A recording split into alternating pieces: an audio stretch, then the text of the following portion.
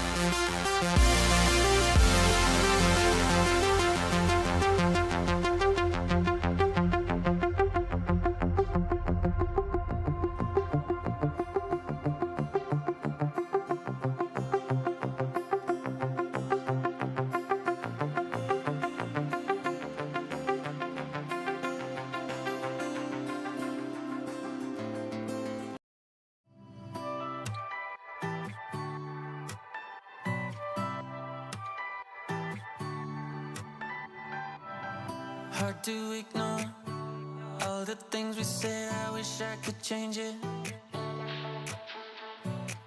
A little shaky, our emotions got the best of us lately.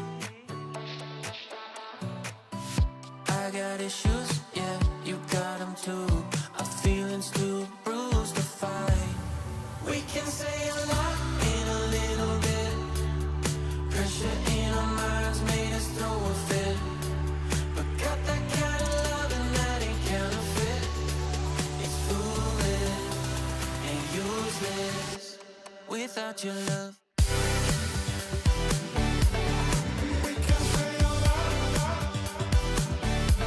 Without your love.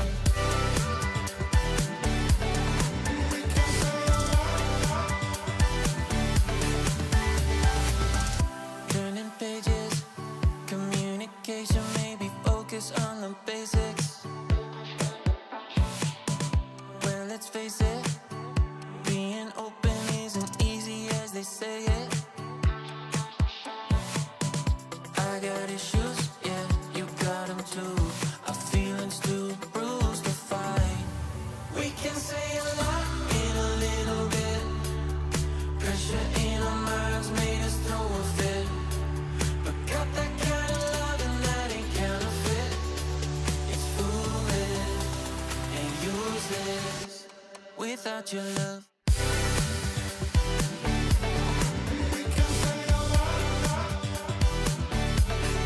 without your love.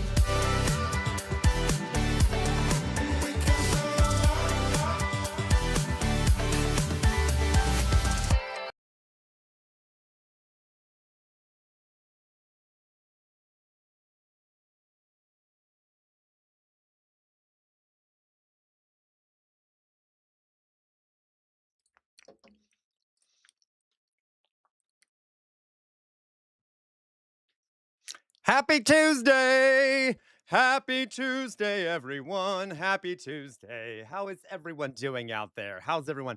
Everyone good? Everyone happy? Everyone content, etc., etc.? Everyone good? Okay. Hi, guys. Hello. Welcome. It's Tuesday. It is fucking Tuesday. Look, I'm already cursing like an idiot. But anyway, how's everyone doing? We good? Let me see who we have here. Let me see who we have here, of course. Let me see who we have here. Here. We have Doug. Hello, Doug. How are you doing, Doug? Doug, one of the classics. How are you doing, Doug? So glad you're here. Glad your girlfriend is in the Discord now. Love that. Love that. Great fun times. Great fun times. All right. You better invite us to the wedding. Hello, Tater Tot. How are you doing, Tater Tot? Tater Tot, so glad you're here. Yes, were you the first like of the day, Tater Tot? I love that. Thank you, Tater Tot. We love Tater Tot. Tater Tot's quite the Tater Tot. Love having Tater Tot. Okay. Hello, SoCal. SoCal, another classic member of the community. Hope you're doing well, SoCal. Hope things are well out there in Cali. Okay, hope things are going well. Hello, James Nordoff, another classic backgrounder, but always a classic. How are you doing, James Nordoff? So glad you're here. Hello, Resident Union Thug, my blood of my blood. Hello, Resident Union Thug. I hope you're doing well. Hope you're not, the Prager's isn't getting you down. Okay, hope you're doing well there, Resident Union Thug. Hello, Jay Williams Art. Hello, Jay Williams Art. Good morning, Jay Williams. Everyone check out Jay Williams Art's art. If you join our Discord, which Matt Saigai saw linked in the Twitch chat, join our Discord. You will be able to open Jay Williams Art's profile. Go to his profile, look at the links there. If you like his art, you can commission art from him. So glad you're here, Jay Williams Art. Jay Williams Art, one of two people who also founded the film club over in the Discord. Okay. Let me just quickly put the Discord link, make sure it's still working over in the in Twitch. All right, there it is. Let's make sure it's still working here. Is it still working? Probably not. It's probably expired. Nope, it's working. Okay, good. So you can also use that. I will copy and paste that as well into the YouTube. Copy, paste that in the YouTube space. There you go. So if anyone would like to join the Discord, you can click on that link. Highly recommend it. What else?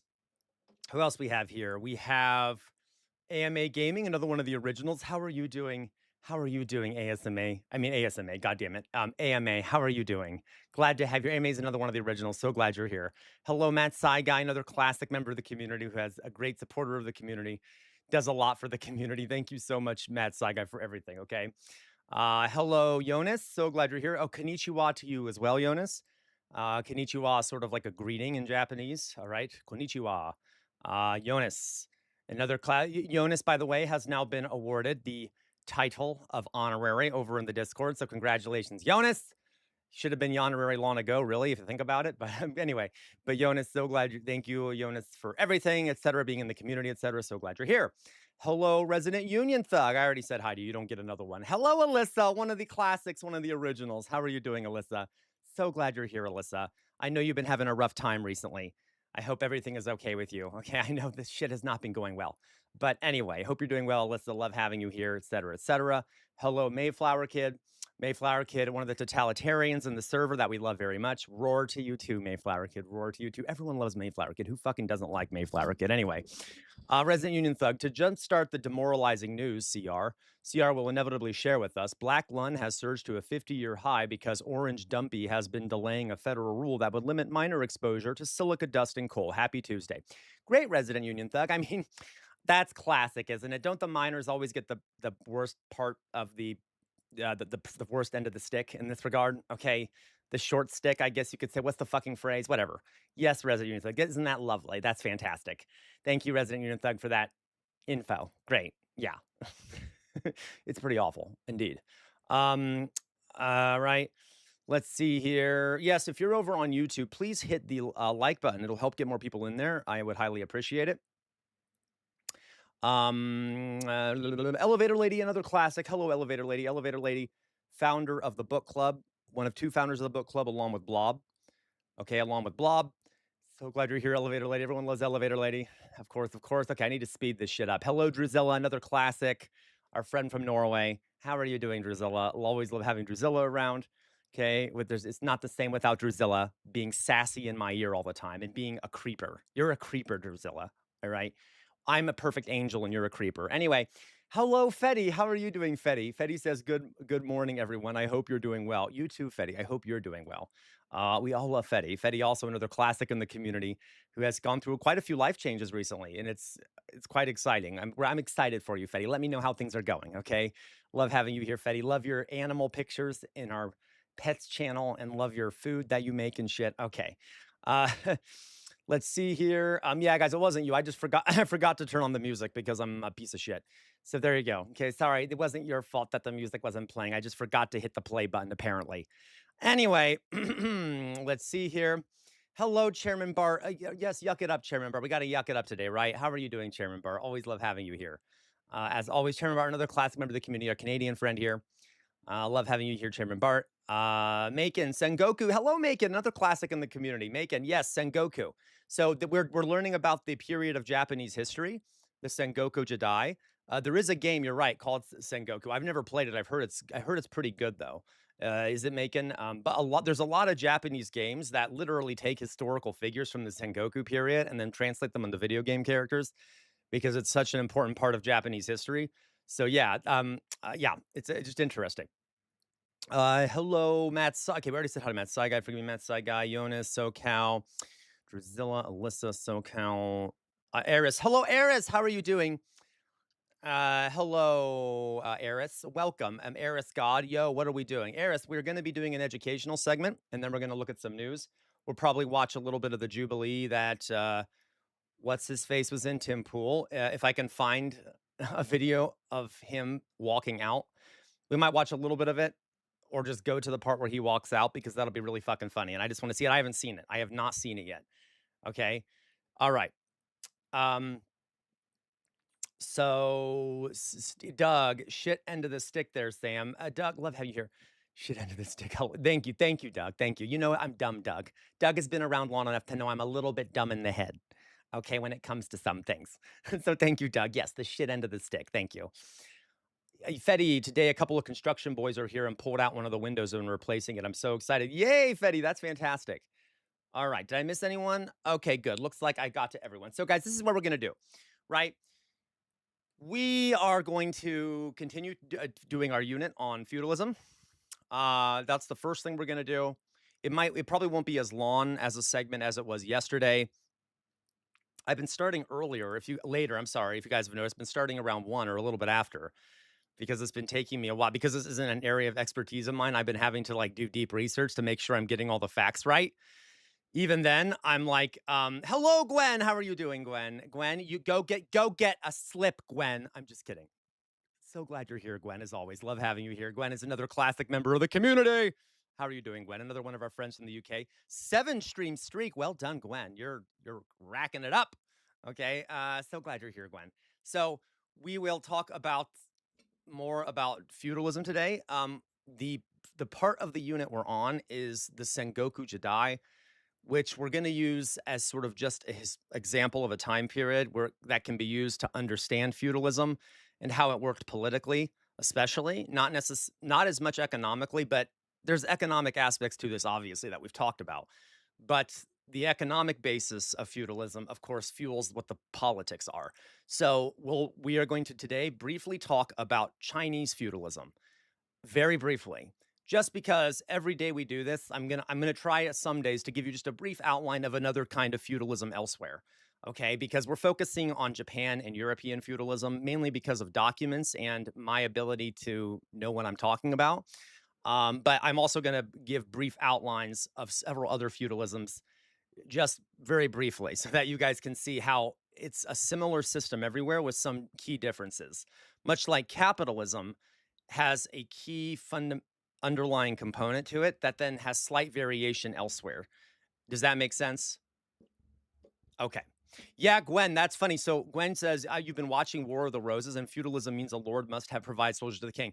So it's funny, Gwen, because Sengoku period, the Sengoku period is very similar to the War of the Roses. Okay. And it's funny because a lot of times under feudalism, you see that exact thing happen because of how the economy is structured. It makes it super fucking easy for regional powers to form that can then kind of wage war independently. So we'll talk about it a bit. Okay. So let's get into it, shall we? I don't really actually have many set news items for you guys today. There we go. Okay, so we're just gonna go right into the feudalism, and then we'll watch some videos, watch some of the maybe then look at some news, etc. So I wanted to first talk about, guys. Let's do a quick review about what we learned yesterday. Where's my face? So first of all, I don't know if I ever even told you guys what feudalism actually is. All right. So there are different definitions of this. Okay. Now, I typically go with the Marxist definition of these things because in my personal experience, this is the best way to understand different systems and things like that. Okay. But I mentioned yesterday how Marx, he was right fundamentally about feudalism, about like the fundamental relationship there. But one of the issues, and this again, you all hate me. I love Marx, but a lot of times Marx would miss some nuance. Not that he wasn't wrong, but that he he didn't really account for how it looked different along the edges. Does that make sense? So, like, yeah, there was a fundamental relationship there, but feudalism did not look the same everywhere. Kind of like different varieties of capitalism look different places. And so that's not that Marx was wrong. I'm just saying that just by looking at what Marx said about it, you can't really get a holistic view of feudalism. So, according to Marx, feudalism is about an economic relationship, just like capitalism. So, like capitalism, what is the economic relationship under capitalism, folks? What is the key relationship under capitalism? Not that he was wrong. I meant Drizel. Like he wasn't wrong about the base, the most important part of feudalism. Okay. So what is the like fundamental relationship in capitalism, economic relationship between two classes of people? There you go, Edmund Berry. Employer and employee. Okay, owner and worker, landlord and tenant. Okay, they are. It's this class system. Okay, so in capitalism, it is employer and employee, and there are different things that go with those relationships. So the owners own private property. So under capitalism, you have someone who has private ownership over the means of production. So they own the factory, they own the tools that are in the factory, they own what the factory produces. And then they use wage labor. They give wages to workers who do the labor in that factory to produce the goods, but the workers do not own what they produce. They get wages, but they do not own what they produce for the factory owner. They do all the labor, but because they don't own the factory, because they don't own the tools, they don't actually earn the amount that they produce. What the owners then do under capitalism is that they pay the workers fundamentally less than the value of their labor. And then the value of the labor that isn't given back to the workers, which is a lot of it, okay, is kept by the owner, right? So the workers do all the labor. So let's say you do $10 worth of labor. The owners might pay you $2 worth of that wealth that you created and then keep the other 8 of it for themselves. All right, even though you did all the work that produced that $10 in value. Does this make sense? Okay. So that's the fundamental relationship in Marxism. Now we can in capitalism, in serfdom, which is kind of right before capitalism in a lot of cases. This is basically how you can define it. In feudal system, aristocratic lords own land, and unfree peasants or serfs did the physical work on that land. They are the ones who raise the crops.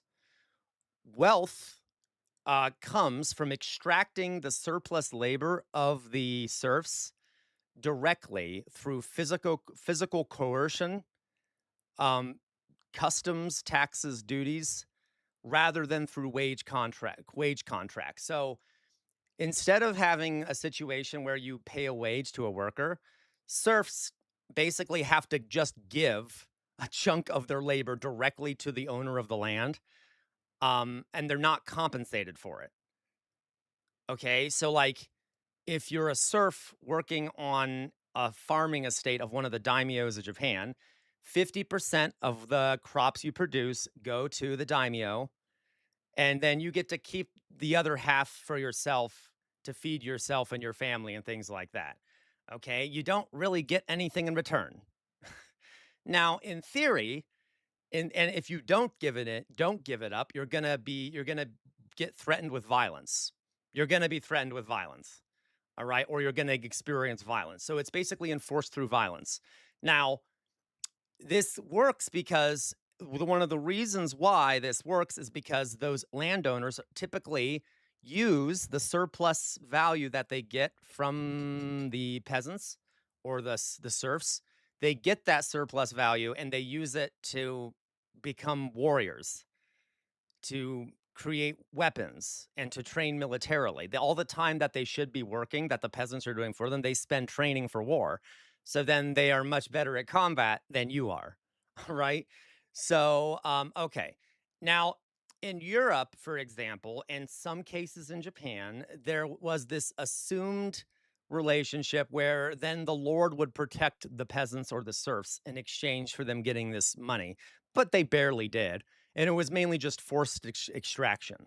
Okay. Now, the nature. So, do we see how that's different from wage labor? Right. That is different from wage labor. You're not. You don't really have freedom. In most cases, these peasants have no choice. They have to stay where they're going to stay. They have to stay on that land, and they're bought and sold as part of the land. So, like, if one lord or daimyo dies and there's his son takes over or a relative takes over, they're now in charge of the peasants on that land. And if they sell the land or give the land to someone else, those peasants go with the land. Okay, so it's much more coercive. You have less freedom to some extent under feudalism, and 90% of the population would be peasants or serfs. So that's the main relationship is peasant or serf to landed aristocrat, lord, whatever. Okay, that's the main relationship. It is not employer and employee. There's no employment going on. You're just kind of forced to work for a feudal lord. Okay, all right. So, and it's done through coercion and violence. Now, this looks different in different places, kind of like capitalism, guys. Capitalism, you can look around the world. There's the fundamental relationship in capitalism is employer and employee, but it has variations some places in the world. So for example, in South Korea, the capitalism there is very brutal. Like even compared to America in some ways, South Korean capitalism is pretty brutal. Very, very long work hours, very kind of toxic work culture there. Um, the country is run by basically a series of chaebols, which are these big corporate conglomerates run by families. So Japan is similar. Now, Japan is also very rough kind of capitalism, very bad for employees. But also in a weird way, their corporate enterprises are run more collectively in a way by a number of different CEOs and owners and bosses, but it's still capitalism fundamentally, employer employee. Do we see my point? Or we could look at French capitalism, which has a lot of social safety nets, and you don't work as much in other places in the world. Okay. But still, that fundamental relationship remains employer employee. Okay. So feudalism is right before capitalism. Most feudal societies ended up becoming the next stage would technically be capitalism. Okay. So let's go on here. So I want to briefly tell you before we get back into Japan here about Chinese feudalism. Okay. And this is where I mean that like it looks different in different places. Many historians, including Karl Marx, when they wrote about feudalism, their conception of feudalism was largely European one. Okay. And that doesn't mean, again, he was right about that fundamental economic relationship, but in Europe, feudalism was very decentralized and fragmented. It was a bunch of independent landowners who were constantly fighting with each other, and kind of similar in Japan. Okay. And it was kings didn't have that much power at certain points. Over time, they gained more central control, but it looked a little different than it did in some other places. So in China, in during the what was called the Zhou dynasty, I think that's how you pronounce it, especially, there was one particular system of feudalism called the Fengjiang feudalism system, and this went on for about 800 years. And the basic idea here, and this kind of stayed, well, you'll see. At the very top of this feudal hierarchy was the emperor, okay, who was the divine authority.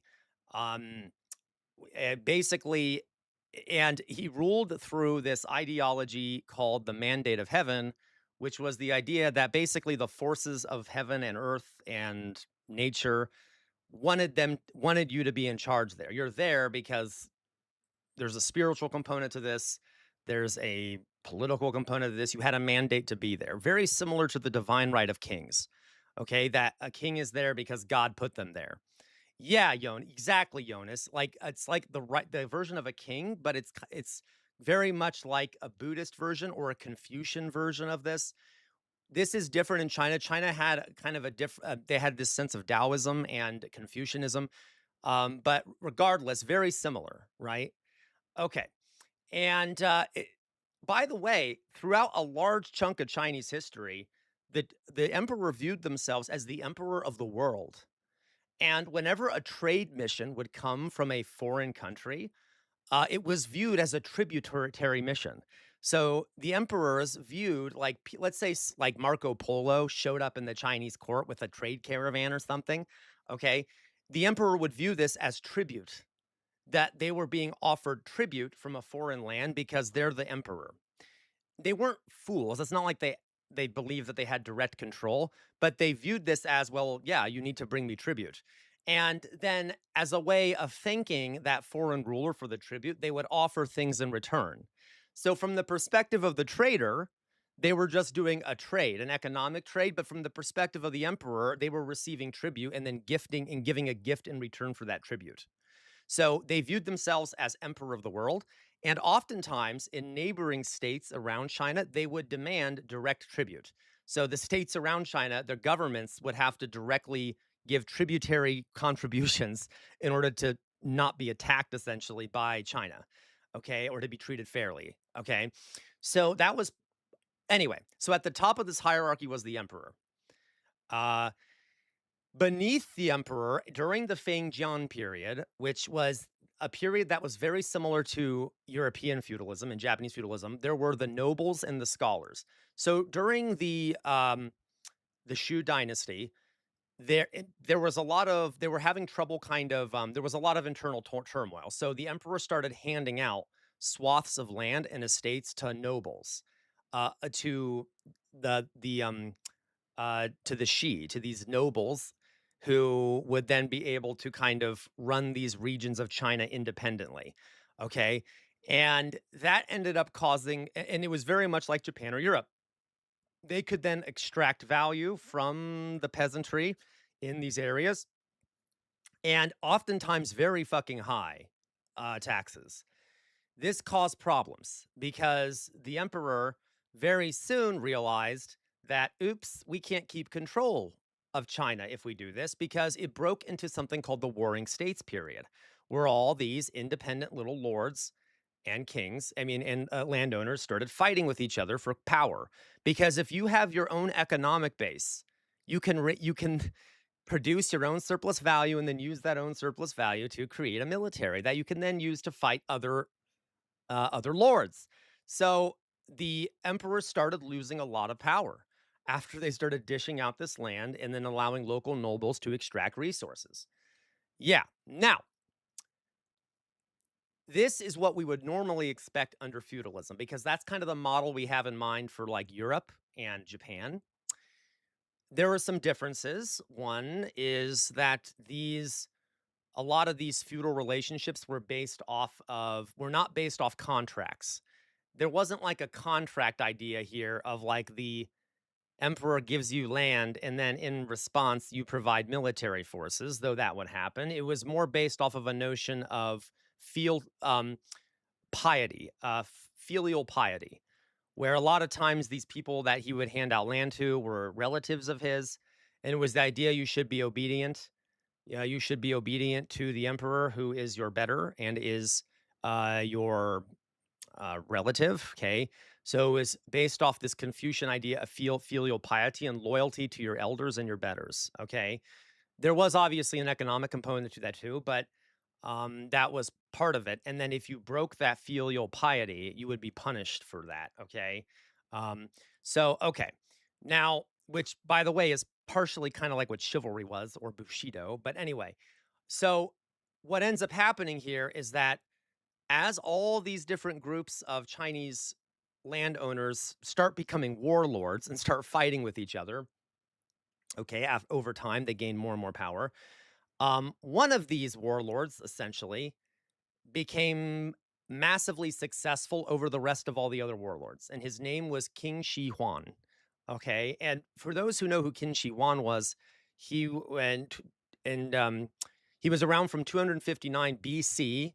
Yes, China was a thriving, massively powerful state even then, as it always has been. Okay, uh, Qin Shi Huang. All right, he to 2010 BC, he took over the emperorship after being very successful militarily, and he basically crushed all of these regional warlords and removed the hereditary status of all these guys using extreme violence and other means. He's like, we need to get control over the state.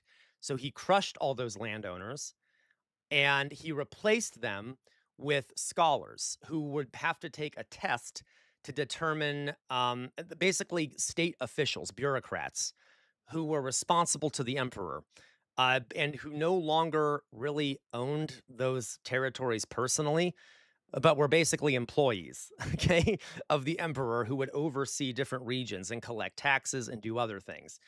And so it was still feudalism, though, folks. So he turned it into a centralized system where taxes and expropriation filtered upwards, okay, towards the emperor.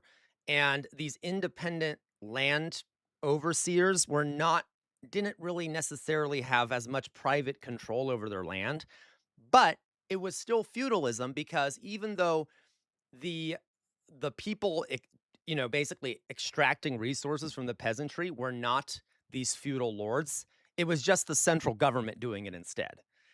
So it was just that there was still this relationship of like a caste of higher up people, the scholars, the bureaucrats, and the imperial court extracting surplus value centrally from the peasantry of the country. Yeah, it was centralized feudalism. So, do we see how that is different than like a Japanese feudalism or a medieval feudalism in Europe, where you have all these almost independent landlords fighting each other all the time? Instead, you have a centralized feudal system where there isn't interfighting anymore, but there's still massive extraction happening. But it's by one set of people versus all these independent actors. Okay, does that make sense? Um, and by the way, this ended up also being kind of problematic because he literally, Qin Shi Huang, actually ended up implementing a 75% tax on all peasants. So 75% of your the stuff you grew would have to go to the government. And then he used that to try and build things like the Great Wall of China and things like that. Um, and so that there, okay, this later would cause problems, obviously. Because of the nature of feudalism, the central government often had trouble raising taxes, enough taxes centrally, partially because they were centralized and they could not enforce control locally like warlords have been able to. Okay. So he did 75% taxes, but got tons of pushback. And later, they ended up implementing basically 10% taxes across the board because they couldn't control the country with high taxes, which then made made it really hard for the central government to keep control a lot of the times. Anyway, so there were negative side effects to being more centralized because in this time period, communication was very slow. And so it's better to literally be on site and deal with a peasant uprising than to be in a capital far away and deal with it. Because by the time you get there, it's already going to be a successful uprising.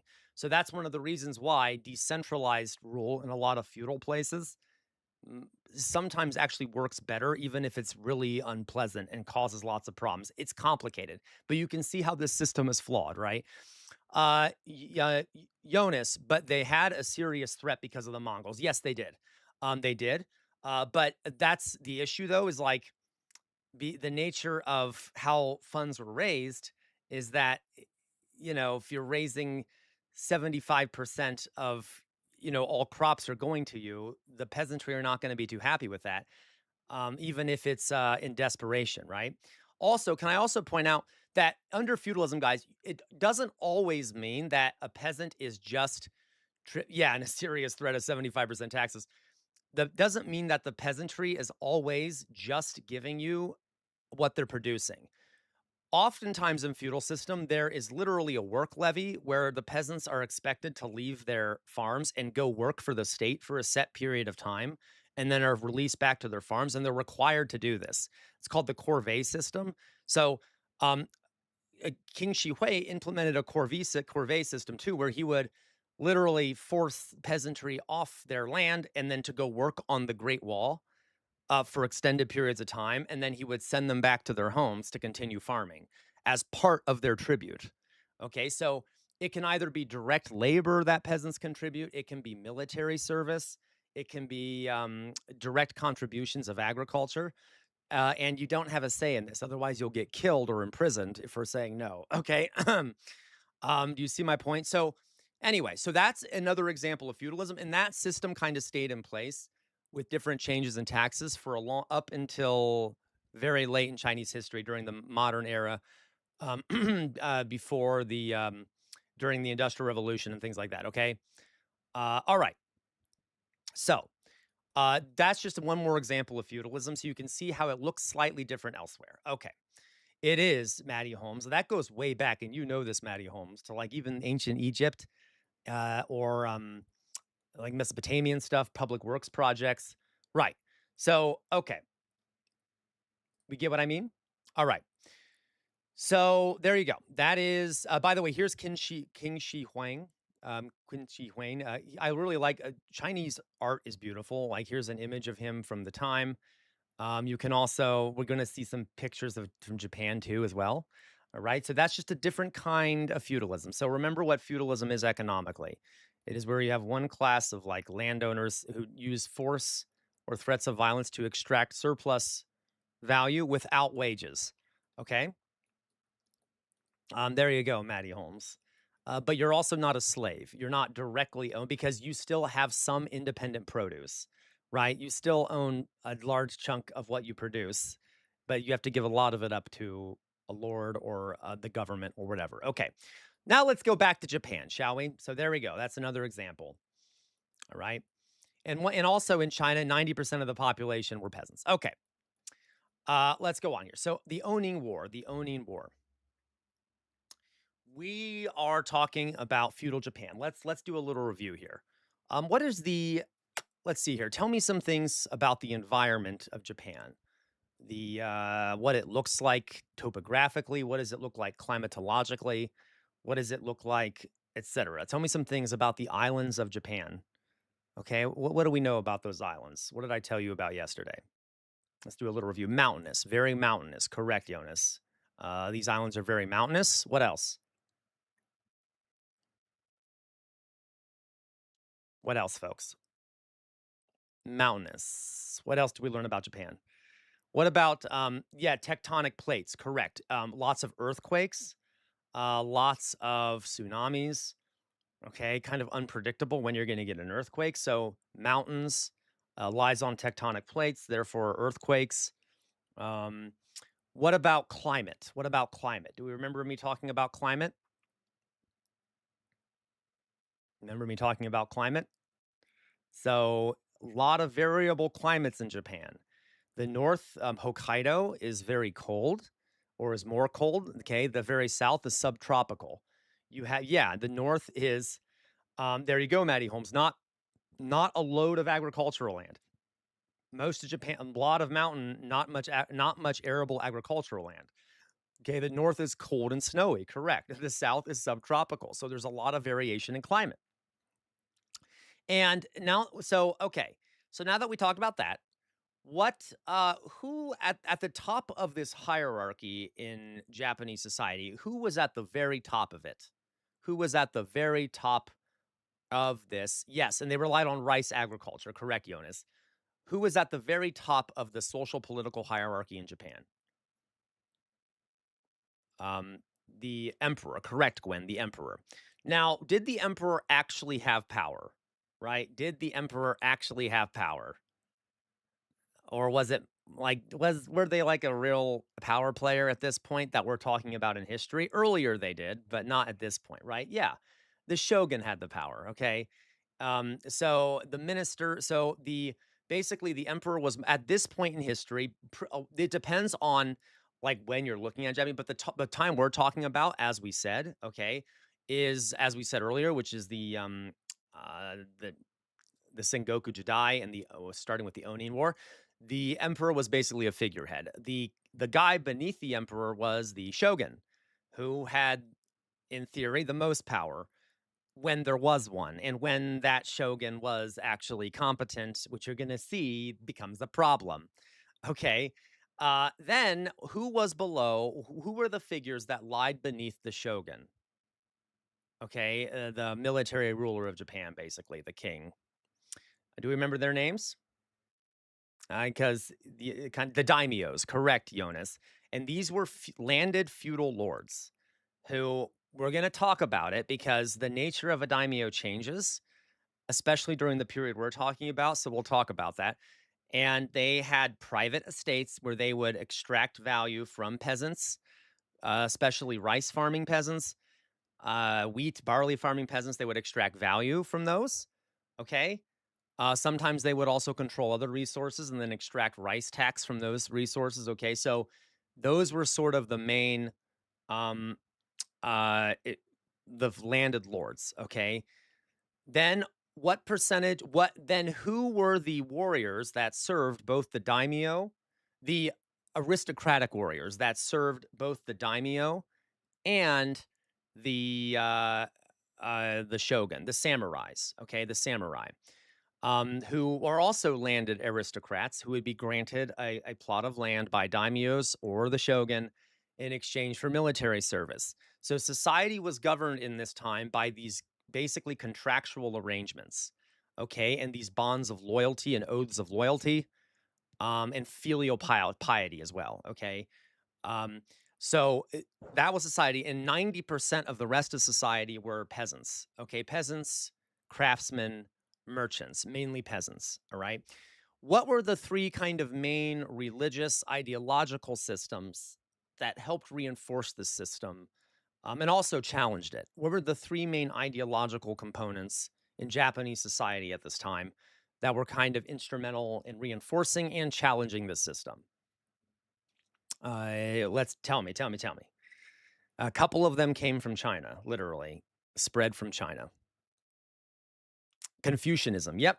One is Confucianism. Two is Shintoism. Yes, Gwen. And what's the last one? This is a very big one. We're going to see how important it is here in a bit. So Confucianism, Shintoism, and not Tao, Jonas. Remember we talked about this, the other one yesterday. Buddhism, correct. Buddhism. Buddhism. Okay. So Buddhism, Shintoism, Confucianism. Okay. All right. So now let's go on, guys. Now we are caught up. The question becomes, as we're talking about feudalism in Japan, right? Is let me see America here. is the richest. Oh, sorry, I need to move. I'm just gonna find the right video here. There it is. Okay. So so we're talking about this period in Japanese history called the Sengoku Jidai, which basically means the Warring States period. Okay, very similar to the Warring States period in China and how it's named. And this is a very famous period in Japanese history. It is a like a it is a um it was a very chaotic time where you saw a massive breakdown of political structures. This was also a time where you saw a lot of people that are low down. That's okay, Jonas. You don't have to spell. Okay, a lot of low down folks in society were able to rise up to high positions. Okay. And at the end of this process of the Sengoku Jidai, you're going to see for one of the first times in Japanese history a unified Japan, a Japan that no longer is fragmented amongst feudal lords and is united into the modern Japanese country state. Okay. So, literally, this Sengoku Jidai is massively important for Japanese history because it ends in what would become modern Japan. So, but first, we're going to see a breakdown. How this system, this feudal system breaks down essentially, and then turns into a united Japanese state by the end. Okay. And at that point, you start to see the growth of things like nationalism and other things. So it's a very important period. And a lot of the most famous figures in Japanese history come from this period. It's also very romanticized. Okay. Oh, thank you. Thank you, Jay Williams. It's also a very romanticized period, the Sengoku Jidai. You're going to see that a lot of the romance isn't true. Some of it is true, though, and it's interesting. It's very cool. There are some cool figures in here. We can talk about Oda Nobunaga or Tokugawa Ieyasu or Hideyori Totiyomi. Did I say that right? Hideyori Totiyomi? Oh, well, whatever. I'll look it up. Okay. There's also some other ones too. Okay. So let's first talk about why did this period start? What led to the collapse of this system? Okay. Of this breakdown in this feudal system, which was, I mean, it's still the feudal system during the war, but how did it become so destabilized? Okay. Yeah. Okay. How did this system become so destabilized? All right. So so we're going to, oops, different historians, different historians, ah, different historians mark the beginning of the Sengoku Jidai differently. Okay. So some of them mark it before this event, some of them mark it after this event. I am going to start with this event because, from my best historical calculations, I think this is probably the main event that starts it. Okay, so we're going to start with the Onin War to show you how this massive system came apart. So, because the war itself, guys, was like a massive civil war for many years. Okay, so here we go. Oh, what just happened? What is that? God damn it. Okay, so the Onin War. So we have to start by understanding the shogunate at the time. So remember, guys, the shogun is sort of the king or like the ruler of Japan. There is an emperor, but we don't care. Okay, at this point in Japanese history, the emperor doesn't fucking matter. Later, the emperor will matter a lot. Doesn't matter right now.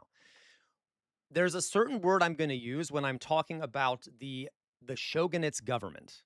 Okay, so the shogunate's government is called the bakufu, the bakufu. All right. So this military ruler of Japan, this king of Japan, who, okay. And the government operated by the shogun would be called the bakufu.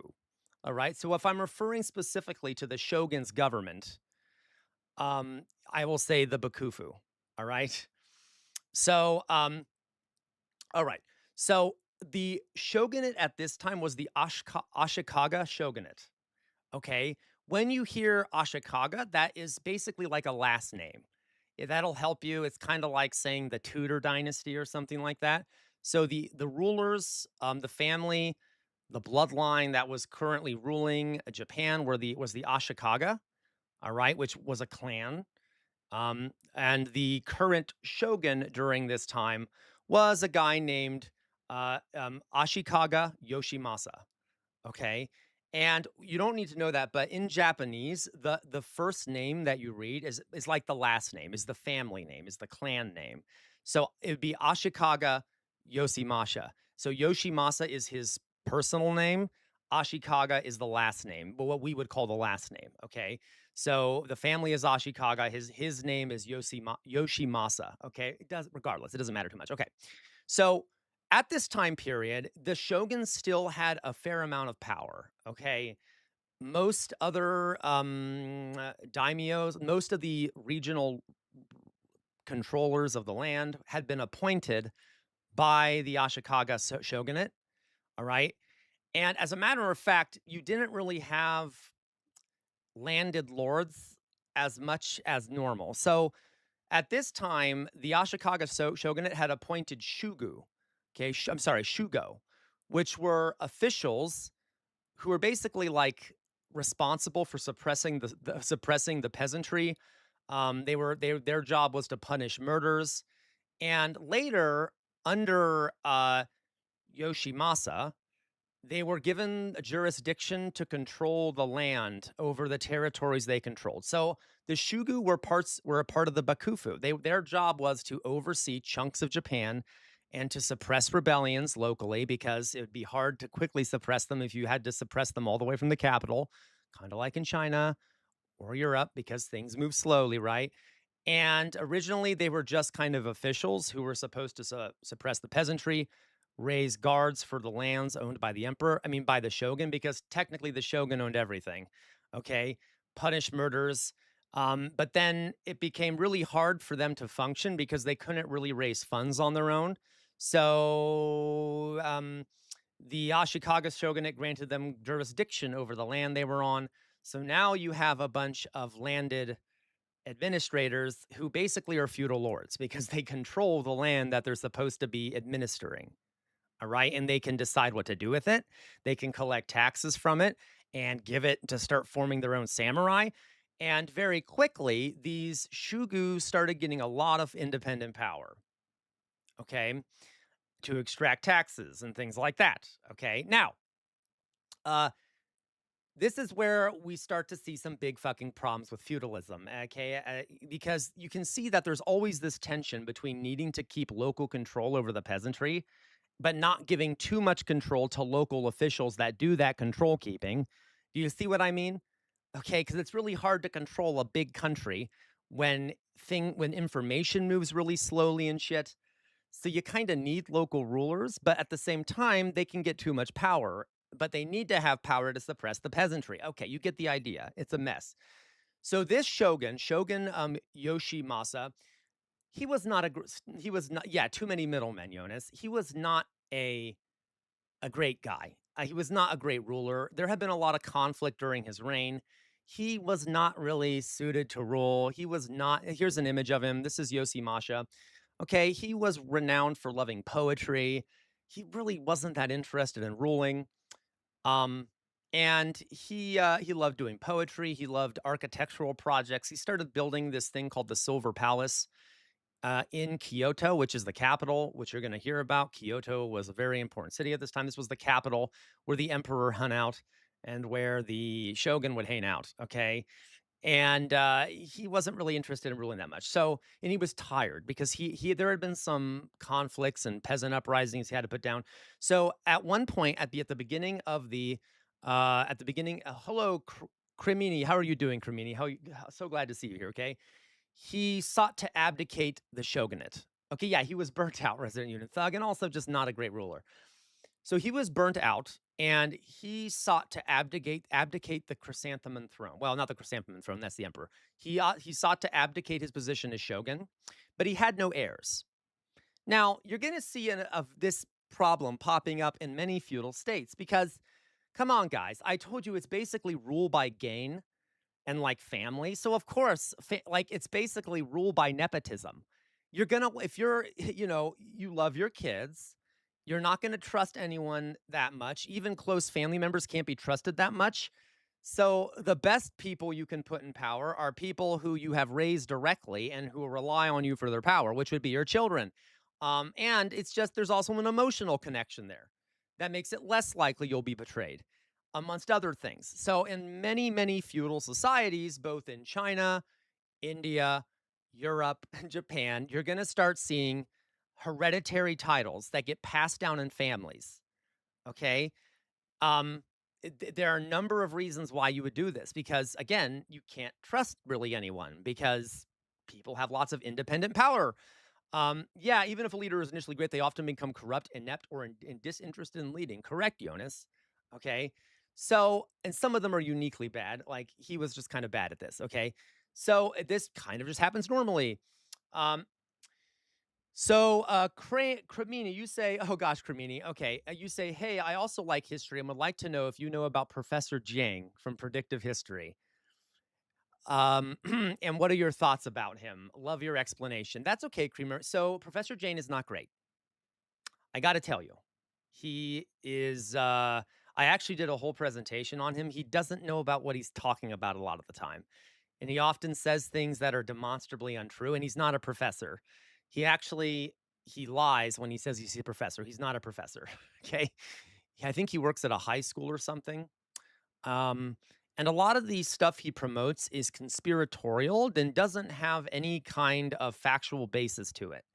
So, listen, I'm a historian. I'm not just saying this. I'm just like literally, if you if you look at a lot of the stuff he says, it's kind of crazy. It's not true. Um, and but the problem is, it also has a built-in problem with critique. Like critiquing it, he automatically can go back to, I'm just saying theoretically. I'm just saying theoretically. La da da da da da da. Okay, so like he always kind of flees when questioned, even though because he doesn't really have evidence to back it. Okay. So I'm not a big fan of him, I gotta tell you. Okay, he's very popular and good for him, but probably because he is kind of more of an entertainer in some ways. Uh, yeah, there you go, Cremini. He's just not a great guy. Okay, he's not a great historian or anyway. Anyway, so let's go on here. He also, by the way, real fast, he also repeats a lot of conspiracy theories that are uh very old-fashioned and like very old-fashioned conspiracy theories that as a historian I've seen multiple fucking times. Yeah, anti-Semitic. There's some anti-Semitic conspiracy theories. I hate Israel, by the way. But like he seems to imply that like there's a Jewish plot to control the world and stuff, which is weird. And then like the Freemasons and the Illuminati are controlling shit, which is all complete batshit crazy nonsense. But anyway, regardless, let's go on here. So this guy right here, Yoshimasa is wants to abdicate the throne and he has no heir. So what he ends up doing, folks, so this is him, Ashigaga, he ends up appointing, he has a nephew. So he ends up appointing his nephew, so the son of one of his brothers, to as the heir, okay, to the throne. And there's happiness and contentment, and everyone's happy and nothing is wrong. Okay, yay. Well, as what tends to happen in these situations, folks, it doesn't go that way because even though he didn't have a child initially, he got married to a woman whose name was, let me see if I can find it here. What was that woman's name? Let me find it real fast. Okay, he got married to a woman whose name was Tomiko Himo. Okay, and you're going to start seeing the role that women could play in power relations. Okay, so he got married to this woman named um, God, what was her name? I already forgot the name already. Okay. I'll just call her Hemo. Okay, Tamiko. I'll call her Tamiko. And got her pregnant. And she gave birth. So now he has appointed his nephew the next shogun while also having a legitimate male heir to the throne.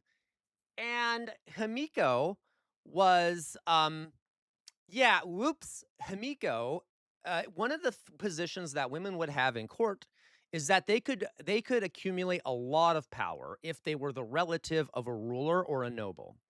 And Himiko Timo wanted her son to be the ruler.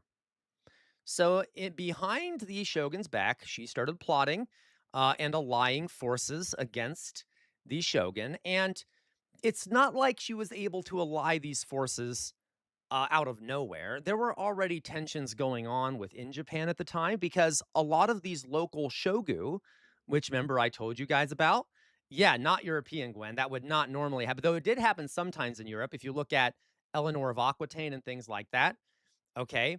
So, you can, she started I'll take a drink here, one second, Terminor, thank you for that, okay? Um, remember how I said there are these shogu, right? So, because there were shogu in the country at this point that were amassing a lot of wealth and power, a lot of them were starting to get frustrated, and wanted to express their power more directly. Had also been some other, conflicts where a shogu had been removed or replaced by the daimyo, and that had upset other nobles, other family members. So there was, that's the nature of rule as a shogun. You would piss people off when you appointed a shogu, because there were other people who wanted to be a shogu, and then that shogu might cause conflict by giving the title to one of their sons, but another son wants it instead. So, without going into too much detail here, there was already some succession crises amongst other shogu, and there were already some shogu out there that were mad at the shogun. And now, because they had these independent holdings, they had a lot of wealth and power that they could use to raise samurai and ashigaru levies, and they ended up breaking into two camps, the east and the west. And one of those camps was headed largely by Tomiko and a bunch of shogu and daimyo that wanted the biological son to be the heir, okay, to this abdicating shogun. And then the other side were ones who wanted the nephew to be the heir. Okay. It's a fucking mess. Okay, exactly, Gwen. And I'm going to read to you now, because, guys, one of the purposes of today's stream is to show you how fucking complicated this shit is. Because when you have decentralized rule and you have a lot of independent sources of power, things can get messy real fast. So I wrote something up a little bit here. Okay. So I'm going to read to you what ends up happening during this owning war. Again, there's more to it, and I will add more as I go along, because after I kind of wrote this up, and things like that, I keep finding things that I should have added because there's just so much. So, okay, but I'll try to keep it short. So here you have an image that's really beautiful at the time of one of the battles that happened during this owning war. Okay, again, art of the time is amazing. Cool, right? Look at that. Amazing. Okay. So that'll be kind of a background here. So the ancient capital of Kyoto, the heart of the Ashikaga shogunate, was a city of splendor and poetry. And it really was, folks. It was a beautiful place. But in 1467, beneath the surface of this sort of refined cultural aesthetic of Kyoto and the court of the shogun, remember he loved poetry and shit, a sort of a deep unease had started to settle in. Um, Ashikaga Yoshimasha, who was the shogun, which we just mentioned, was a man more interested in his poetry readings and the construction of a new silver pavilion than in the affairs of state, because he was burnt out. And it was his indecision that sort of lit the fuse of a decades-long catastrophe that would not end until the establishment of the Tokugawa shogunate and the unification of Japan.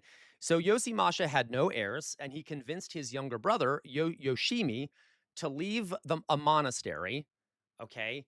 Um, I guess it was not his nephew, it was his brother. Okay. To leave the monastery because he was a Buddhist monk. So he convinced him to leave a monastery and be named his successor.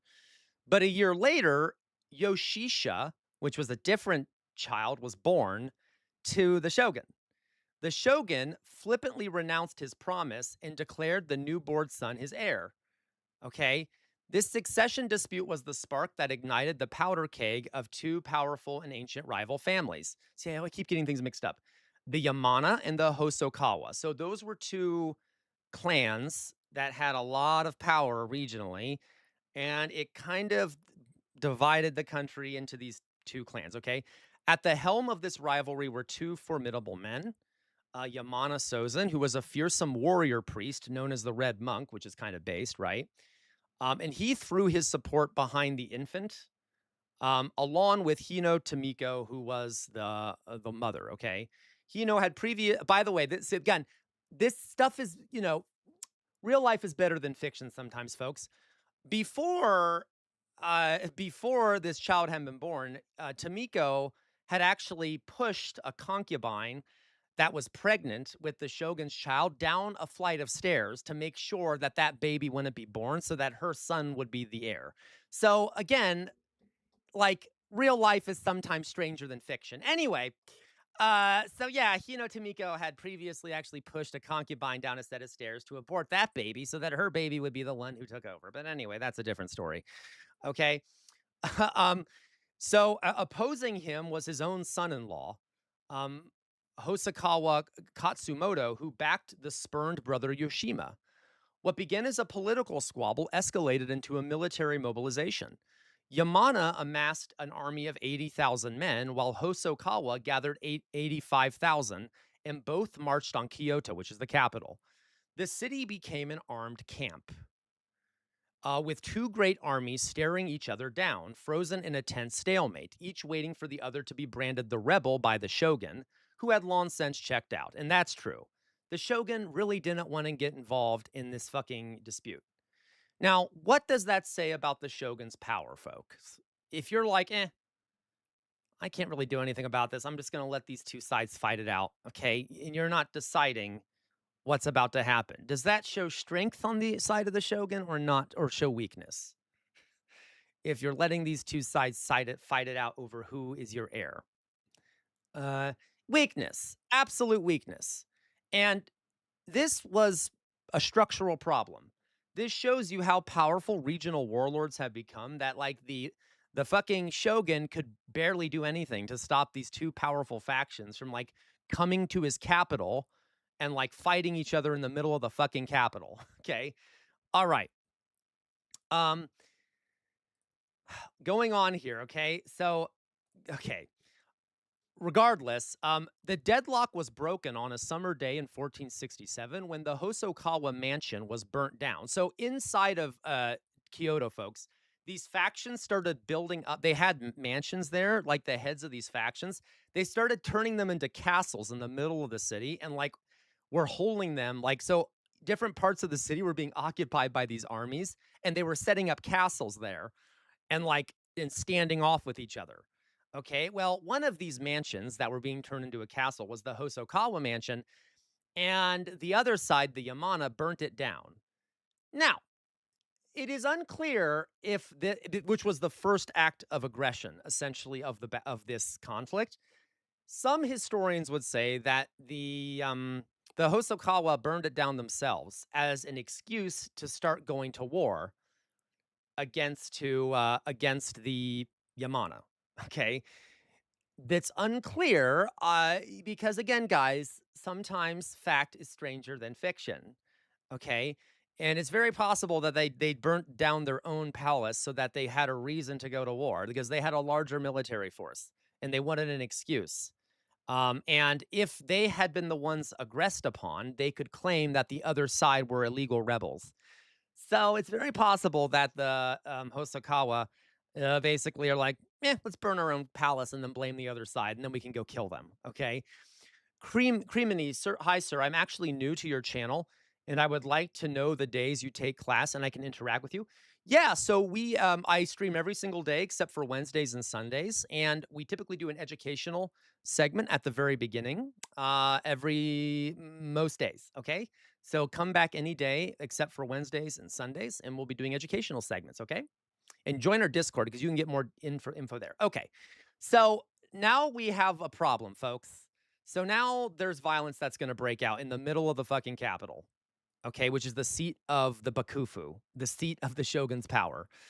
All right. So, um, okay. And the Yamana clan was blamed for the burning down of this fortress, and they were then given the title of rebel because they were officially outside of the protection of the shogun now. And Hosokawa was then able to openly attack the other side. And very quickly, folks, Kyoto was transformed into a black battlefield. Okay. The war was not a series of grand sweeping maneuvers, but a brutal and chaotic conflict fought block by block. Fortified mansions became castles that they would lay siege to, folks. Like they would go back and forth laying siege to each other's mansions. Okay. their stout wooden walls and observation towers dominating the cityscape. In the summer of 1467, a single horrific engagement, and I found this guy's in a document that I'm like, I have to share that. There were 8 cartloads of heads taken as trophies. Okay, so in one clash during this conflict, I think it was, I can't remember which side it was. I think it was the Yamana took 8 cartloads of heads as trophies from the Hosokawa. Okay, so it was very bloody. As the war ground on, the fighting devolved into a stalemate, where both sides in the middle of the city would launch night raids and engage in siege warfare against each other's mansions, with catapults hurling stones at fortified positions. Um, now, one of the elements at this time, okay, one of the elements at this time, guys, is that there are a type of soldier called Ashigaru. They're not samurai, these are peasants that have been conscripted as foot soldiers. They're not exactly skilled warriors. They're typically peasants with farming implements or like spears and like and then bamboo armor. They're not great. They're also not often happy to be conscripted because if you're taken away from your farmland, you're not going to be able to produce the rice that is needed to pay your taxes or feed yourself. So, at one point during this war, a bunch of Ashigar of this battle in Kyoto, the Ashigaru, I forget which side they were from, I didn't write it down. The foot soldier, these troops were upset and were unpaid and knew that their farmland was remaining fallow while they were fighting, set fire to vast swaths of the capital and looted it. The flames consumed not just mansions, but the homes of commoners, the workshops of artisans, and the sacred sanctuaries of ancient temples. And pretty soon, the city, which had been a beacon of culture in Japan, was basically erased. Okay. And by 1477, Kyoto was basically a ruin. It was a place for looters and mobs to pick over the bones of a dead civilization. And I want to point something else out, too. One of the main sources of wealth, okay, one of the main sources of wealth for the Bakufu, the government of the shogun, was taxation of sake. Sake is rice wine. It is an alcoholic beverage. And one of the main ways the shoguns would fund their regimes was to tax producers of sake. Very high taxes on sake, okay? And located in the capital, which is where the shogun reigned, were these massive breweries where sake would be brewed and stored and then would be taxed as it was distributed to the populace, okay? And unfortunately, all of these massive stores of sake wine were destroyed, which then massively cut a huge source of income for the shogun, further weakening the shogun's power, which is also sad because sake is delicious. I love sake, by the way. Oh my God, I love sake. Okay, sake is fantastic, folks. I recommend everyone try sake. Honestly, I prefer it. I like it cold or warm. There are some versions of sake that you can drink warm. I like them both. Sake's great. But anyway, so it's kind of a funny note there is that all the alcohol got destroyed, which was kind of sad. Okay, and that kind of damaged the shogun's power even more. So anyway, going back here, all right. The war raged on for a full decade, okay? And it was a senseless conflict, and it completely outlived its original architects. In 1473, both Yamana and Hosokawa died. Okay, they literally died in the same year. The leaders of both of these sides, they just of age. Okay, they both died of age because they would not stop fighting. And yet the fighting continued in their name.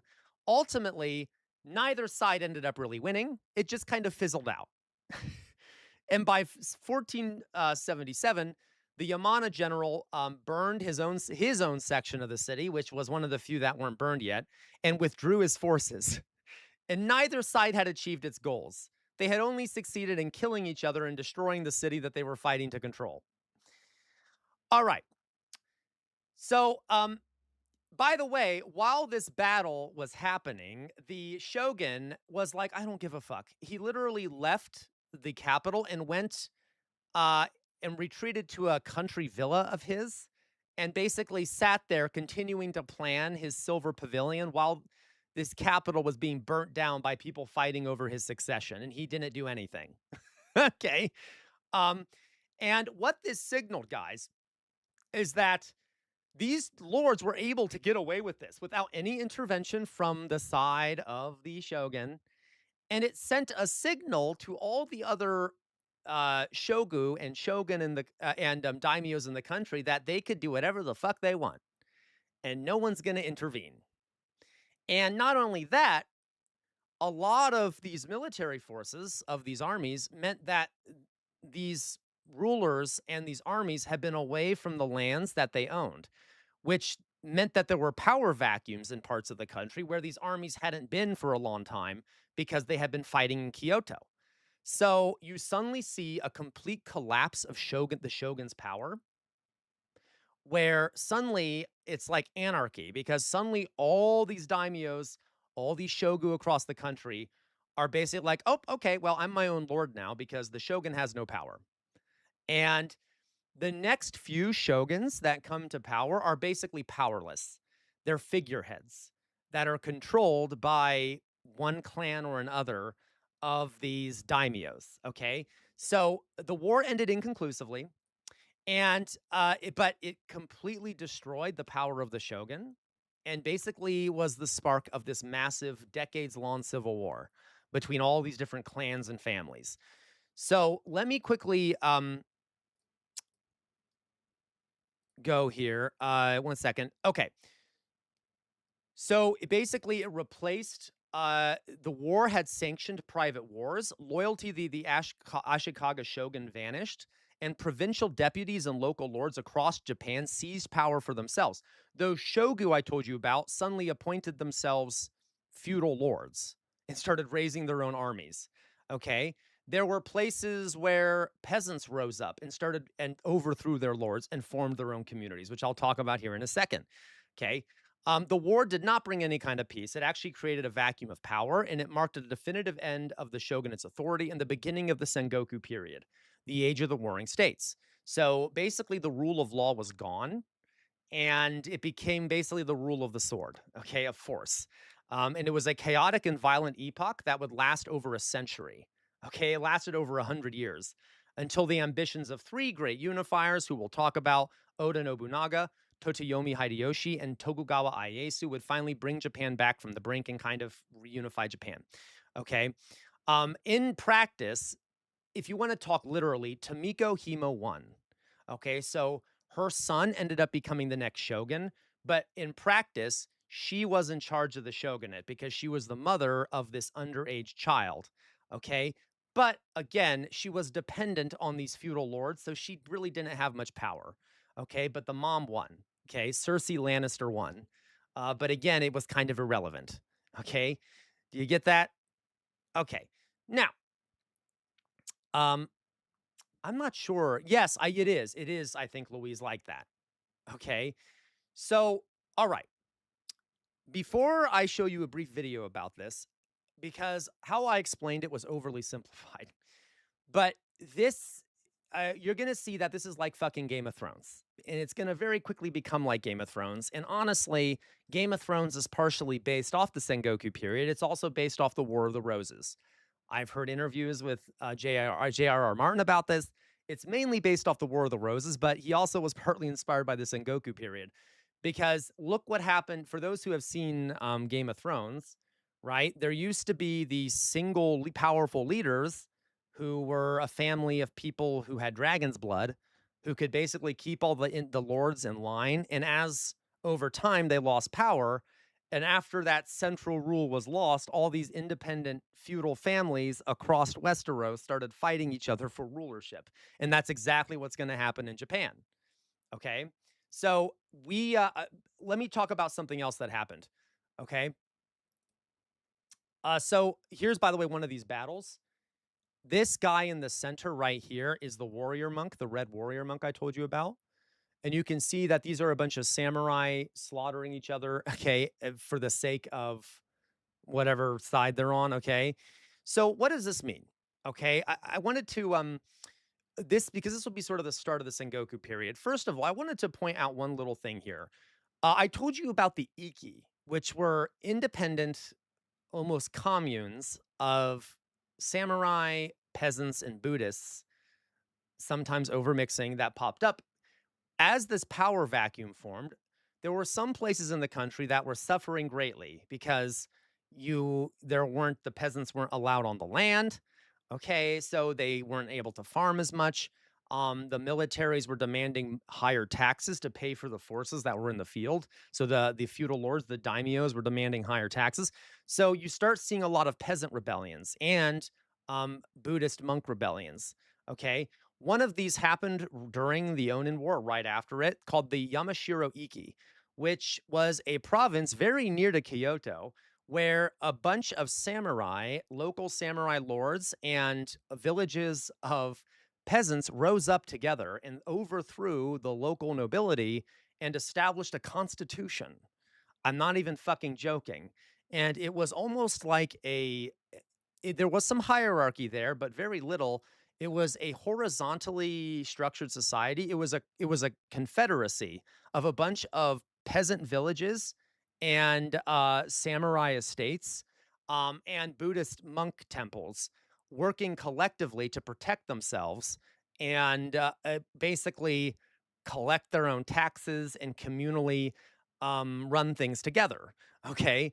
And it succeeded. It was around for 8 years. It successfully existed for 8 years, and at one point even, the shogun and stuff would collect taxes from it and didn't mind too much that they were there because at least they weren't these feudal lords that were fighting each other, right? At least these are just peasants who want to live and who aren't gonna fight against me, so I'll let them exist. Later, this changed. They ended up one group of armed samurai led by a daimyo entered the region and resubjugated it in order to own that land. But there were lots of Iki rebellions. There were also rebellions of Buddhist monks because power was diminished. Okay, so I want to be clear, even though we're still talking about feudal relations, you can also see class conflict happening, right? Where a lot of this, and I even pointed out how in Kyoto, the Ashigaru, who were peasants, started burning down the city because they were pissed off. So we also have to remember that even though the history is written from the perspective of the nobility, there's a lot of stuff happening on the ground that's affecting this. Okay. And the peasants are getting fucking fed up. And one of the unifiers of Japan is going to really rely on angry peasants to help fuel his rise to power. Okay. So just wanted to point out the Yamashiro Iki because you're going to see that trend. And two last things here, and then I will show you the video. Um, This marked the rise of the Sengoku daimyo. So, a bunch of landed aristocrats started popping up all over the country with tons of independent power and control, with very little oversight from the shogun. Some of them were just samurai who overthrew the local shogun and took de facto control. And who was going to challenge them? They were raising military forces, they had castles, they basically became lords independently without being appointed to those positions. Some of them were shogu administrators who had just amassed enough power to start um, ruling land like a feudal lord. And some of them you're going to see later were peasants who rose up to become feudal lords as all this chaos took place. Okay, so it was at during the show the why can't I think of the name of the Onin War that you start to see the rise of these new class of warrior aristocrats and that are going to start fighting each other. Okay, including the Oda, the Tokugawa, the Takeda, the some of these names you guys might find familiar. The Hojo. Okay, the Yamata. There's a bunch of very famous names here that many of you probably have heard of. Okay, so they start popping up. And now, this isn't exactly freedom, by the way. These were still authoritarian leaders, and there's very few groups of peasants who successfully kind of form these little enclaves.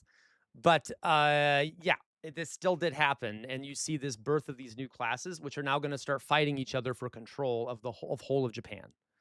Okay, yeah, Usagi, yeah, the Osagi. Okay, all right. So that is where we are now.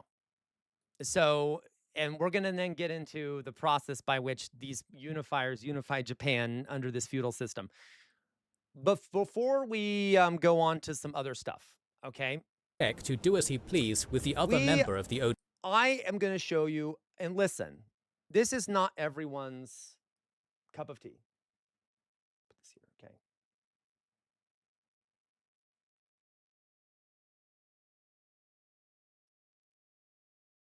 Okay.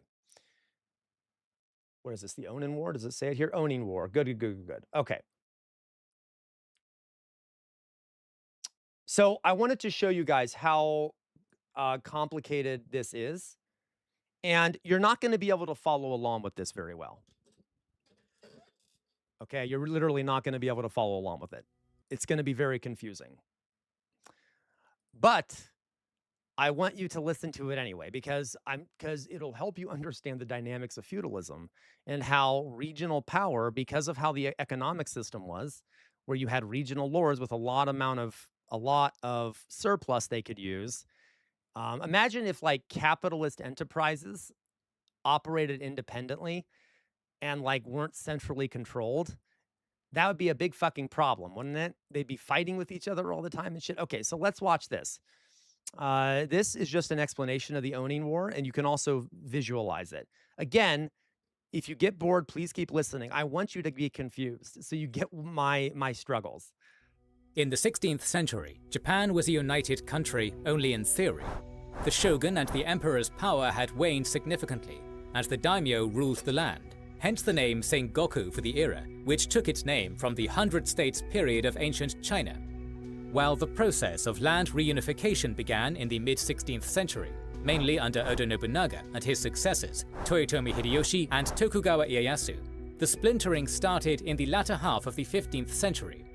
Cracks in shogunate authority can be traced back further to the 14th century, when Emperor Go-Daigo, I'm going to go forward a little bit because I want to get to the good stuff. Yoshimasa handled this case poorly, changing sides time and again, until in 14... Okay. Yamamochiku. You're going to learn a little bit more than I taught you. Okay, here we go.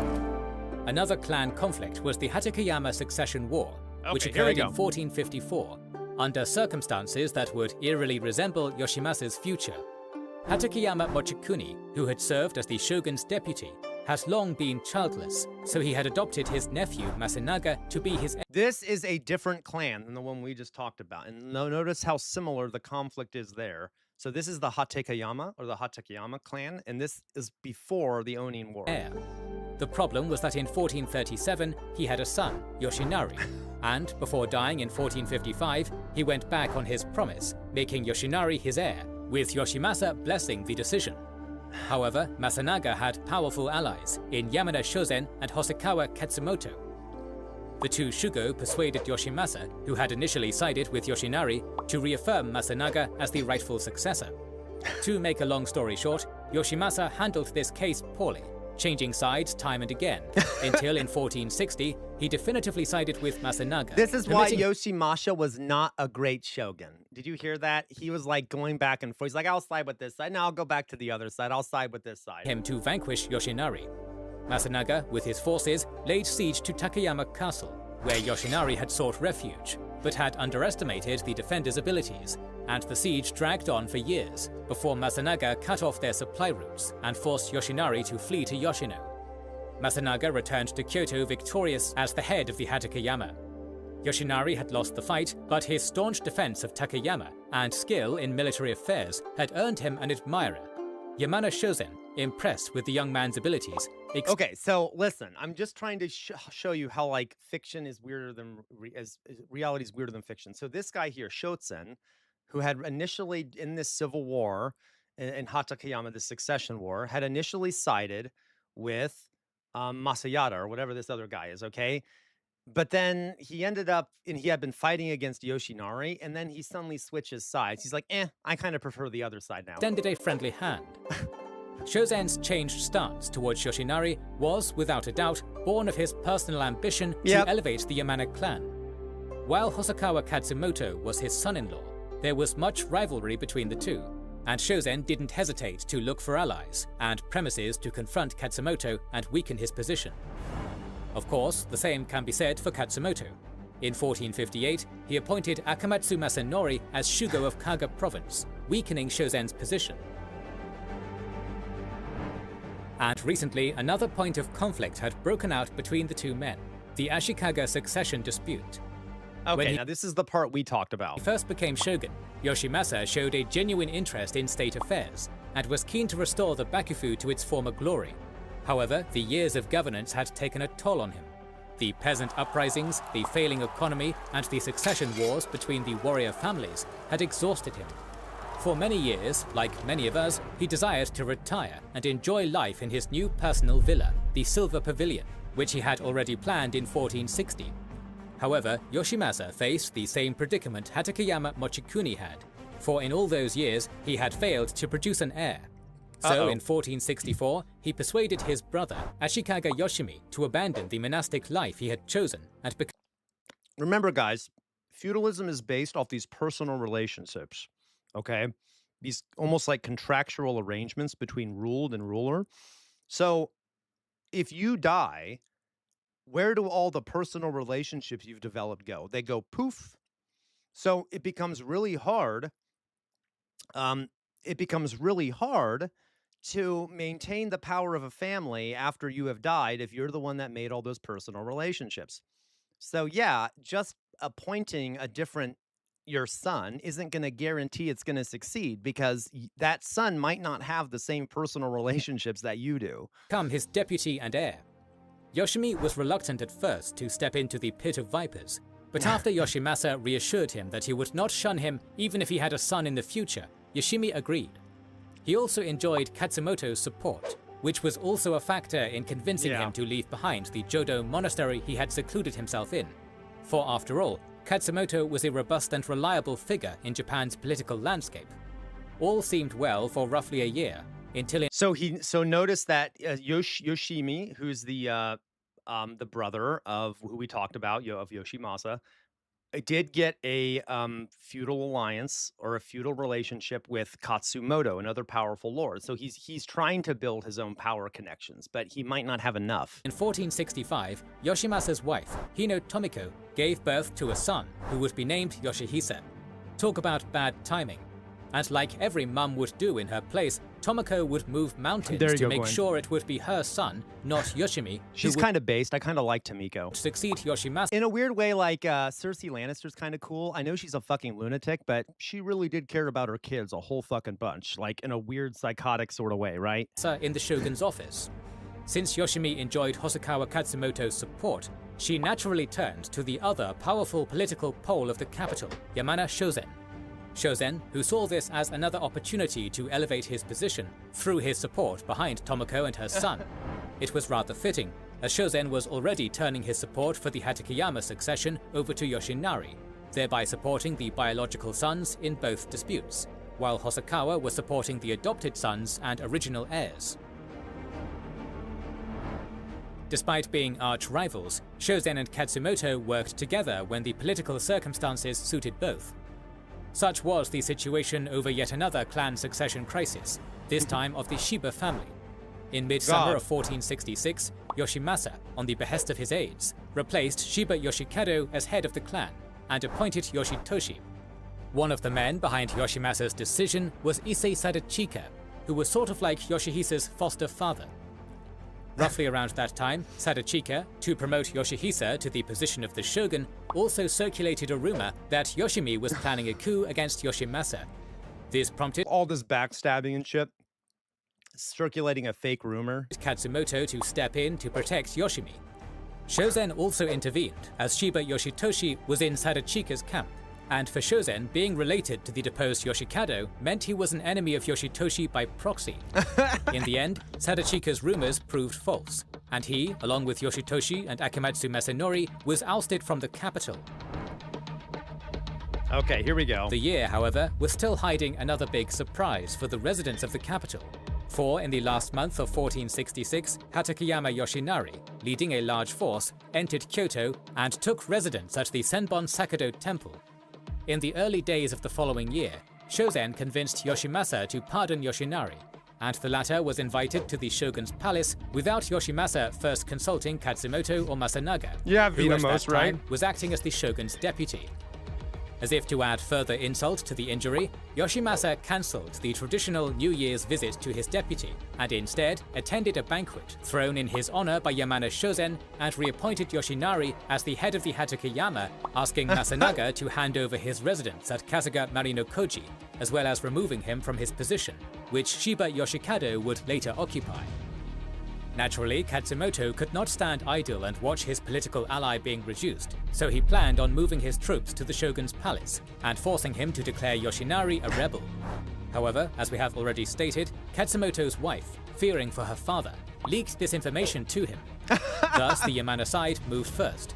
What a terrible daughter. You leak the information to the enemy's side, being like, hey, my father's going to be moving here. I don't want him to die. You're going to get your father killed if you do that. Laid siege to the castle and demanded the expulsion of Masanaga and Katsumoto. Yoshimasa didn't dare to make a move against Katsumoto, so he only permitted Yoshinari to attack Masanaga if necessary, on the condition that the other clans remain out of the Hatakeyama succession crisis. But Masanaga was not about to go down without a fight. So on the 18th of January, he set fire to his residence, and with his forces, he set up camp at the Kami-Goryo Shrine.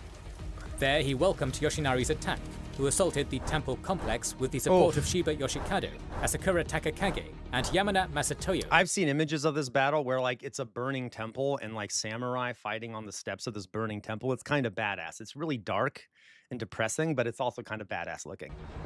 The fighting was fierce and lasted until the night, when defeat became inevitable.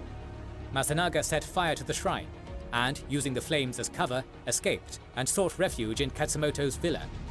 An all-out war was now inevitable. Katsumoto called to his allies from across the land here we go. and brought troops from Hosokawa's territories to Kyoto, securing the city's major gates and burning several bridges. Under his orders, Akamatsu Masanori attacked Harima, the home province of the Yamana, and Bizen. From there, he then marched to Kyoto. In the meantime, No, Doug, we're Takeda not. Nobutaka Tojo's done a lot later in history. Shozen's allies in Wakasa, the Ashiki clan, and Shiba Yoshitoshi invaded Totomi from Owari. After some time, Masanaga, having gathered some forces in Hokuriku, returned to the imperial capital. So that guy left after being defeated, got more troops, and then returned to fight more. In Kyoto, troops from across the country were converging, reinforcing Katsumoto's and Shozen's forces, who would later be known as the Eastern and Western armies, respectively. The city itself would become the battleground, and indeed, the capital had been split into spheres of control, with the lords fortifying their mansions and turning them into makeshift castles. In late June, Katsumoto made his move. Takeda Nobutaka and Hosokawa Shigeyuki Yes, I do, James Hammond. I'll eventually do more Ren videos, yes. attacked Ishiki Yoshinao's villa and burned it to the ground, with Yoshinao barely escaping. Katsumoto, on his part, took control of the shogunate's palace, because controlling the shogun meant he could enjoy political legitimacy. But the Western army did not stand passively either. Under Shiba Yoshikado, they launched an attack on Hosokawa Katsuhisa's residence.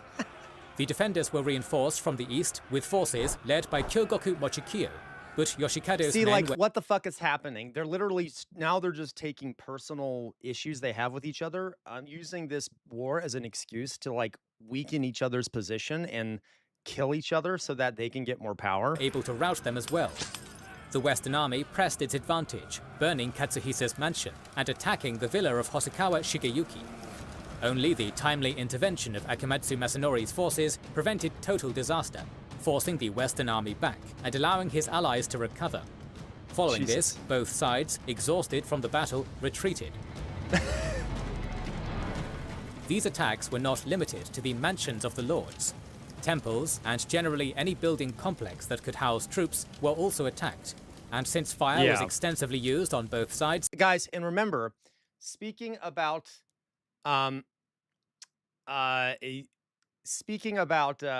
Japan and earthquakes, what were most Japanese buildings made of at the time? And I think I told you guys this. Paper and wood.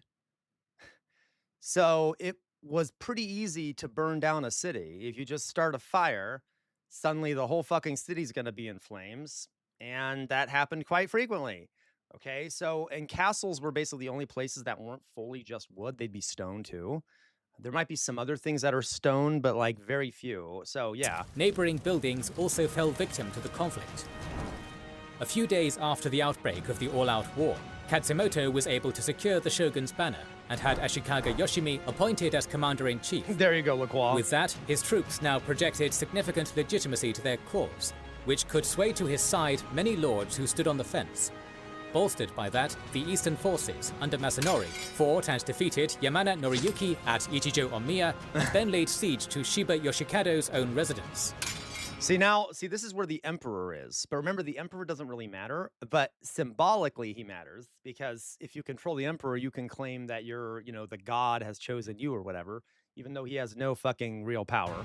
Demoralized by the shogun's stance on the conflict and the battlefield results, the Western forces Yeah, you should have used straws, came right? close to surrendering, but the harsh conditions imposed by the Eastern Army destroyed any chance of peace.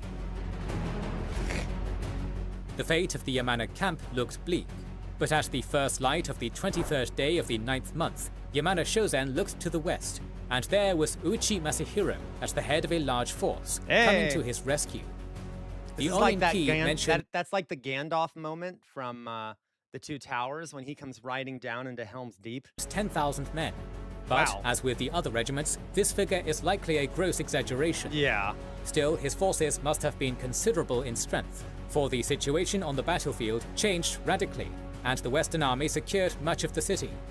A few days later, Hatakeyama Yoshinari and Asakura Takakage came under attack from Takeda's forces, but were able to repel the assault, and together with Rukaku Takayori and Ishiki Yoshinao, launched a counterattack at the Takeda base at Sanbuin Temple.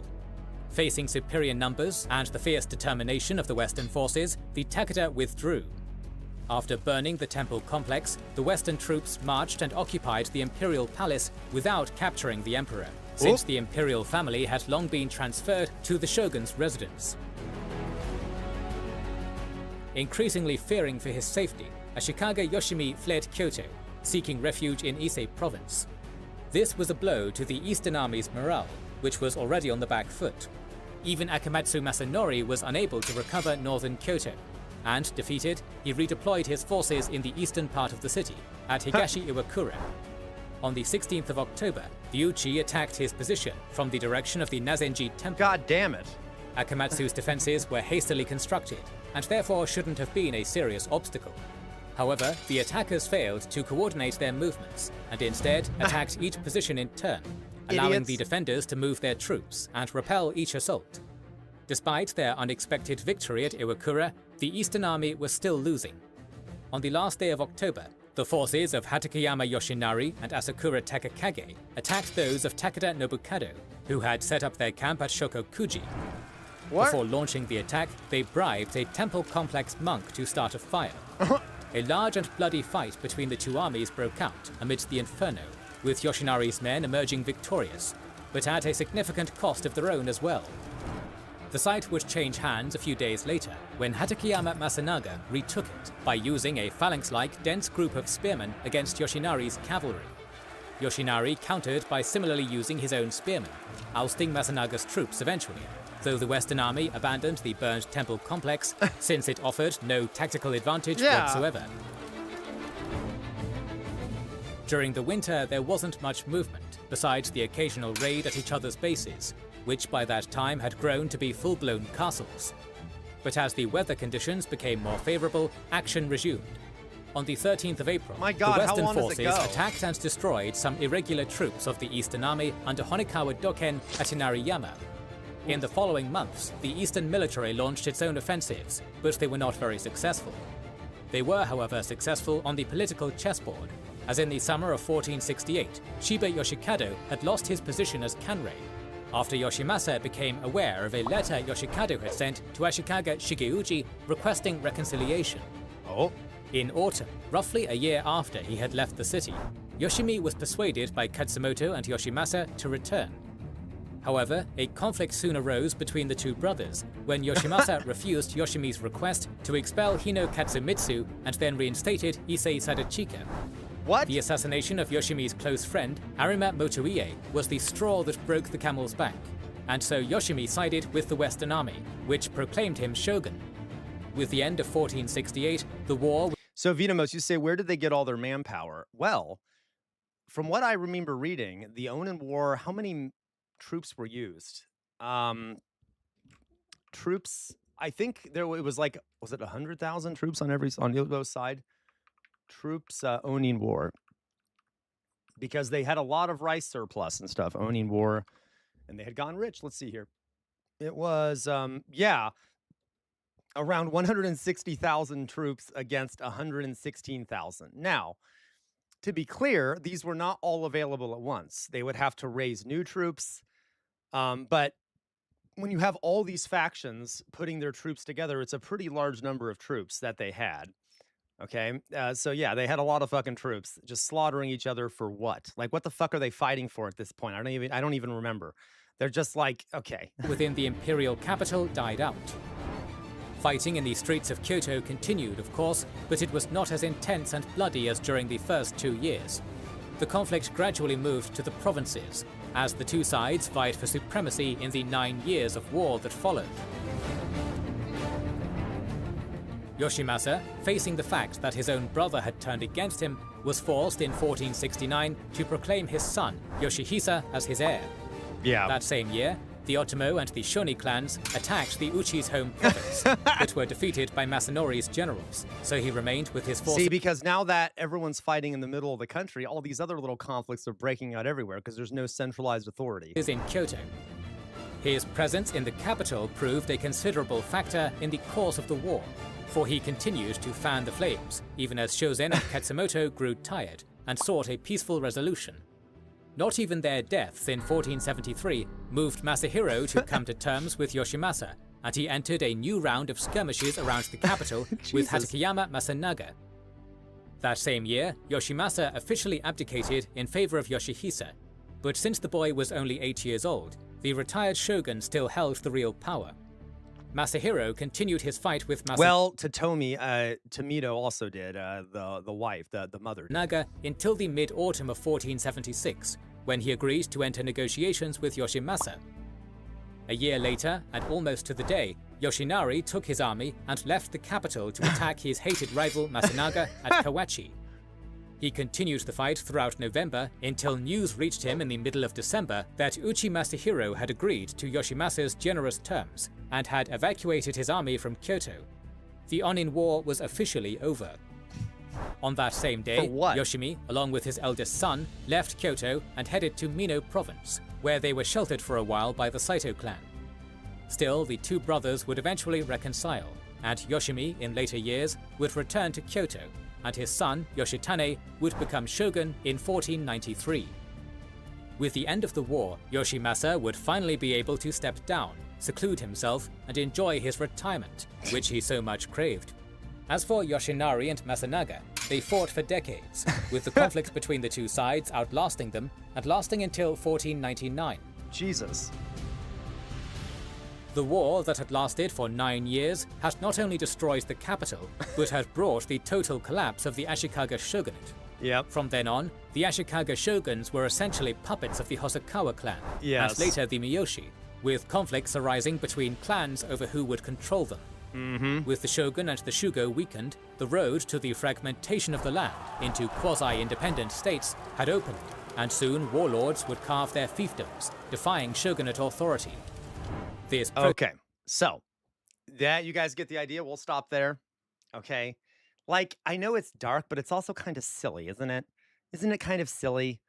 Like, come on, guys, why are you fighting? Stop it. This is silly, but it makes sense. It makes a lot of sense if you look at the material conditions, right? Because if you can personally extract a ton of resources from the peasants on your land, you can use them for whatever the fuck you want. And you can build up armies and shit. And by the way, there is actually an incentive to do that because you don't know if your neighbor's going to do that against you. So you almost have an incentive to attack your neighbors and to protect yourself and your family, have a strong military, and have a military force prepared. And especially for the strong ones, there's an incentive to do that. Okay, to make sure what's the phrase from Game of Thrones? The idea that in the Game of Thrones, you either win or you die. It's kind of true. Like these guys fought until they died or were killed. Because you're not going to be forgiven if you lose, right? Um, let's see here, Doug. I just got one of those texts asking me about the U.S. partnership with Israel. Oh my God, Doug, I'm so sorry. Okay. Venamos, I am not going to kill you because someone need to administer your territory and collect me taxes from the peasants. Classic. Right, right. Okay. So anyway, so there you go, guys. So that is the first part of our story of the Sengoku Jidai. That is the beginning of the Sengoku Jidai. Okay, is this conflict, and then this is that part of the conflict isn't as well known as the next parts we're going to talk about on Thursday, Friday, Saturday, etc. Okay, which will be Oda Nobunaga, Toyotomi Hideyoshi, and Tokugawa Ieyasu, who ends up uniting Japan. Okay, but are we starting to see here the interplay of like the personal wealth of these tyrants, these landed tyrants, and how society acted, right? And the okay, you see? And think about it. If you're one of the samurai fighting for one of these lords, there are a bunch of ideologies in place that might make you do that, right? Buddhism. If you die, it's okay. It's only a temporary step. The ideas of Confucianism and like fealty, what is it? Filial piety to your lord. The idea of maintaining the happiness of the spirits and things like that. So, like, loyalty is heavily built into this ideology and honor and glory. So that is like a lot of these guys would fight for these lords blindly, based off these loyalty, these contracts of loyalty. And there's actually a famous samurai phrase: "It is better to die as a shattered gem than a kitchen tile to be trod upon." The idea here being that like you better die. It's better to die honorably, upholding the karma of your existence. Okay, so that you can rise to a higher level in death than it is to be humiliated and dishonored and not be loyal to your lord, because then you'll forever be dishonored and you will not have fulfilled your role in life.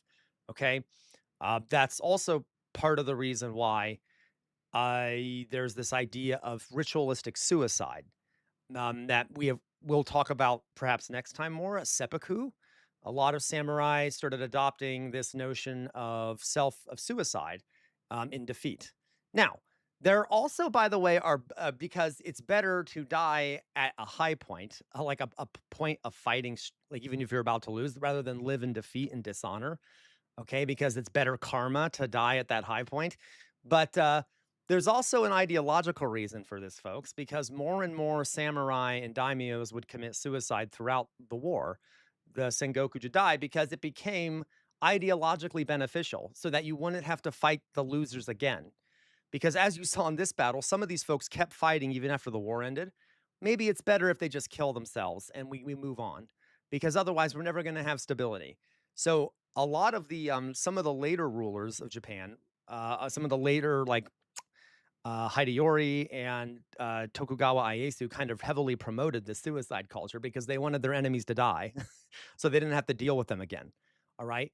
Anyway, so we'll talk about this more later. Okay. So there's another presentation on feudalism. Okay.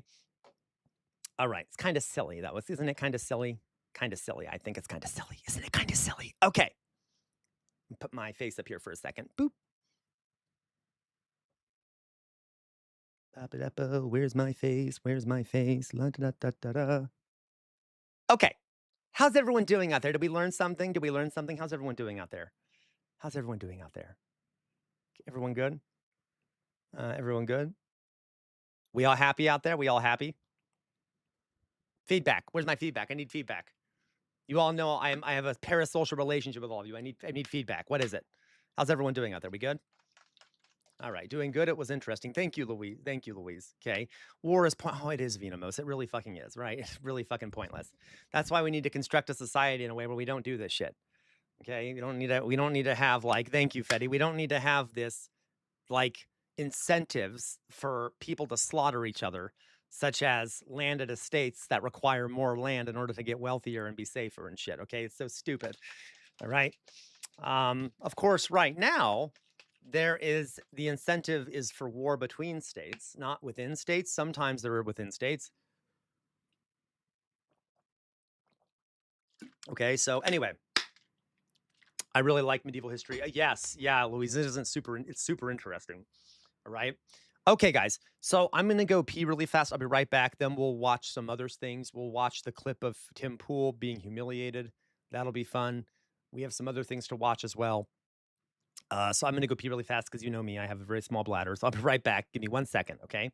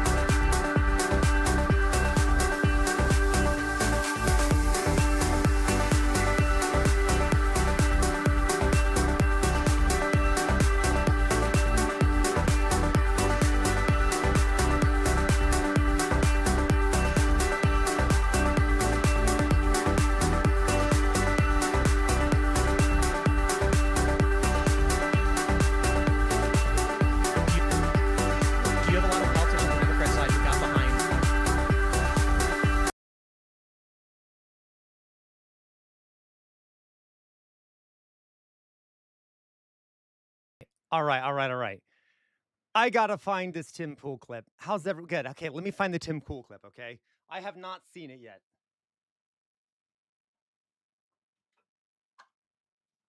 One second here. Ugh. All right. Hello, Argenticle. How are you doing, Argenticle? Let me take a seat here. All right.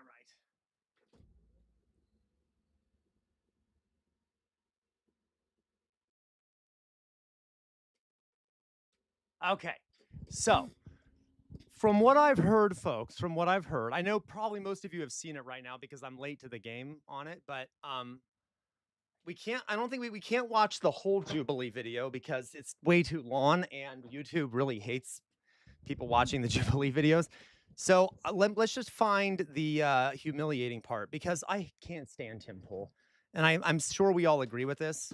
I'm sure we all agree that Tim Pool isn't great. Hello, Ponder Monkey. How are you doing? Did I say hi to you, Ponder Monkey? Good to see you, Ponder Monkey. You're here. You're just busy. Oh, I understand, Ponder Monkey. Okay, so glad you're here, of course. All right, let's see here. So I need to find a good clip of this. I don't know. Well, let's see here. So Tim Pool Gwen is a right-wing commentator who is renowned for not being very bright. He wears a beanie on his head and was found to be funded by Russia for a while. Okay. And is just not, he just isn't that smart. I don't know how to frame it. Like, he's not even very good of a right wing commentator, but he's dangerous because he has an audience and shit, a big audience. I need to find the exact part of this where he gets humiliated. Tim Pool humiliated. Yes. Okay. And it's like everyone loves bashing on Tim Pool. Well, a lot of people do. Tim Pool walks off Jubilee.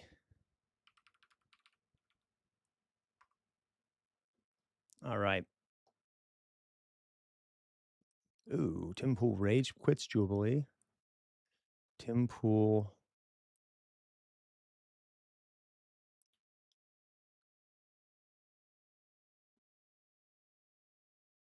Oh, I guess he's claiming that it's all fake. That's hilarious. Okay, I'm going to save that. We're going to watch that too, what he says.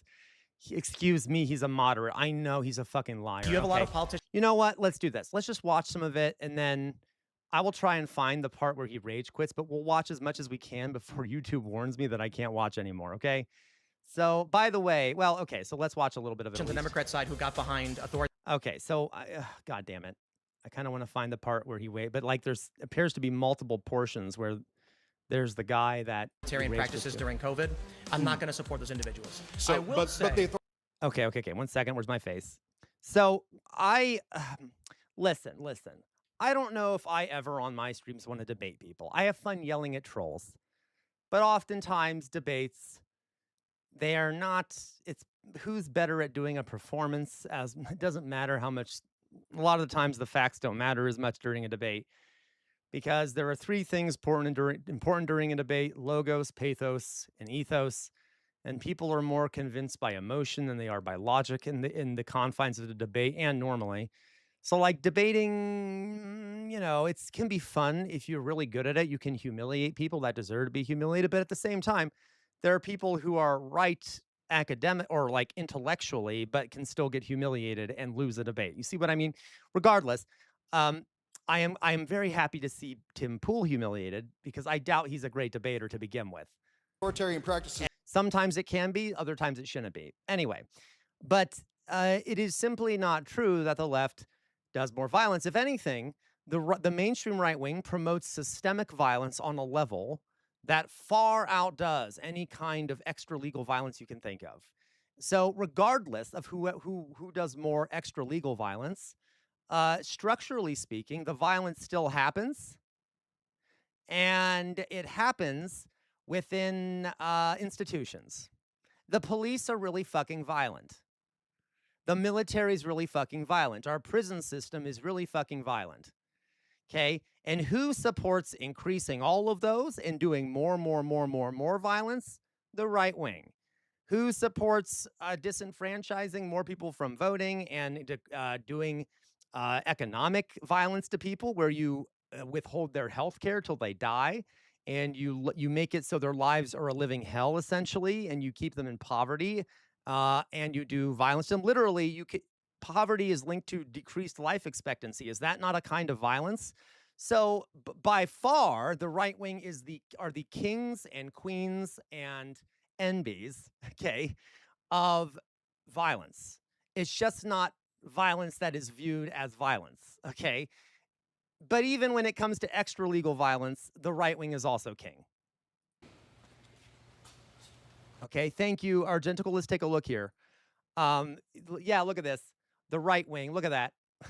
Look how, okay, the black are, thank you, Argenticle, is the left, or is considered left-wing violence.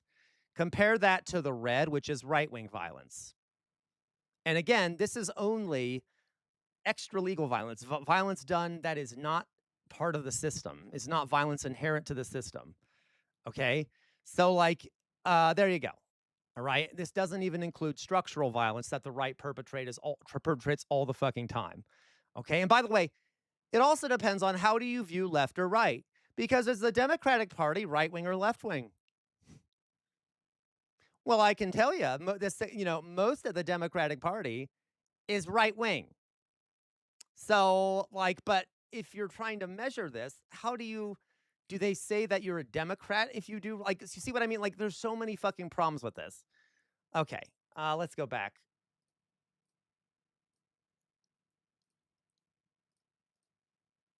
No, literally, guys, the fringe extreme right is the mainstream.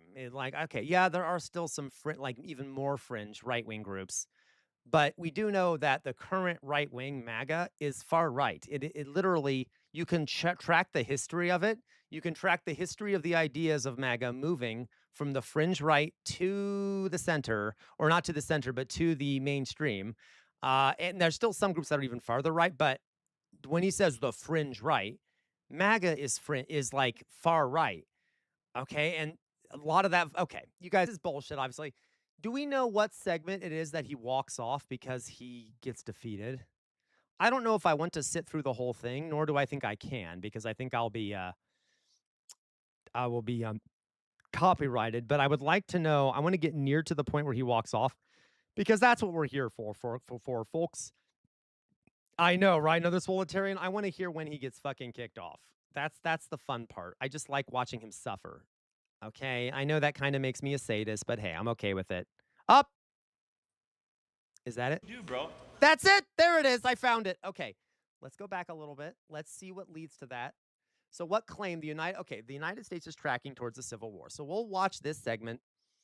Okay, you'll be laughing and stopping so often. Exactly, Louise. I don't think I can do it anyway. So we're going to just go to the part where he walks off. Okay, so let's just go to this part. We'll see one guy, and then we'll see the next guy, and then that'll be... Yeah. So listen, is Phoebe Bridgers Boomer Lips? I have no idea. Listen. Can we also point out that, yeah, you're right. Okay, so yeah, Tim Pool are partially to blame, but it's honestly the elites that are really to blame for all this shit. I'm not saying Tim Pool is innocent, mind you. They're the mouthpieces for what, like, they're doing the work for the elites, but the elites, the hyper wealthy, have caused the divisions in this country. Okay, now they have proxies that do that work for them, that do the work on the ground of spreading division for them, including Tim Pool. But ultimately, the capital is to blame. So, we can, like, here's my question. Does this guy think if people like Tim Pool went away, that we still wouldn't have a fucking problem in this country? No. Okay, Tim Pool makes it worse, but the elite would just find someone else to fund. So, again, the main perpetrators here are the elites, and then the scum like Tim Pool are kind of the mouthpieces for the elites, right? Or at least do you hear that? He said you're getting paid by other countries, which is true. Tim Pool was having money funded to him by Russia, which was funny because for a while he was very suspiciously talking about how horrible Ukraine was and how Zelensky was evil and shit like that. And then suddenly, it was very strange. Like, yeah, he had this weird amount of hatred for Ukraine. And then suddenly it was revealed that there was like 100K being funneled to him, which a week, right? Is that what it was? Another Swolitarian? Holy shit. Okay, yeah, Lauren Chen too was getting funded. Insane. Macon, didn't Tim Pool somehow have a kid not ago? Yeah, he did. He had a child. I feel bad for that kid. I wonder what kind of woman wouldn't be disgusted at the mere thought of taking his seed. Oh, I know, right, Megan? I mean, hey, whatever. Everyone has their own thing. Everyone has their own kink or whatever. I don't know. Okay. Adversaries, bro. I advocated on. Yeah, Laquabwa. None of these right wingers come prepared for these jubilees. It's weird, right? I think, well, that's kind of foundational to the right wing's belief, though. It's not really that rational, if rational at all. It's mainly emotion based, mainly ew. It has a lot to do with the disgust response. This like ew, people of color, ew, ew, the poor, ew, right? Like left winger. It's kind of like a gross. Yeah, okay.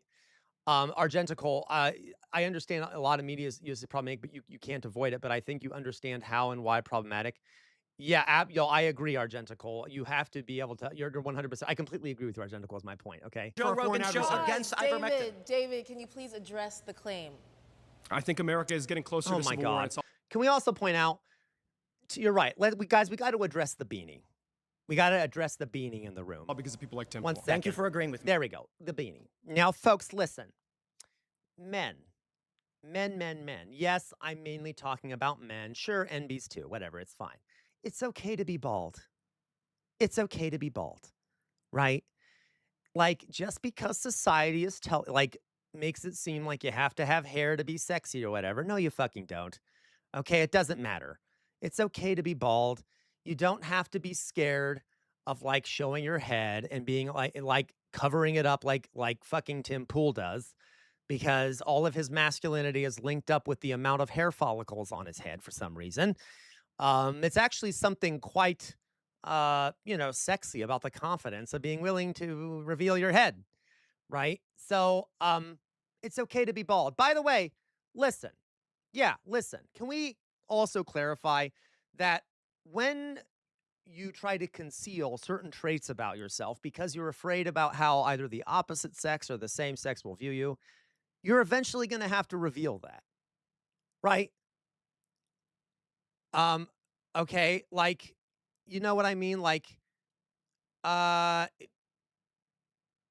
you're they're going to see it eventually. So if you want someone who is okay with you being bald, right? Who loves you despite you being bald. So maybe show that up front. Okay? Like, imagine if he goes out for a date and then he goes back to like to have sex with this person, and he takes off the hat and that person ends up being an asshole who doesn't like that. Well, okay, do that up front. Okay? Like, reveal it up front. It saves a lot of trouble for you, and then you won't get hurt as often because there are plenty of people out there who don't care. Anyway, okay, Macon, you say that's why I reveal how much of an embarrassing nerd I am right up on front in my Hinge profile. Weed out the normies. Yeah, seriously, Macon. Guys, I know I'm talking about something that isn't related to what we're showing here. It kind of is. It kind of has to do with the beanie. But like, if you have a dating profile, stop trying to hide the traits about yourself you don't like. Okay, and I get it. There's a lot of social pressures on people to not show these things. But guys, you're going to end up getting disappointed, because what's going to happen is you're going to form an attachment to someone that they think they know who you are. Then they're going to find out that there's something about you they don't like, and you're going to end up getting hurt. So you want to put that stuff up front, and then only the people that will talk to you are the ones that like the way you look. Okay? Like, and it'll make it seem like there's something wrong with you, right? Because if you do end up getting they find out and they don't like that, it'll make you feel bad. Okay? But you would never have had to experience that if you were just upfront. Right? Okay, Groove Holmes, good advice. It gets harder and harder to hide my amputated leg. Well, there you go, Groove Holmes, right? So like, yeah. And yeah, if anyone's ever been on like a dating, yeah, the confidence is attractive. If anyone's ever been on a dating app and they have, you know that you can, okay, you've come across someone who has been hiding something, and then you find out after talking to them for a while, and it ruins it for you because that is not something you're into. And that person ends up getting hurt, even though they were the ones lying to you to begin with. Like, that wouldn't have happened at all, and that person would just be talking to people who are attracted to whatever it is about them that they think is bad. You see what I mean? Like, okay. And by the way, it doesn't matter who you are. Everyone prefers something else, right? So there's something out there for everyone. Okay. All right. I still have hair, but it's thin. Jana Splinters is bald, and bald men stereotypes that get thrown around make any trans femme worried about hair loss. Just kind of not try to go on live stream at you on VTube. What? I'm sorry. I still have hair, but it's thin. Janus, who's Jana Splinters? Forgive me, is bald, and the bald men stereotypes that get thrown around make any trans femmes worry about hair loss. Just kind of try not to think about it or bring it up or go from life. I'm sorry, I'm not sure what you mean, Oxpecker. So trans femmes. Oh, I guess that makes sense. Trans femme folks would also be worried about hair loss, etc. That's a good point, but they shouldn't be. Okay. There'll be someone out there for everyone. Okay. Hello, Null Gravity. How are you doing? Mayflower Kid, you don't know Tim Pool. Mayflower Kid says, I don't understand why wearing a beanie means you're hiding something. Mayflower Kid, you don't know Tim Pool. Right? We most of the people in here really know Tim Pool, so trust us. He's wearing the beanie to hide the fact that he has hair loss. He's openly admitted it before. Okay. Yeah, LaQuabwa, men on their dating profiles, I'm a moderate when they're actually a full-blown right-winger. No, LaQuabwa, they'll say I'm not political. Okay, you're right. They'll typically say I'm a moderate, but sometimes they'll say I'm not political, right? Okay. Okay, so let's go on. There's a criteria of death. Yeah, Oxpecker, that is a socially imposed criteria. We get the most validity in that. Yeah, but that is a socially imposed criteria. There are women, for example, who are bald, and they're still women, right? So my point is, don't demonize you. It's not if political violence happens at the hand of left-wingers. The question is, which of those kinds of violence happens more, right? And is there a civil war coming? Yay! Okay, picture of Tim Pool without his beanie. Yeah. Honestly, guys, listen. Now, this is a younger Tim Pool. I am not a fan of Tim Pool. He looks good. He looks good. I don't care that he doesn't have hair. And I am not, not a fan of Tim Pool. He's also just not my type. But he looks good without the hair. He looks fine. All right? Anyway, I'm just saying, you get my point. All right? He doesn't need to hide it. He does not need to hide it. He has, by the way, listen. Okay, this is weird that I'm talking about this, but he has lovely eyes. Tim Pool has lovely eyes. I'll just say it, okay? He has lovely eyes. He looks like he's not a lovely person, but physically, he's a lovely person, right? Okay, so it's okay. Just because you don't have hair doesn't mean you're not attractive, all right? Doesn't mean there's not someone out there for you. Yeah, exactly. If he looked more confident in the picture, he'd look more attractive. I agree. You can be confident, folks. All right, it's okay. Anyway, let's go on here. I really want to, if we're going to get something positive out of watching Tim Pool, I want everyone to have good, to have positive body images, positive body image of. I don't think he looks good right now, but when he was younger, he looked fine. We say that the rapture's coming every fucking year, and when it doesn't happen, do you want a soapbox? Do you want me to get you? Listen, I'm gonna trauma dump with all of you real fast because I'm sorry. I know I'm off track here, but I'm bored with Tim Pool. I just want to see him humiliated. When I was younger, Tim Pool older reminds me of a therapist I had when I was younger. Okay. Tim Pool is literally he is a what's the term? He looks like a therapist I had when he was younger, and I was younger, and that therapist basically turned out to be an evangelical, and midway through our 6th therapy session, he started telling me how being gay was a choice, and how maybe I'm gay because I had maybe I had a strained relationship with my father. And then he started talking about how evolution wasn't true, and that evolution really only happens on a micro scale, and that most animals all came into existence 6,000 years ago. And at that point of the therapy session, oh, I know. at that point of the therapy session, I was more fascinated in him than he was in me because I'm like, "Oh my god, is that true? And where did you learn that?" And I started, like, being his therapist and trying to figure out where he learned this batshit crazy shit. He was a weird guy, and it kind of ruined it for me. Okay, it kinda ruined it for me. Then it was also weird because as I was leaving that day, he grabbed me and gave me a big sloppy kiss on the cheek, and I didn't give him permission to do that.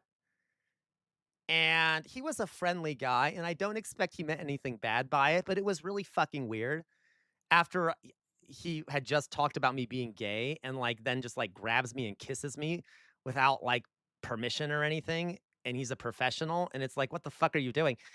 So, anyway, my whole point here is Voltaire taught. Okay, so we got to see that, folks. I don't really wanna watch much more of it, like, YouTube's gonna yell at me, but, it's just fun to watch Tim Pool humiliated in that way, okay?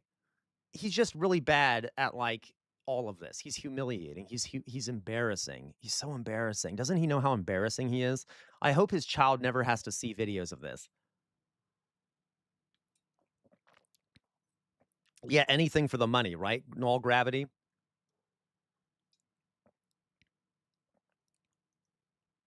Mm. All right. So, okay. All right. We got it. Um, yeah, let's get Crowder on Jubilee next, right? There you go. Well, wasn't he already? Maybe I'm wrong. Okay. Was he? No, he wasn't. LaQuabwa, is he gonna be like Dave Rubin and say he was fearing for his life? Oh my god, I fucking remember that. Oh my god, the right wingers such snowflakes, aren't they? They can't handle any fucking kind of. Oh, they're such little scaredy cat. Okay. Anyway, I need to take a pill, folks. I need my second dose of ADHD medication. Give me a second. Okay, Christ. All right.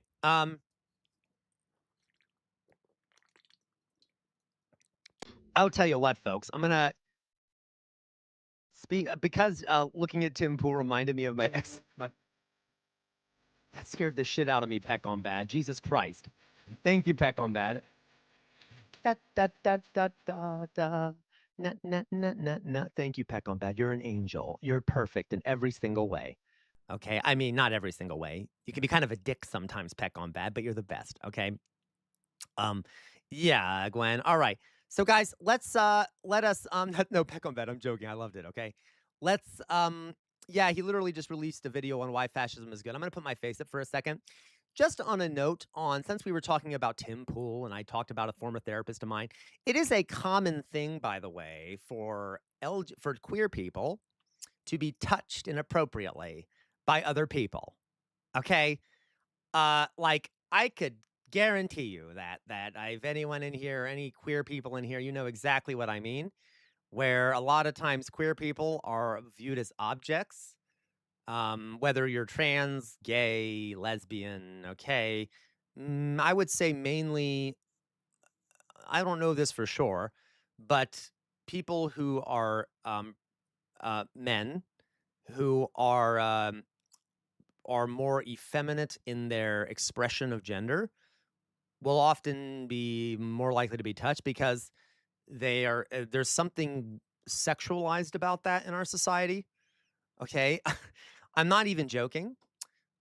You know, if you present in an effeminate way, even though you identify as a man, it's kind of viewed as like open season, like women are treated. All right. And so I kid you not, that it happens to a lot of gay guys, especially a lot of, I mean, women too, mind you, but gay men, queer people, and I cannot tell you the number of times people have inappropriately touched me. And I'm not even talking like, now that has happened. I'm not even talking genitals or anything, though that has happened. I mean, like, even just like grabbing me and like wrapping me in their arms or like touching me too much. And I'm like, what the fuck are you doing? Who are you? Anyway, okay. Yeah, exactly, LaQuabois. When some of my questioning guy friends have found out I'm bi, they do start getting all touchy. Yes. And it's like, bro, do you treat women this way? Which I know they do. Yeah. Uh, and so just be aware of that. Okay, look out for your queer friends. Look out for your queer friends and things like that. All right. Yeah, I know some dumb beats. A lot of transphobic folks are also like to touch trans people, even if they're transphobic. Um, so yes, okay. And what's interesting, folks, if you think about it, I think it has to some of it has to do with pornography. I'm not like one of those people that blames things on pornography, but when you're on the internet and you're looking at pornography, you can find a category and then you go into that category. So for a lot of people in the minds of people, it's like a sexual category, right? Like being trans or being gay or like being a femboy or whatever is like a sexual classification. It's an objectification that you only view as a sexual thing and not as like an identity thing or as a human thing. You see what I mean? So it becomes a way. There's other reasons for this. It becomes a viewed by people as just like a sex thing, and that you're objectifying yourself to be used for sexual purposes or something. But anyway, um, okay, yeah, Jay Williams. Okay, so anyway, just a note there. Just keep an eye out on your queer friends, etc. Um, okay. Nope, you're right, Argentical. I think tabooness and rarity. It is like if seeing a unicorn, people think of desires first. Yeah. Yes. Okay. Yeah, Jay Williams. Some people sexualize goths too. Goth girls. Like there's a whole bunch of stuff like this. Just realize there's a human there. Okay. And listen, I am not some of the people before who have touched me inappropriately have ended up becoming friends of mine, okay? And I'm not like saying that they're bad people. It's just okay. Now, obviously, if you're going to touch me very inappropriately, then you're never going to be a friend of mine. Um, okay, I don't get it, but I respect. My daughter is ace. I don't get it, but I respect. Yes, that might be even different because it is ace and it's not a sexual category, or at least it's by some people it's not viewed as a sexual category. I'm not sure how to phrase it. Laquabois, what's the quote? Are you a Pornhub category or are you privileged? Yeah, there you go, Laquabois. There you go. Okay. Um, I could you guys, you want me to tell you I'm not trying to trauma dump here. Literally, I'm okay. I'm just trying to show you. You know, I'm honest with you folks because I think we all need to be more honest about things that have happened to us. There's this idea in our society of hiding your trauma. You know, there's things you don't talk about in public. But to me, that's a form of repression. It makes it so that people don't see what's happening in the world, just like you don't see what happens to children who die in Gaza, right? So let me just tell you a brief story. I think I've told it before. It's very short. This is like not that bad of a story. I've had worse, but for the LGBTQs out there, you don't. I'm sorry, for the queer folks out there, you do not have to tell your stories about this shit, okay? But if you don't want to, you can if you want to. But just think to yourselves if this sort of thing has ever happened to you. When I was in college, I was walking on campus in the middle of the daytime. Okay, well, it was at like 9 a.m. in the morning, 8:30 a.m. Doesn't matter. It does kind of 8:30 a.m. in the morning. I was walking to class. Okay, and I was wearing what are they called? Skinny jeans. Okay, because that was what was in at the time. I was wearing skinny jeans and I had my nails painted. Okay, I had painted nails, skinny jeans, and I was going to class, and it was raining, and there were people everywhere, everywhere. There were hundreds of people walking around all around me because people were going to class, and I had I forgot to bring an umbrella because I left it in my room, didn't know it was raining, and I just walked out the door, and I'm like, fuck it, I'll just walk to the class through the rain. And out of nowhere, out of a side alley, this very large man who is probably 2 or 3 inches taller than me comes out of nowhere with a umbrella, puts it over me, wraps his arm around me, and holds me extremely tight to his body. And I try to stop, but he almost keeps dragging me along with him, holding me right up against his body and putting the umbrella over me. And he says, "Hey, sweetheart, you're looking super cute today." Uh, this sounds like a fucking like horror story. This absolutely happened to me. And I was like, I it I was like, what the fuck is happening? And I didn't know what to do because there were people everywhere. And he's just like grabbing me in the middle of the street and like walking with me and putting this fucking umbrella over me. And he was holding on to me tight and pushing me into his body. And he was bigger than me. And he started walking with me. I did not stop walking. I was kind of stunned into silence. Like, I was like, uh, what? Like, I didn't know. It was so shocking to me. And at one point, after I kind of got my bearings, because it was like literally like shell shock. um, I had to. I was heading towards class, and there was a street there that was to my right and to my left, and so I yanked away from him. And as I was walking away, he tried to grab me by the ass to pull me back, and I just walked away as fast as I could. Um, and my initial thought was like, I'm just gonna start yelling and like telling people this is happening if he comes after me. And instead of going to class, I made a big loop and I went back to my dorm room and I just sat there and I'm like, because it was like, what the fuck just happened? And anyway, so like, listen, that I don't know what he the fuck he was doing, and I never saw him again. All right, but like that sort of thing, guys, is not uncommon to gay people.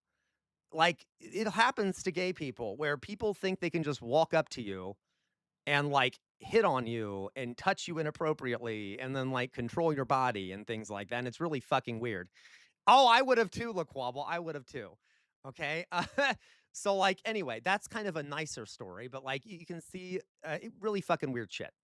Okay, especially older men, okay, who probably are closeted and are very repressed, who think that when they're not in their homes with their wives or whatever, and they're very horny for a gay person because they've never been able to express that, and they feel like they can just take you by force or whatever the fuck it is. And it's really fucking weird. Anyway, so just be aware of that. Keep an eye on your queer friends, okay? Keep an eye on your queer friends. All right. So, okay. They may have been Mayflower Kid, but this was in the middle of the fucking daylight. Like, what the fuck are you doing? You're not gonna get away with this shit, okay? I'm like, okay. Anyway, so who knows? Regardless, just be aware that this kind of shit happens. All right. So anyway, let's see what else we have to watch here. Not to put a damper on the conversation. Yeah, please do, Jay Williams. Okay.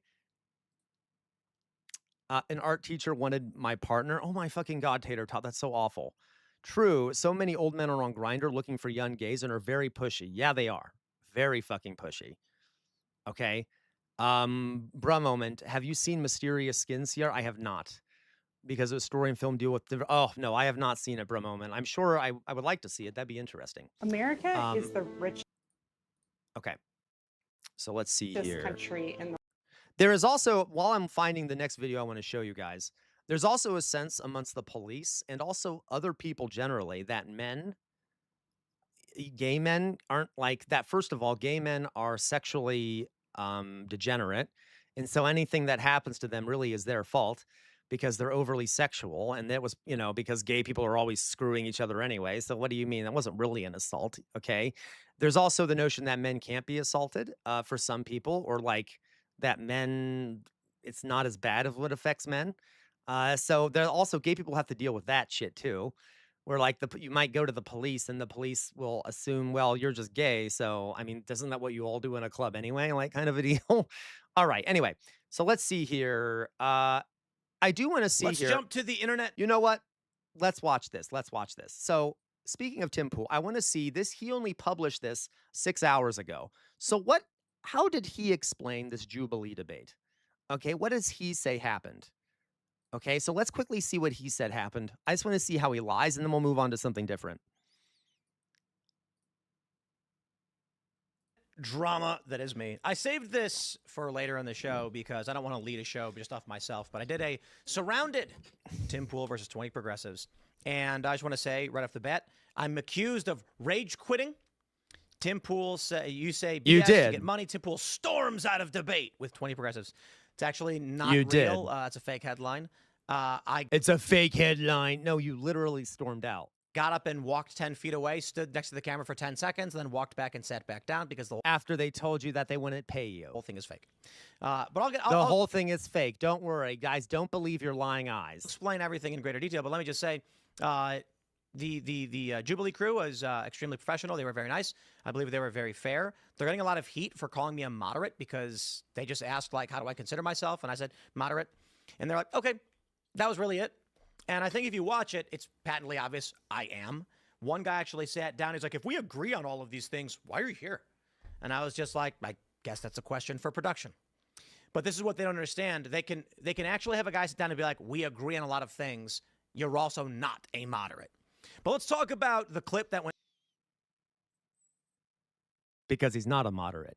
Okay. massively viral. Mason posted it. He's the guy who I walked away from. It's got 5.1 million views. Not just that. I believe Hassan Piker reacted to it. It's on the top of a bunch of Everyone hates Hassan Piker. Like, I love how they give him free airtime all the time by like even saying his name, because that makes Hassan Piker look very good. So please keep being mad at Hassan Piker and saying his name. Reddits. The first thing I'm just going to say is the whole thing is a stunt and it's fake, and I'll explain exactly why. But let me show you exactly what happens and why I walked away. It's so fake, let's literally. just play this clip real Okay, quick. Just the lying last piece 20 of shit, seconds. Tim. Come in every fucking year, and when it doesn't happen, it's do you like, want to show? No. He said he mentioned Hassan. He named Hassan Ponder Monkey. do what you So the first thing I will say in response after well, I said this is the 12th thing I'm saying actually. What is that then we it's saw? Fake. How is that fake? We just saw it. Like literally, Die Welt ist meine Vorstellung. It doesn't matter what reality is. All that matters is how I view reality, right? So when we're setting this up, they tell me no one will know they're coming to debate you. That's not how they normally Oh, I got you, Ponder Monkey. Forgive me. I'm slow. handle these things. The general idea is that they want it to be a real conversation, and I do think they did a good job, and they mean it. However, the dude had a beanie in his pocket, so that's not true. He knew full well he was going to pull a stunt, and I'm going to say this. I think my presumption is they tell me, like, no one's going to know who's right, debating who. gone bad. So when you come, it'll be a fresh He did, conversation. Argentical. There's not going to be any, like, heavy prep. They'll have a general idea, but they're not even given the exact claims. Right. One person told me that they went to debate certain foreign policy issues and then found out it was Glenn Greenwald, and they're like, oh, but I agree with him on everything, so I was like, I'm not even going to debate him, right? Because they don't know. I wouldn't be surprised if someone at the company told him, like, hey, we want to do a big stunt. It's TV, right? But I don't know that for sure. What I can say is what do you mean? Clearly a stunt was planned by someone, and someone gave him information as to who was going to be there, because there's only... No, he's brilliant. That guy is always very prepared, and he knows the right... I forget his name. He's I think he's a lib, isn't he? But he knows a lot about right-wing content creators, so whenever he goes on Jubilee, he always knows every single right-wing creator and everything about them. So he can be prepared for whoever is there, all right? Only one person stupid enough... Is he a lefty? Then I was wrong, Matt Saga. He is a lefty. ...to wear a flannel overshirt, black undershirt, and a black beanie in... Because, Mayflower Kid, do you see what he's doing here? He's just completely lying to his audience. He's saying it was fake. It was all very real. He even shows the video and still says it was real. So this is a great look into the right-wing mind. 96-degree Los Angeles weather, and that's me. So when he pulled a beanie out of his pocket, I was like, you don't have that on accident. Yeah. Okay? What I will say is, I had informed some of the people there already. Hey, look, There you I've go, seen Ben Mobius. Shapiro when that trans man flipped the chair around, sat there, and just berated him, and he sat there and took it. If someone's going to come here and there's no intention of a real conversation, they just want a clip, I'm going to get up and walk out, which is going to be great TV. We know that. And so that's exactly what happened. The moment he started monologuing, and I realized we're not having a conversation, he's just clip farming. When he pulled the hat out, What the fuck? What are you doing, Tim Pool? Why did you go to Jubilee? That's all it is a fucking clip farm. It's all you, brother. And quite literally after the show, He's so mad. Like 10, you see me walk off camera. He says his thing. I literally walk right back, and then everyone claps. It's very fake. Yeah, which we saw. They're not hiding that. I think most of these people are actors, in my opinion. Oh, I see. He's claiming that it's a lie because they didn't show him walking back. It doesn't fucking matter. All right. Anyway, I'm just okay. So he's coping, right? Probably. He's coping. I think they're actors. I think They're they, actors. like people in LA, they have political opinions. Some of them are not. In fact, some of them afterwards came up and said, I'm a big fan. I watch you all the time. I disagree with a lot of things. I'm like, no, yeah, totally cool. But I think a lot of them are just, there's like probably a casting company or something, and they're like, Yeah, looking for they are not talent actors, by the way. They're content creators, right? with certain political opinions to discuss certain things. I don't think that's a secret. I think everyone knows that's actually how they do it. So these people coming Guys, here, I would never listen. I know I'm being praising here or whatever the fuck the phrase is. I would never want, like, if I ever were to get larger, and I don't think I'd ever want to go on one of these, because if I were in a room like this, I just want to be a jester the whole time. Like, that would be my thing. So I would just be making fun of whoever, like, I'm talking to, and, like, I don't know. I wouldn't do much of an argument. I'd just be like, "Oh, really? That's what you think? Oh, wow. You're so smart." Like, I would just be really rude the whole time, which wouldn't be great conducive to debate, okay? If I'm just mocking everyone who's talking to me, because it would just be like, what's the point? It'd be funnier just to humiliate them. That's true, LaQuaba. I could literally pull out my fucking jester hat and just be like, "Oh, hi, Tim Pool. Oh my God, you're so smart. You're such a big boy. You're so smart. Here's a gold star. Great. Ooh, that was a big word. Good job." Like, I would be so fucking big. I'd be such an asshole. Anyway, Argentical is pseudo random. I wonder if Jubilee ever going to get VTubers to debate. Right, that's true. Okay, debates feel yeah. I don't are not okay. intending to have a conversation on the merits. They're intending to have a conversation to get as many clips as possible because they know these videos get millions of views. I think this is also what's killing the space. I think it's also very bad for Surrounded, for Jubilee. I don't think they do it intentionally. I think Jubilee actually tried to make it more conversational. I don't want to say too much about behind the scenes because it's a lot of their business, but I'll just tell you, there was a point where the director was like, "Guys, please stop doing this." Like, they would be like, "Okay, my next claim." Argentical is a VTuber. Oh, yes. Forgive me. Pseudo. Oh, I understand what you mean now, Argentical. Sorry, I didn't process what you were saying. Okay. You wonder if Jubilee's ever going to get vetoed. Yeah, that'd be pretty cool, Argentical. That'd be fantastic.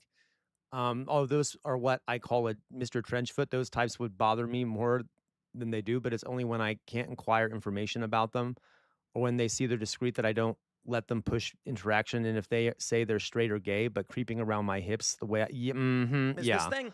And then the dude comes and sits down, and it's literally like, "F you, Tim Pool, you're ugly, and you wear a stupid hat." And they're like, "Stop! What are you doing?" Well, you do wear a stupid hat, and you shouldn't, like, it's kind of embarrassing. They didn't literally stop any of the debates. They like exactly, people raise the flags. Mobius. They'd be like, "Guys, please don't do this. We're trying to stick to the conversation." And so what's happening now is But that's my point. That's why, guys, that's what I'm saying. Like, I wouldn't really want to engage in the debate. I just want to mock the right-wingers. Because I honestly think that comedy or, like, mockery and, like, public humiliation is much more powerful than debate. And we need to get back to a time where these people are publicly humiliated and made to look like fools because they should be laughed out of public spaces because they are hilarious. And I don't mean that as a compliment. They're hilarious. Like, the things they say are so hilariously stupid that they should be laughed out of the room. Right? Like, it's so, like, but because of this idea of, like, both sidesing everything, we think it's like a debate. As Argentical said, like the idea of the false dichotomy or the false equivalence. We have this idea that everything can be a debate. No, some ideas are just so stupid that they shouldn't even be, they're so fucking funny that, like, they shouldn't even be, like, allowed in the public sphere because they're so stupid. They should be laughed out of it. Okay, anyway. Well, I believe. Yeah, many of these young Ponder people they're Monkey. bringing on. And we'll see. We invited Mason to come on the show, and you may see him soon. Yeah, Mobius. We'll see what he has to say about a lot of this conversation. I think a lot of these young people are growing up in a world where attention is everything and the facts don't matter. It's post-truth. So in their... Oh my fucking God, he's using... Okay, that's language that fascist experts use. Post-truth eras where reality doesn't matter, while he is literally doing a post-truth argument, saying that it's fake news that he walked out when he obviously walked out. Mind, if you want money, if you want fame, if you want notoriety, fake it all. Get the clicks. Nothing else matters. For yeah, me, Ponder Monkey. Well, I care about the issues, I care about the merits, and I want to talk about certain ideas. Yeah, so when they sit down with me and I say... Which is why, Jonas, like, he should, like, Officer Tatum should be laughed out of the room wherever he fucking goes. He's a fucking clown, and I'm saying that as a jester, right? Clowns are not jesters, by the way. Okay, like, that's the difference between a clown and a jester, is a jester critiques power and shit like that. And, like, you know, makes fun of power and people who do horrible things. Clowns are just kind of silly, right? They kind of do a lot of slapstick shit and stuff. So he's a clown, and he should be laughed at like a clown. I think thing is happening, and they go, "You're a grifter." They're doing that because they know liberals click things based on emotional satisfaction and insults, so the conversation does not matter. It's a bit disappointing. I think Jubilee tried really hard to avoid that, but it's what manifests because this is what young people are turning into, and that's why they're progressive. Because if you actually watch the full episode, you'll see none of them actually really believe anything. Like, I'll just let you guys in on a big secret. One of my claims, and I don't even, you know what? The claims are out of order. You know what I would do, guy? Listen, if I had been in that Jubilee debate, I would literally have one of those, I don't know, like I would have a speaker that played the circus song. Okay, so it would sound like this. Okay, so like, and then as soon as like Tim Pool started losing his mind, I would have done this. I'm just trying to think of what I would have done. Okay, so if I do what is it? Soundboard. We'll find soundboard. As soon as Tim Pool started losing his mind, I would have played this sound, okay? If it were possible. I may have had like a little tiny speaker or something.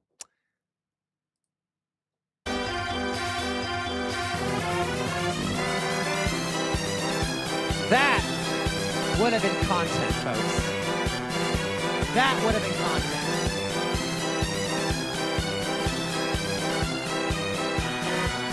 Can you imagine how fucking pissed he would be? That'd be fantastic. Okay, I could literally wear one of those little red noses, and and then when he starts getting mad, da na na na na na na na na na da na na, and I could start dancing around like a jester, and it would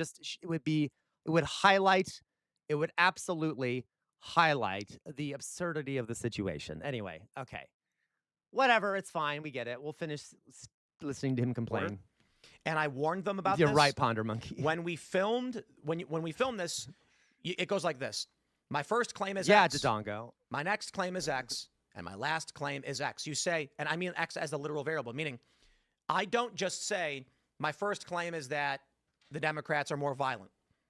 My next claim is that the Constitution is, no. You literally say my first claim is Democrats are violent. Pause. Okay, you know what? We don't need to we get it. We get it. We don't need to listen to more of this. It's kind of annoying at this point. Okay, so there you go, guys. We're done with the Tim Pool segment. I feel like I'm just watching it with you now. I'm not really saying much. You guys get the idea. He's an idiot. He doesn't know what he's talking about.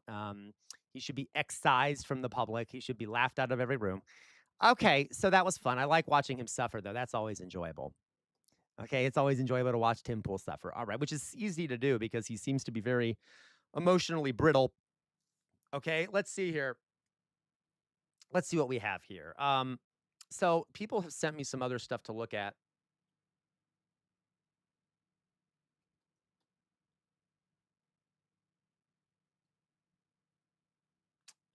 All right. What? Okay, so this was sent to us by Jonas.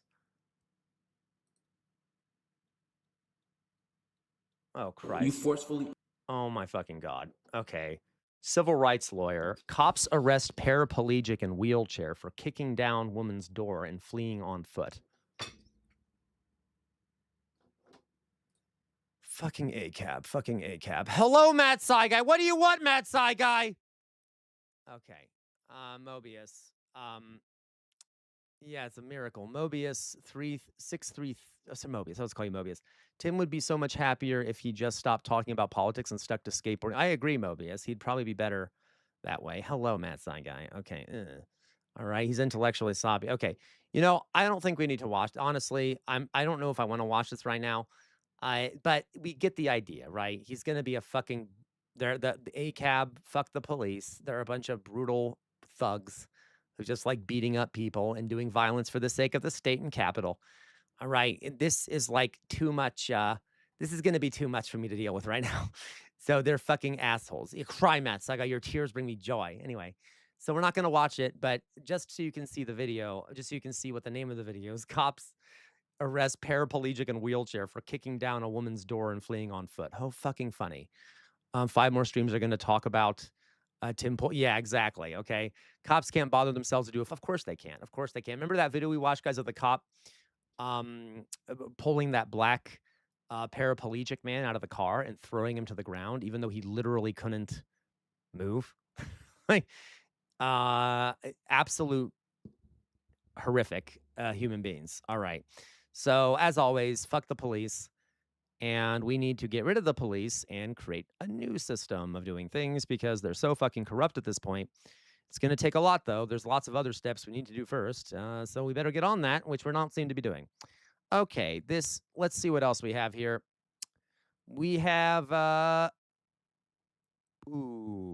Midland Breaks.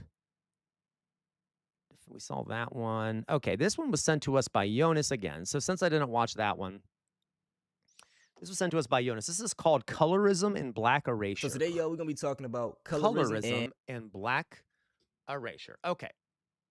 So, that's okay, Weird Morris Blob. I hope you had a lovely birthday, Blob. I hope you had a lovely birthday. Okay, so glad you're here, Blob. The Ponder Monkey, complying is patriotic, right? Apparently. So, guys, let's watch this. We like this creator a lot. Antonio Talks. Why am I thought I was subscribed to him. Okay. Oh, wait, that's because it's not the right. I'm not on the right channel.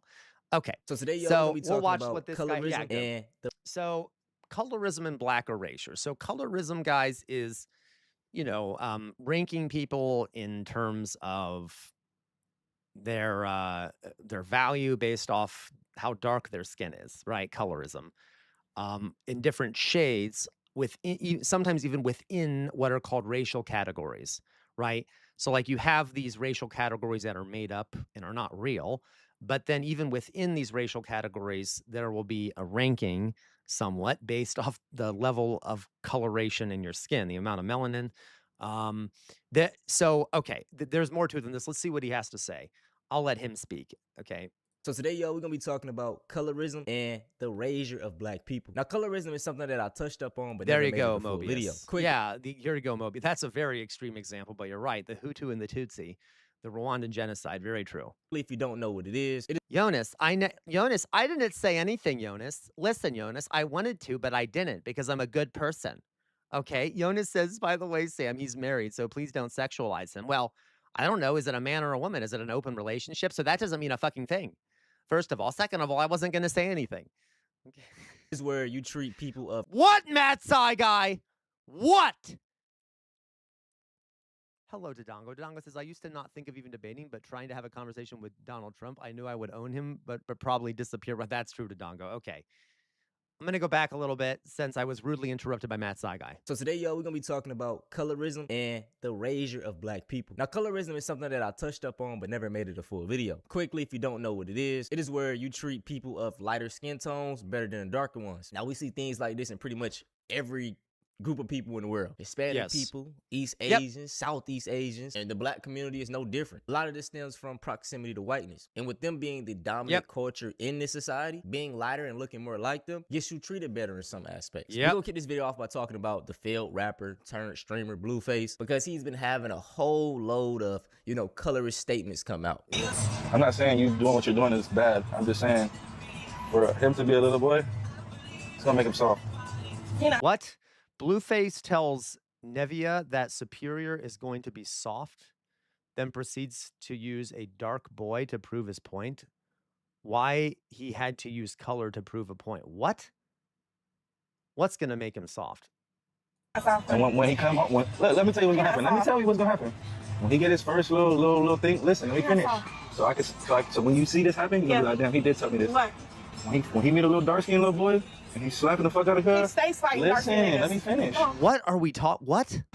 Let me finish. When he meets a little dark-skinned boy in elementary school, and he wham, and your son come like, I don't want to do nothing.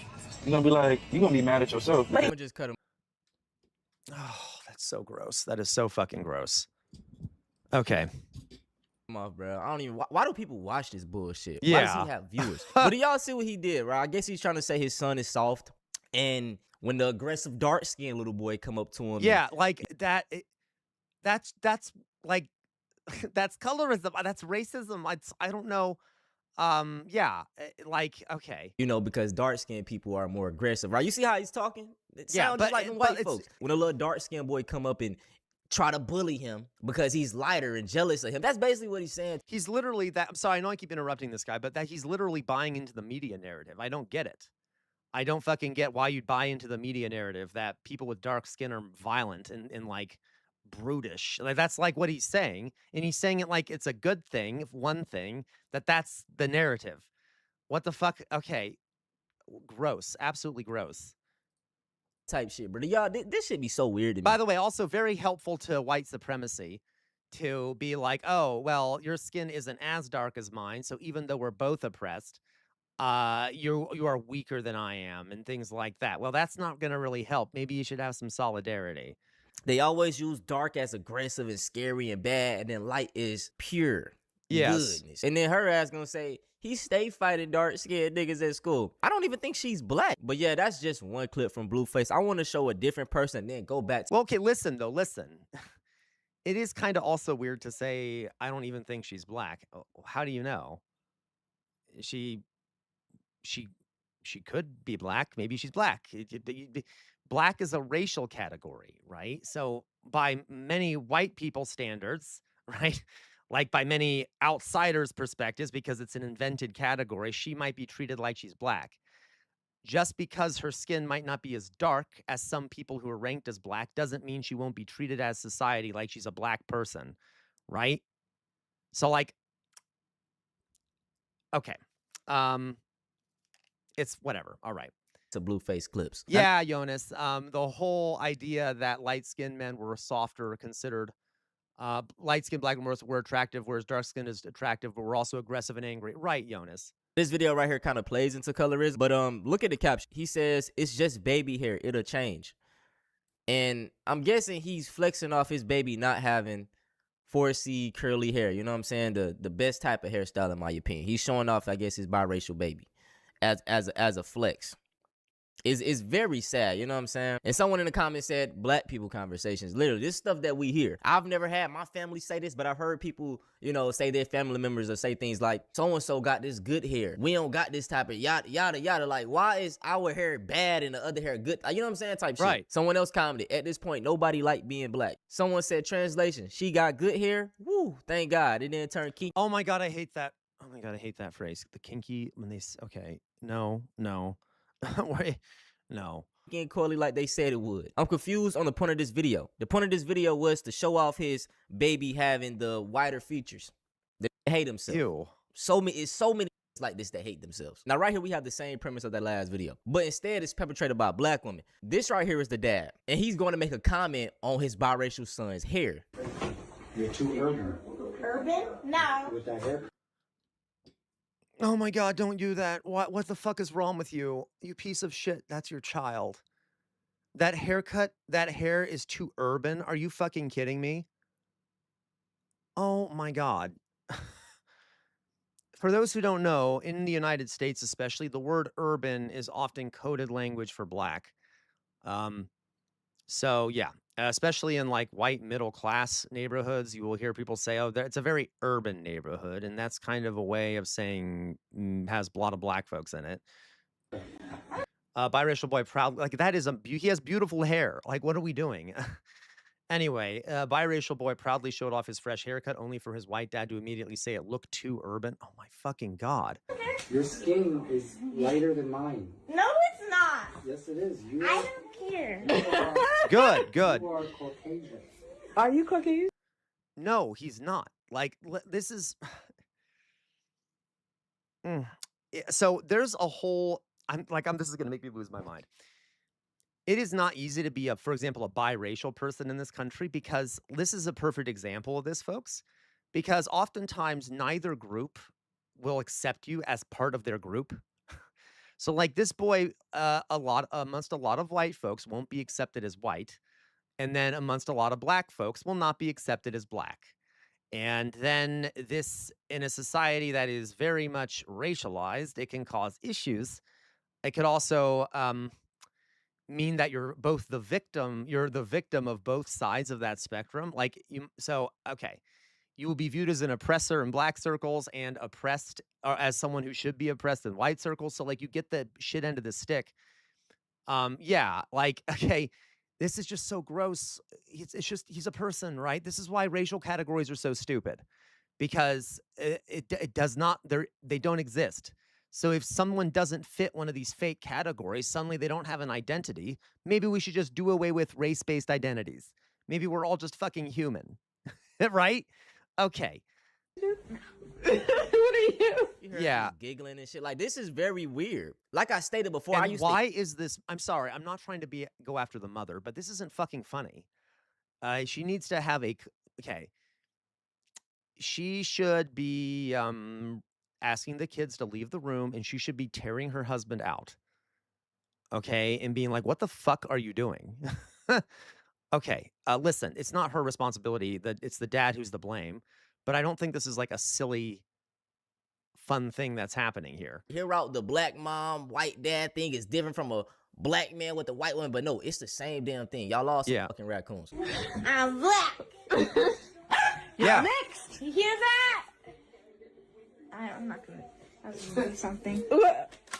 You can't have my stuff. Point the camera that way. You're mixed. I said point the camera that way. Just fix it up a little bit. Didn't he ask you What?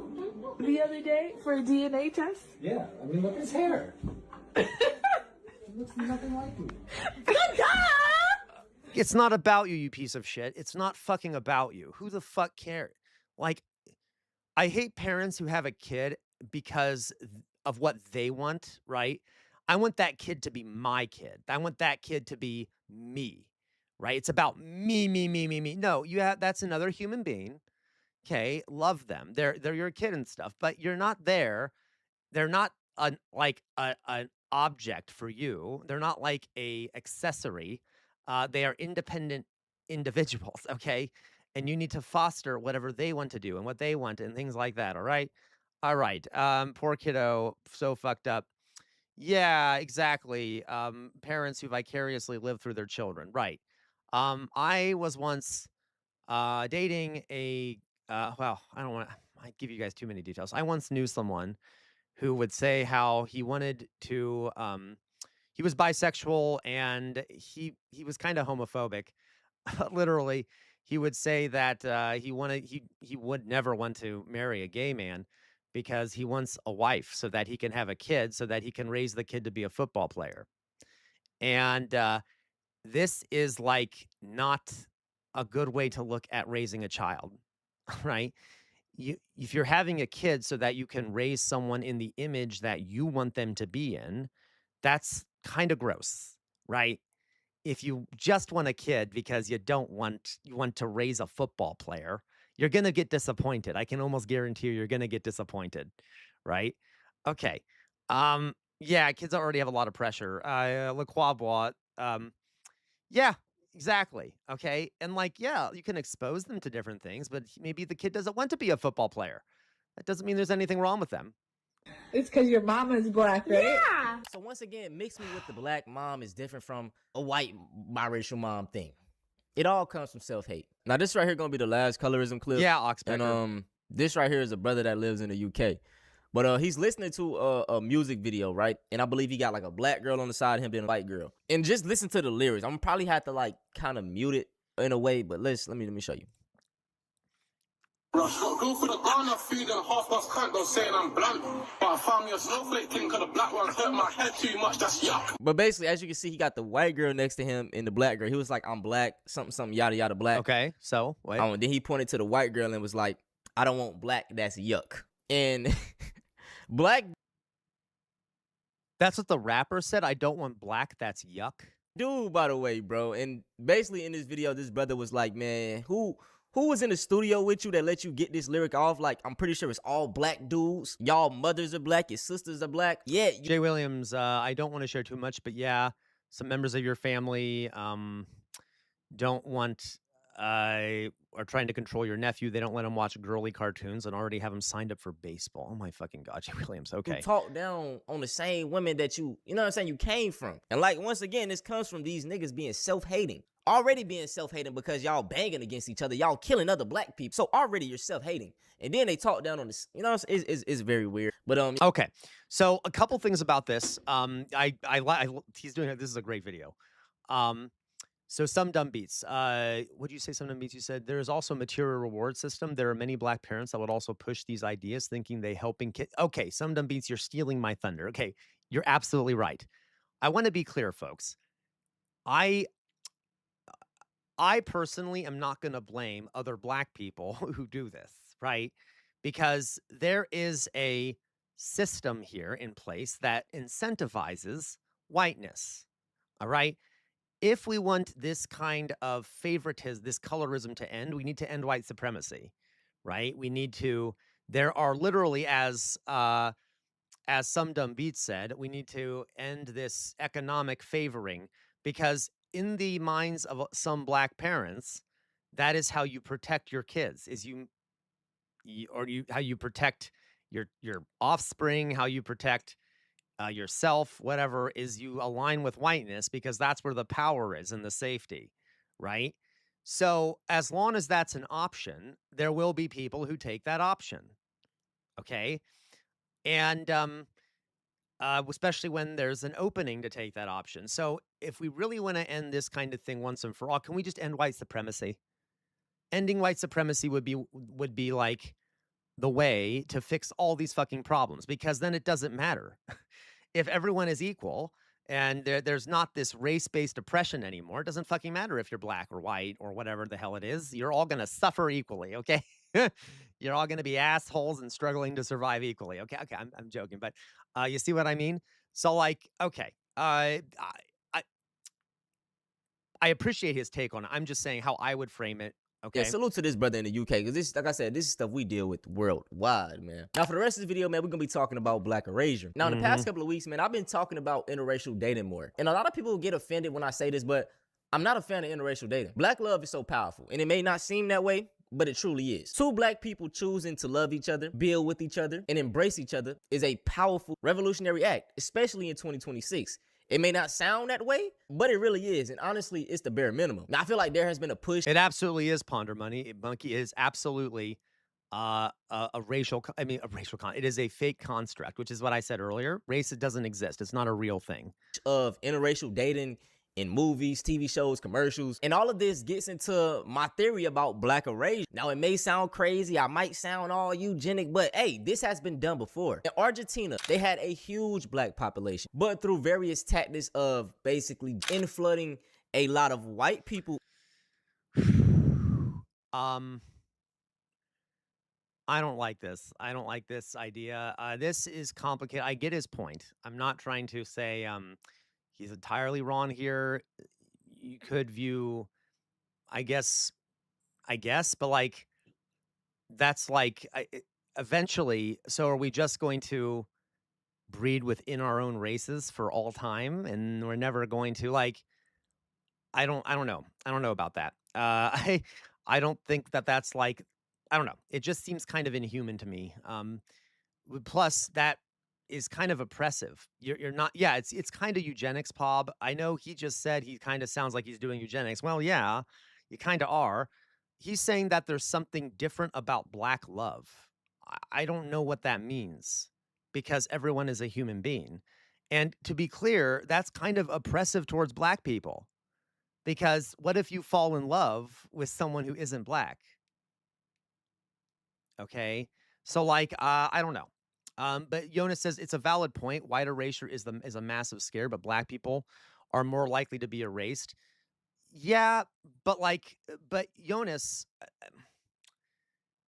But if that happens, it's not like people are purposely doing black, or like it's not purposely happening when a black person falls in love with someone who isn't black, right? But Jonas, that's not like you said it happened in Argentina. Yes.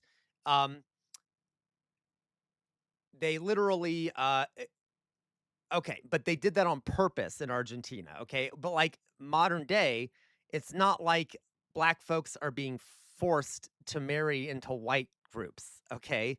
You see what I mean? I don't know. This is debatable. I get the idea here. I don't see how this is sustainable or how it promotes benefit and things like that, okay? Okay, but I don't know, we can talk about it. I understand where he's coming from, but there's also the aspect which feels like upholding white supremacy. Yeah, exactly. It just, I don't know. Maybe I have to think more about it. Okay, Oxpecker, I think I see what he means. I think he means he sees less and less black. Okay, that Oxpecker, if that's what he means, maybe I'm misunderstanding him. Maybe I need to listen to all of what he says. Oxpecker says, I think what he means, he sees less black plus black romance in media. That's actually a fair point, and I agree with that. You don't see a lot of black romance in media. It's always like interracial stuff. Okay, that's fair. If we're just talking about that, because he's talking about like um Argentina and such, but I'm like, but modern day, that's not really what is happening. But okay. Okay, whatever. We'll see what else happens. Into the area, the black population is very, very little now. And in America, black people are the minority. So in my opinion, Yes. they're pushing these interracial couples. They're pushing for black people to mix. And then guess what? It's more white people, so eventually you're going to mix again with the white, and boom, no more blackness. And like I talked about before, we can point to the NBA as a prime example of this. There are so many biracials, and the biracials tend to always choose white counterparts. We can name a few. Look at Trae Young. Look at LaMelo Ball. He just had a baby to a white woman. Jalen Brunson, married to a white woman. I mean, you can go on and on naming the biracial players that end up choosing their white sides. You know, that's cool. That's what you wanted to do. But this is a form of erasure, because if you look at those children, they aren't black now. They are white, because race is basically what they perceive you as. And this is where I want to get into the topic of, we got to stop letting these people define blackness. We all know about the one drop rule. There was a point in time where if you had just a tiny bit of blackness in you, you're black. But I think we need to let that go, because it ends up hurting the real black people, because they can define blackness. What literal guys, I'm sorry. What does it mean to be a real black person? So okay, maybe I'm misunderstanding his argument. So he's saying, because did he not initially say that he supports black relationships and he doesn't like interracial relationships? But now is that the argument? But now he's arguing that the media shows too many interracial relationships, which I can get behind. I agree. We should, like, all relationships are valid. Okay, so like I'm not sure. Okay. Right. This is what we see in the movies. They'll try to add black people for diversity, but end up getting the least black person. Like, they got 25% black in them, but they stand for black people. Yeah. No, I agree with that. There is like a notion here of they typically choose people that are less scary. Okay, like for a lot of people, would like, if you're too black, then you're scary, right? That's like, oh, we don't want someone who's too black. So they might choose someone who is lighter skinned and use colorism and things like that. Okay, that is true. I'm saying, like, when it's like the majority of us don't look like that. Like, they may be mixed, but they're not black. And this is why I believe we shouldn't consider people that's 25% black or have a mixed parent and a white parent as black, because you're confusing the kids.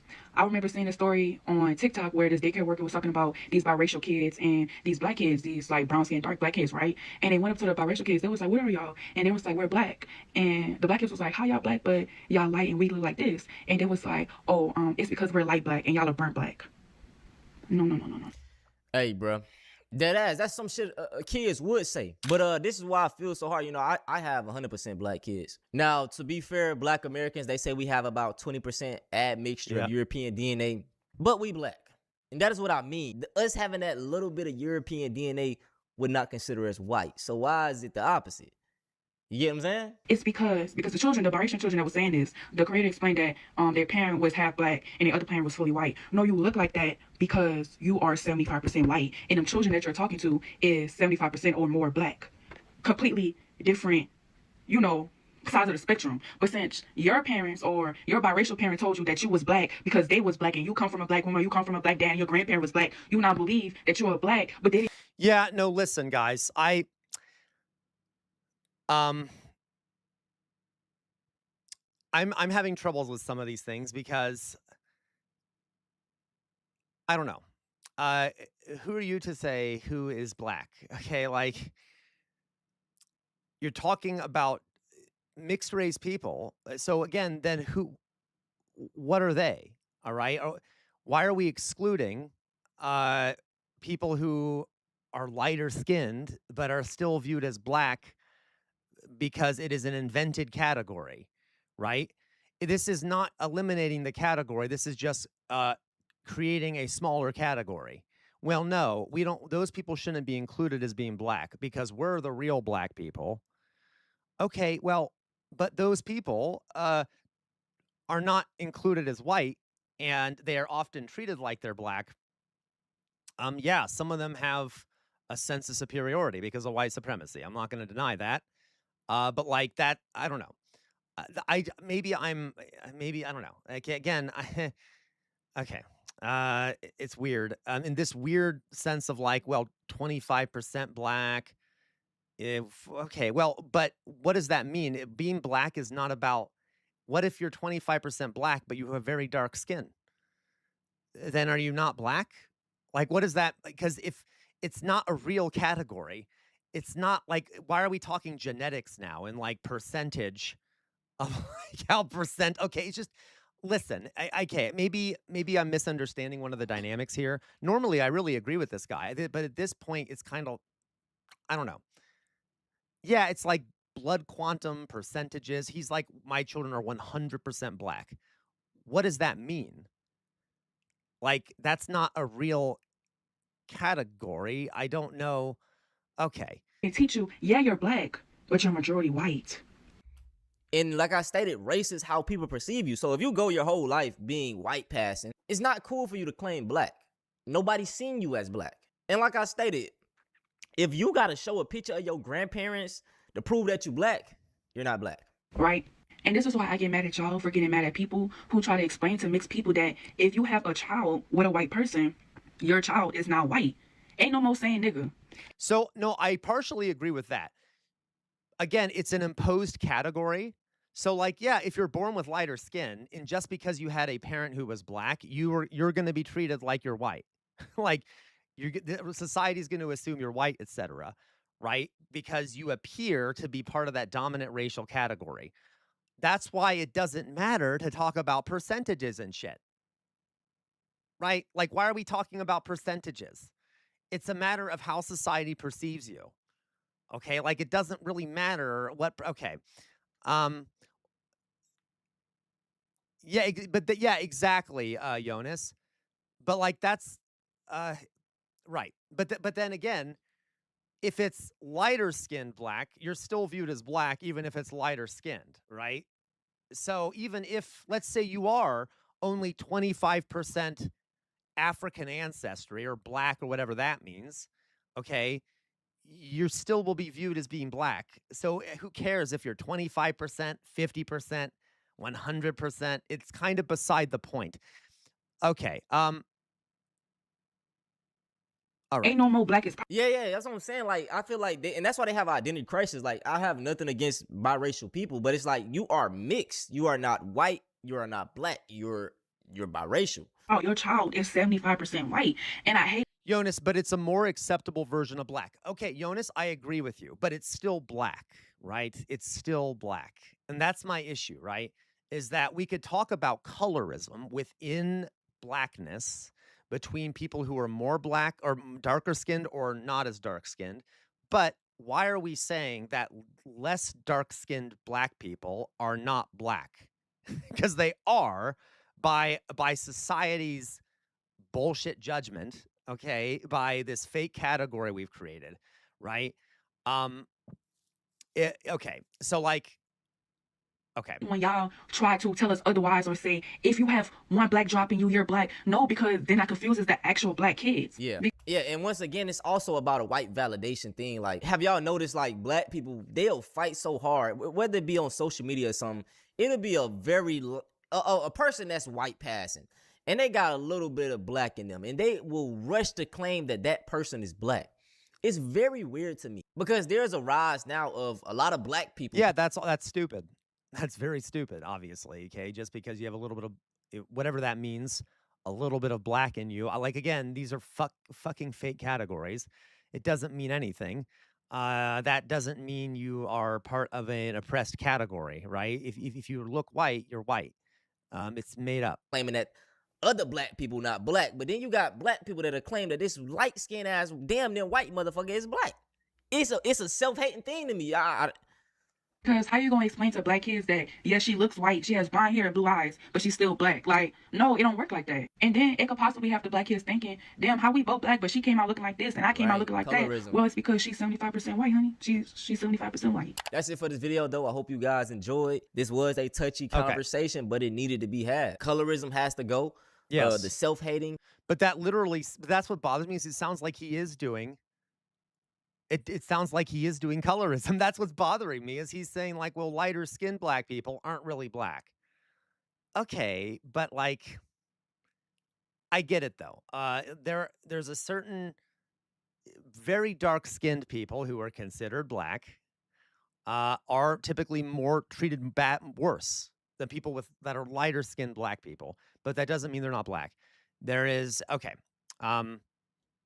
All right. Has to go. I'm at the point where I want to be darker. I wish I was darker. Shout out to all the dark-skinned folks that have never felt loved and never felt worthy enough because of the standards set by the dominant society. We changing that shit. I tell y'all, we put anything dark on the stature over here, and you know what I'm saying? I ain't putting nobody lower, but hey, the darker the better in my eyes. I ain't gonna lie to you. Just know that, man, your black features are not ugly. Having kinky hair is not bad. Having darker skin is not bad. Having your wide nose, having your big lips is not bad, because guess what? So Jonas, listen, Jonas, we might disagree on this, and that's okay, okay? And again, I'm a white guy, so I'm like, maybe I'm misunderstanding a dynamic. It's fine. I was going to say, though, Jonas, you say it's more of an attack on the obsession of mixing to erase black features. Is that what he was saying, though? That's like, if that's what it is, if it's just he's saying that he wishes the media and stuff would stop focusing on interracial couples, I totally buy that. But it sounds like he's legitimately saying that he doesn't like interracial relationships. He doesn't like when people do them. And that he doesn't like it when white people and black people have children and like and things like that. That's the impression I got. Because he was very much emphasizing, no, my children are 100% black.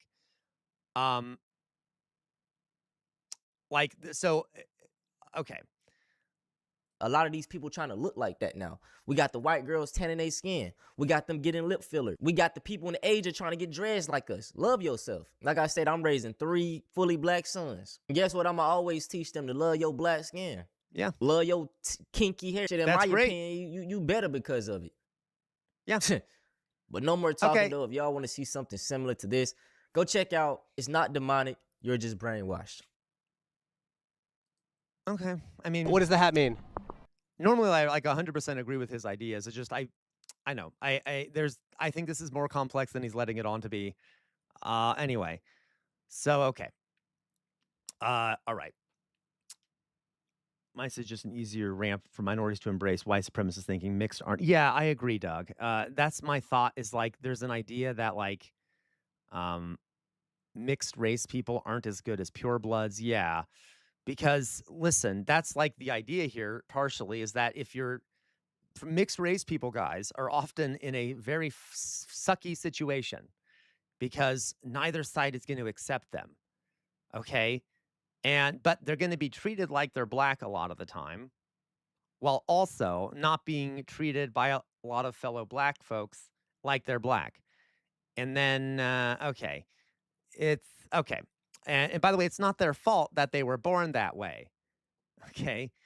Right. Like, it doesn't, Philly cheese. It doesn't mean anything. That's the point, right? It doesn't mean anything. The full black, part black, it's all a made up category. Now, I get it. So I will say, Philly cheese, yes, there are there's colorism. So darker skinned black people are treated worse than lighter skinned black people in a lot of ways, because there's more of a proximity to power when you have lighter skin. Okay. But that is a colorism issue. That doesn't mean that lighter skinned black people are like somehow not black. So anyway, it's fine. I have to think more about this. Maybe I'm missing something here. Yeah. Like it just, maybe I'm missing a point. So, and by the way, if he is saying that white and black people, or people who, I agree, Philly cheese, there should be no blood quantum stuff.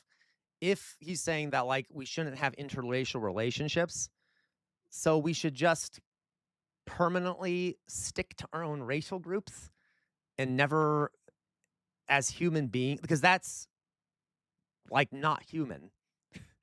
That is basically saying we're separate species, because that's the definition of a species, is that it doesn't breed with, it only breeds with its own species, right? But we're not. We're humans, and human beings are all humans. So just perpetually, no one should ever. Okay, I don't know. But I get the point about the media thing. I do. I get that point very much, right? Okay. So, guys, it's my goal. Like, I would love in the future. Okay, if you, I don't agree with zero interrelation, but I want to see the end of ranking system of blackness when mixing happens. I completely agree, Jonas. But isn't that what he's doing, Jonas? That's my issue. He is ranking the mixing. He's saying that if you're not fully what he calls fully black, then you're not black. That's ranking, right? And he even said that his kid's skin and hair is superior, and I have no problem with that because people say that about themselves all the time. Okay, but then that implies that people who aren't as dark as his kids or don't have the same hair as his kids are somehow, and that are still black, are somehow less than his kids. Like, so okay, but okay, that's fine. It's whatever, I guess. I maybe I'm misunderstanding something. Okay, all right, so let's go on. In the end, guys, I want to point out that none of this is really relevant. We still live in a white supremacist society. This guy's views on race are not dominant. The white supremacist views are dominant, and that's the real danger. Okay, it's still a white supremacist society, and white racism, the racism of white people against black people, is what the problem is. I want to be clear about that. Okay, so I know we're talking a lot about this. But in the end, it's kind of an irrelevant argument, okay? We need to dismantle white supremacy, okay? And if we do dismantle white supremacy, then we will be able to, these problems won't be an issue anymore, all right? The USA lets you choose one tribal affiliation. If you are half Cherokee and half Choctaw, you have to pick one, and they are no longer considered the other. Yeah, Ponder Monkey, because it's like forcing people to fit into these fake categories. A Laquabwa, not to bring up a song, that's okay. But he's usually considered white until someone wants to assert his lower status. Yeah. And the racial hierarchy, yep, and then he's Muslim to people. Since race is made up, it allows people to just pick and choose reasons to prejudice against people. Yep, it is, okay? It literally just pick and choose. So we need to dismantle that system. Fascists love lists. Yes, they do, okay? Well, there is an idea of black erasure. I'd rather keep them as an underclass. I'm sorry. Some means I need to go back. It was scrolled down, so I started reading it, and then it scrolled down. There we go. Some dumb beats.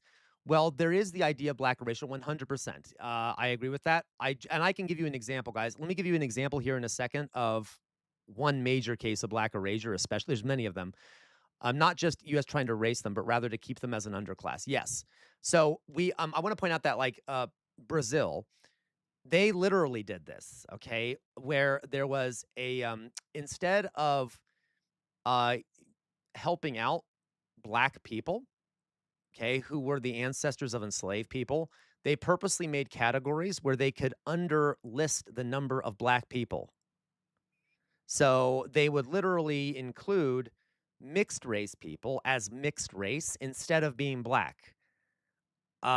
People who were not that dark skinned would be included as mixed race, which then they would then be able to say which would then limit the number of benefits they had to give out as reparations to the people who were descended from black folks, from African slaves. So my point being is that, like, in some ways, black erasure can be where you do not include mixed race people in the equation.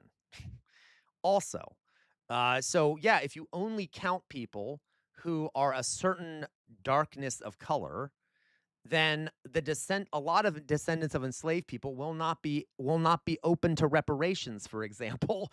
There are like there are multiple ways to look at this.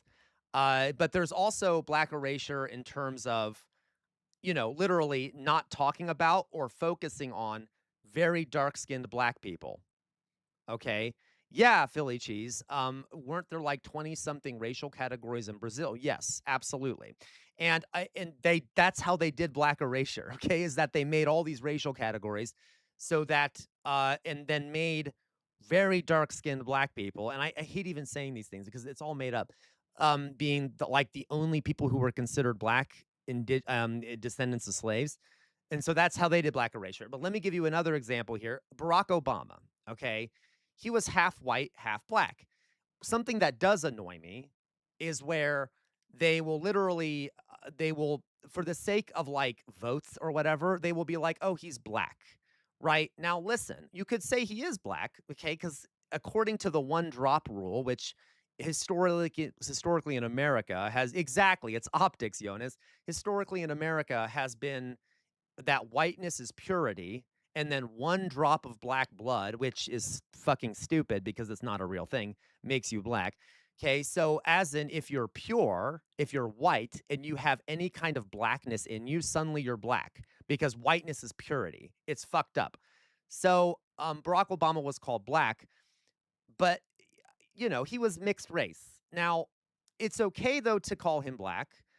I'm just saying, do we see how that might make people more comfortable with him? Because lighter skin, he's not as black as the blackest black person. Like, okay, this all sounds gross. But like, it might make some white people more comfortable, but it also appeals to black folks. So I don't like how race is used in that way. I think he should be counted as black. But when you do that, just because you're trying to make political points, it's kind of gross. Yeah, no, some dumb beats. You're kind of right there. Lots of fucking incest amongst white folks. Okay, kind of, not really. Okay. It is. Le Yeah, Ponder Monkey.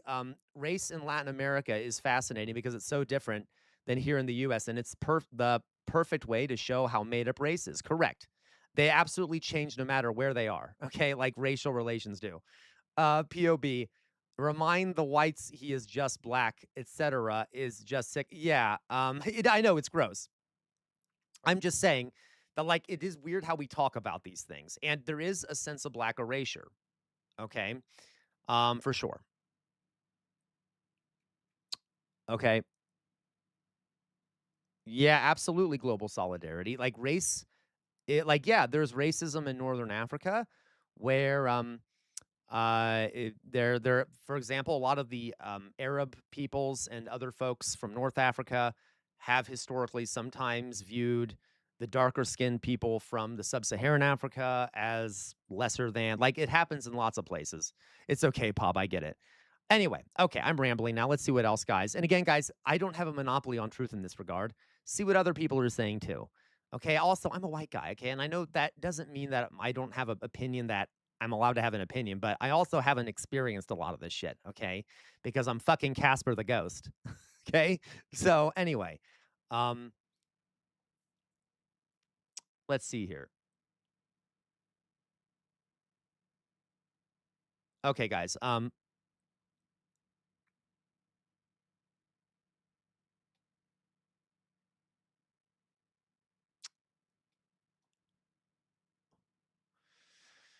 All right. So let's You know what?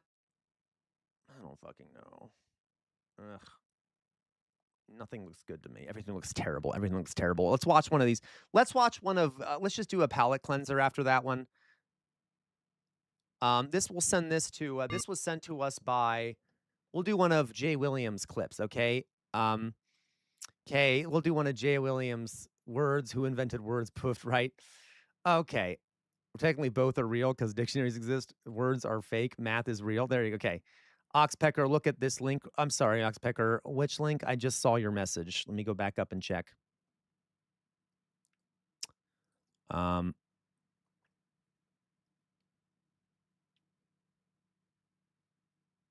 Where'd it go? Where'd it go? Hey, Oxpecker, I don't see the... Oh, there it is. Okay, let's real fast. Let's watch what Oxpecker sent. It should be short. This is called... But you're my new Miracle podcast. Okay, let's see what this is. This is sent to us by Oxpecker. I have no idea what it is. I do not hold... okay, see here. Also, the pure idea is silly because it's like mixing all right. Oh, I know. Trust me, some beats. The idea of like the one drop rule in America is moronic. Okay, it's really fucking stupid. But that's what people believe for the longest time, and it's still kind of embedded in the culture. It's really stupid, obviously, okay? But it's bullshit, right?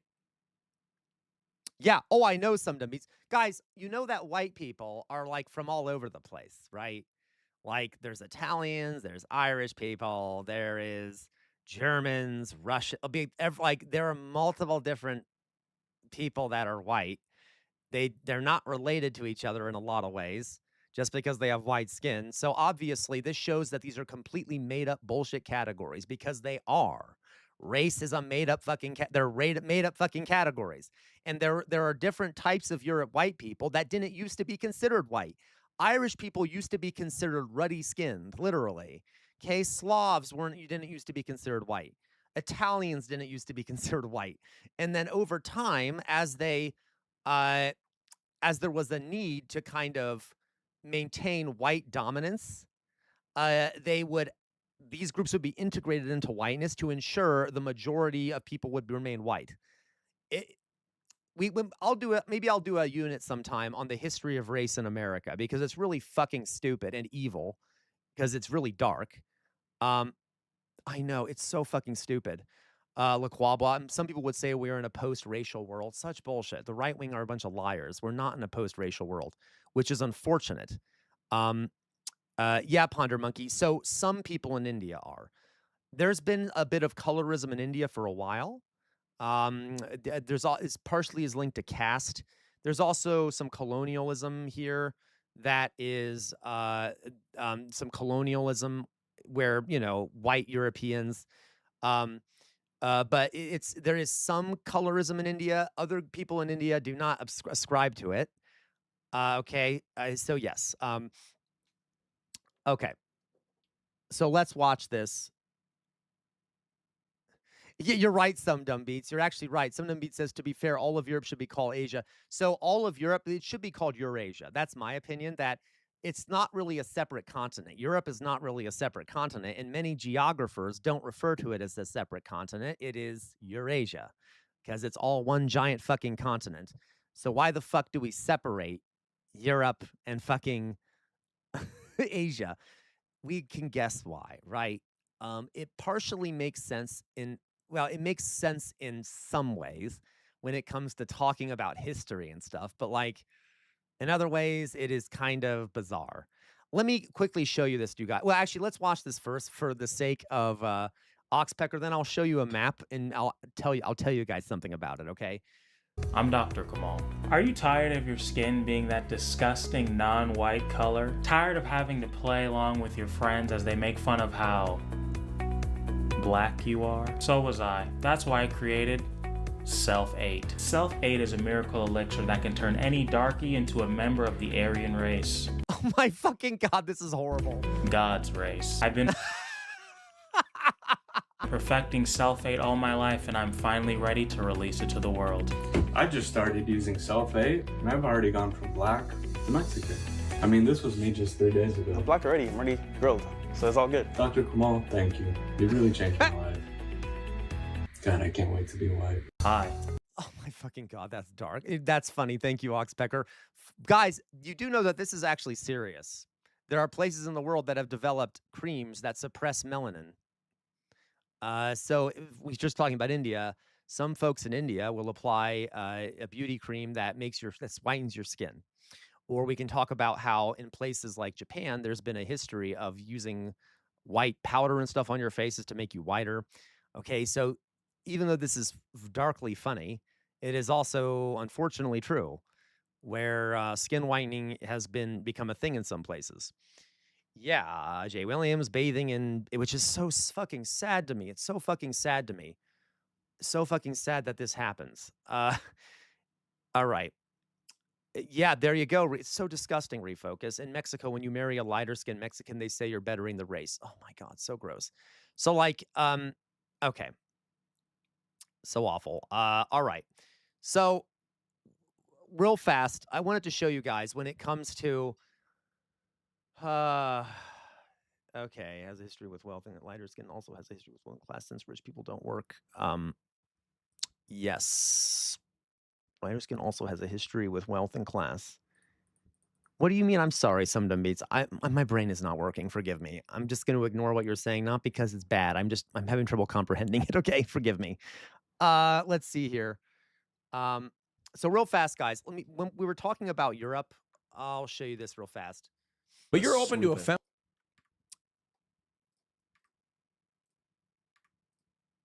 Hi. Shut up. Okay, wow. Don't clip that. Don't clip me telling a black man to shut up. Okay, forget. No one clip that. No one clip that. I'm trying to get out of this. But you're open to quiet. Sorry. Well, he's gay. I can tell him to shut up because I'm gay too. Let's see here. Why can't I get out of this screen? Why won't it let me get out of this screen? Why won't it let me get out of it? What the fuck did I do wrong, folks? Why won't it let me get out of this screen? What did I do wrong? Whatever, it's fine. Okay. So literally, why can't I get out? I'm going to lose my fucking mind. Where'd the top of it go? Where'd the X go? Where'd the corner thing go where I can X out of it, guys? I'm an idiot. Someone tell me. Where is the, how do I get the X in the corner so I can X out of this? Oh, there it is. Never mind. I found it. Love you all. You're the best. Okay. So let's watch this real fast. Quiet. I figured it out. I figured it out. Ignore me. So let's do here a map. Okay. Map. Map. Shh. Okay. Map of the world. Let's get Argenticle, you're an angel. Okay. Yeah, thank you. Argenticle was nice and actually helps me because I'm a boomer, basically. Okay. I'm not literally a boomer. Don't hate me that much. So if I were to show you guys a map of the world, like a traditional map of the world, what is right in the fucking center of the map?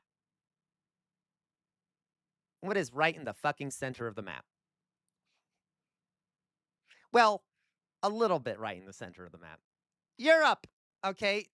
The Mediterranean, really. And I guess technically it's Africa, right? But it's Europe.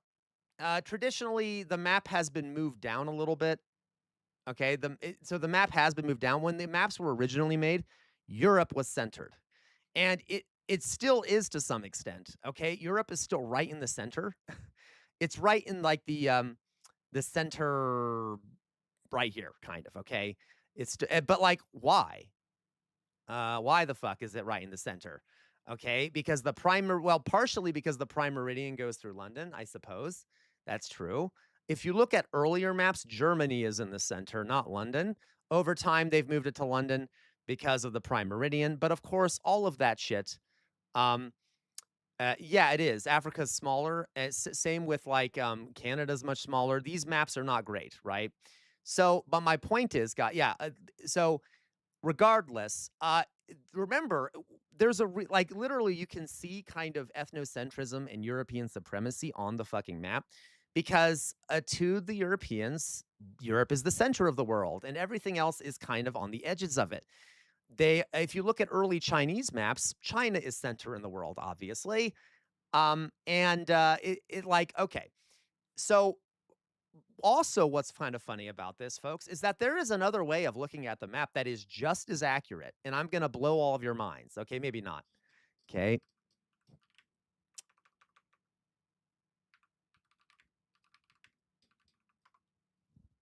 Here we go. This is just as accurate as a map of the one that I just showed you. In space, there are no ups and downs. In space, nothing is up and nothing is down. Okay? Literally, this is like just as accurate as the other fucking map. But because Europe needs to be fucking center, literally, Europe needs to be center. Europe is it's better. You can center Europe better if it's turned up the other way around. Okay, if it's turned the other way around, Europe is centered better. This makes Africa look a little too centered, doesn't it? Africa's a little too in the center. So like, literally, this is just as accurate. And look, it even says upside down. No, it's not. It's just fucking the way the world is. Okay. As a matter of fact, I never did this because I couldn't deal with it this way. Okay, I couldn't deal with it. But I had one of the teachers I was a friend to. That was a friend of mine. She, in her classroom, she literally had this as the world map, and it drove me crazy because I have been acculturated into it, accepting it the other way. But it made a really good point, right? What is underneath the map? Nothing. This is the whole map. This is the map of the world. Okay, so yeah, but like it's just as accurate. But we don't like looking at a map like this because Europeans were the ones who made the first kind of global maps, and they centered Europe, and therefore the map is up right side up with Europe near the top. Okay, so like interesting, like even in the maps of the world, you have these kind of biases, right? Right. So okay, just an interesting thought there. That's why I always preferred globes, because globes don't have this biasy in them.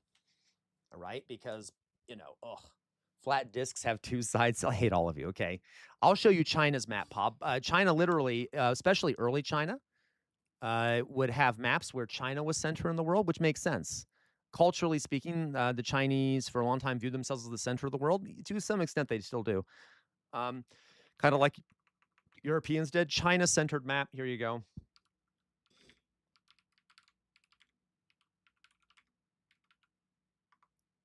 All right. So in a lot of like Chinese classrooms, you will see this. Okay, something like this. Right. Where China's in the center. Okay. Boop. All right. See here. Is there an ice wall? Hilarious. Okay. No ice wall. All right.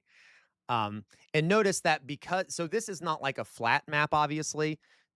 But notice how in this kind of curve map, I forget the name of this type of map, the edges of the map are much more curved, so they look even more fringed. Okay, they look like it looks like the real outline of the world. Like the outline parts are just the fringe that are kind of contorted and stuff. Yeah, minus Australia, because Australia isn't real. Hilarious. Okay. So anyway, that's just an interesting note. Maps are interesting to me. I'm kind of a nerd about maps sometimes. Maps are great. Okay. So where's the firmament? It should look like a flat donut, to be honest. Yeah, okay. There's nothing good. Yeah, it's always limited to use 2D, right? For a map. It's literally like taking an orange peel, taking the peel off an orange and then trying to flatten it out. You're going to get a bunch of cracks and shit, right? You're going to get a bunch of cracks and shit. Who drew the first maps? We have no idea, Pob. Maps have been around for a very long time. Early on in history, maps were very secretive. It was some of the most valuable intelligence a government or a king or a noble would have are their maps. And they would be kept secret because that's what you would use to move around your militaries with and to understand where to move troops and stuff. So you would never want an enemy to see your maps, and you would never want your enemy to know what maps you had of their lands and stuff. So like literally maps were kept hidden. Accurate maps were from the average person for a very long time because they were vital military intelligence. Okay, yeah, Pob. Okay, Le Quavois, the more accurate maps are like cut up. I don't know how to explain it. Yeah, I'll show you. So guys, I forget what the name. There's the Mercator projection, which are the ones we just saw on the Mercator projection maps. Okay, these are the flat ones that are where, because you're flattening out the planet, the upper, maps were also very valuable, Gwen. The upper hemisphere things are much larger and they distort it. So look how big Greenland is. Greenland is not that big. Same thing with Antarctica. Antarctica is tiny. I mean, it's not tiny, but it's much smaller than it is shown here, okay? So this is distorting Antarctica, distorting the North, all right? So, oh, thank you, LaQual. I can never remember. I can never remember what these things are called. I used to teach this, but it's been so long. Good, homo... Okay, yes. So this is what I meant by, guys, if you were to take the globe and flatten it out like an orange peel, this is probably the most accurate 2D map projection, but it's kind of fucked up. So this is probably the most accurate 2D map projection because it has been flattened down like an orange peel. And so all of a lot of the land and stuff is pretty scale and accurate. All right, it's pretty well scaled and accurate in terms of size. But you notice that there's these big slices in here. So right here is connected to right here. So like it's kind of fucked up. But this would be like the most accurate 2D projection. Okay, but you have to cut it up like this. Okay, and you notice how like even over here, yeah, Africa is a really big continent. Africa is a massive continent. It is the second largest continent. Africa is huge, huge. All right, now this might not even be that best of one because, well, let me show you here. You can see how it's distorted somewhat. Okay, look how distorted some of these lines are and stuff, but it's still much more accurate than other ones, right? So the north looks a little bit smaller, maybe.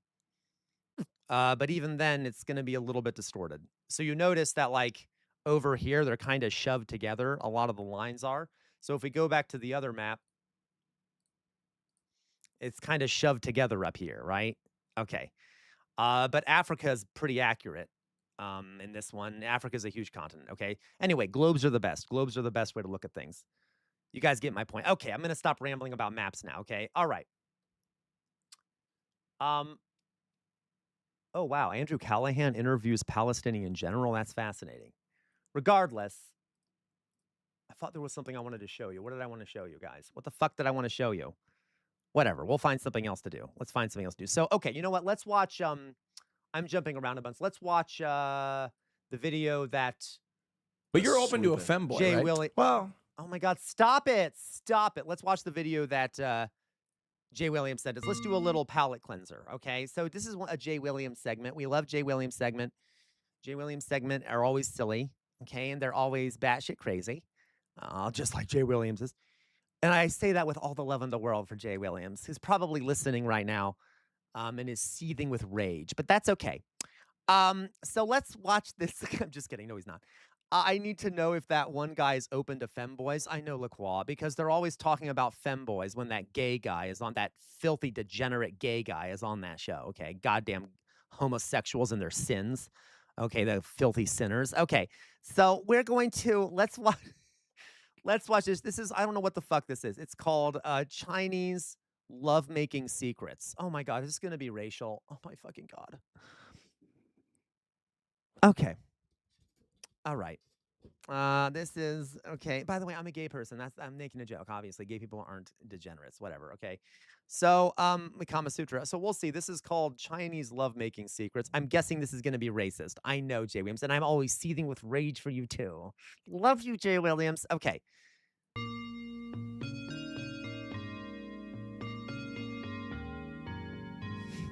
Cup your testicles. Okay. Wait a minute. I'm sorry. I got to go back. What? Cup your testicles with your left. Wait, what did it say at the beginning? Cup your testicles with your left hand, completely covering them. Do not squeeze too hard. With your right hand, massage the stomach in a clockwise motion. No, Ponder Monkey, we're not all doing this. And if you are, I don't want to fucking know about it. You understand me? I do not want to know if you're following along at home. Okay? 81 times. The training that you were looking at is called Shisui, or bone marrow washing. This training is Taoist in origin and was taught to my teacher, Master Cha Chang Hung, over 65 years ago. What the fuck is happening in this video? What the fuck is happening? What is this? What is happening underneath this guy's body? I have no idea what's going on here, literally. Is he churning butter? What is happening? James McNeil is demonstrating genital weightlifting. Oh, I got it. He's like, I don't fucking know Philly cheese. They're racist. They have no, it's just racist bullshit, okay? So he's holding weights with his genitals. No, thank you. You're right. This is Korean. What the fuck? It isn't even, okay. He is lifting approximately 200 pounds. I am demonstrating the woman's genital weightlifting, and I am lifting approximately 10 pounds. Genital weightlifting is only a small but important... Guys, don't do that. I feel like that's not safe. I feel like that's not safe. Don't attach large numbers of weights to your genitals. I feel like Mayflower Kid, we need a doctor's advice. Do you recommend not doing this, Mayflower Kid? I mean, I know it's not official doctor's advice, but if you were speaking like just in passing, what's your opinion, Mayflower Kid? Because I know you can't offer real doctor's advice, but I'm guessing we shouldn't be lifting weights with our genitals. Am I right about that? Probably not the best idea. I'm just guessing. Part of Shui training. Shui training? That's it? That was all it was? Okay, I'm going to go have a nightmare now. We'll watch... Oh, God, there's another one. Oh, my God. Okay, we're going to watch this other one. This is the next one. Chinese lovemaking secrets, too. This is such racist bullshit. Okay, whatever.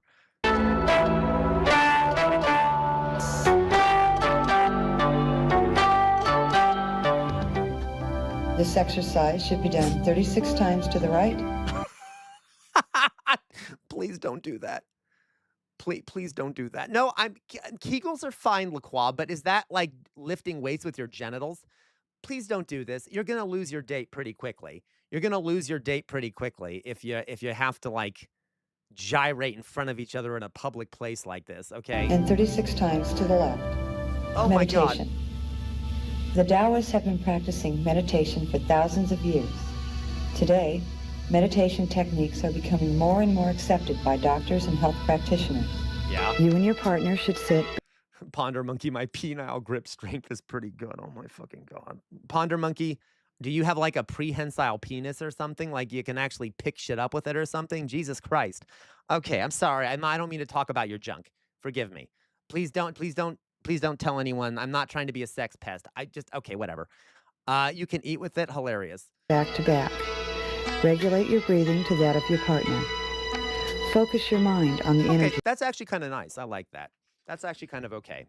If you need to be like, if you need to get the mood straight, you need people to relax and kind of get in tune with each other. Yeah, sit back to back and meditate together. It kind of sounds boring to me, but hey, do what you want, right? That's kind of nice. I like that. Of each other. Let your mind feel the energy as chi flows through the microcosmic organ. Oh, that's not chi, I'll tell you what. That's not chi that's flowing. Anyway, Mellow Munchies, are the straights okay? Mellow Munchies, you know the answer to that question, and it's always no. From you to your partner, and from your partner back to you. By absorbing the yin and yang from each other, one is able to nourish the energy of self. Okay. By nourishing sexual energy through sexual meditation, good health and longevity is maintained.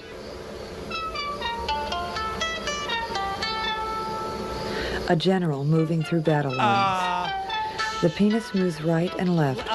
This is making me uncomfortable. What is happening? Strong and deep penetration sideways using only the pelvic. Absorb my yin into your yang, right? To thrust. Sir, this is a Wendy's. Couples should experiment with various right and left thrusts. A wild horse leaping over a mountain river. The penis moves up and down deeply using strong movements. Mayflower Kid's here. Mayflower Kid. Mayflower Kid. We're not seeking medical advice, but generally, if we were talking like friends, would you say it's not a good idea to lift weights with your genitals? I eagerly await your answer. This style is well suited for the position of the monkey springs. A snake in winter. The penis penetrates deeply using slow movements and withdraws slowly. Am I allowed to like even show this? This is getting dark. This provides slow but deep penetration. Yeah, asking for a friend, right? This is becoming very dark. Yeah, there you go, LaQual. Your advice is to not do any of this in public. Okay. This style is often used when practicing the position of the tortoise mounts. Wait, guys, I'm sorry. This literally looks like he looks like all these things are the same. It doesn't look like there's any difference between any of the positions he's doing.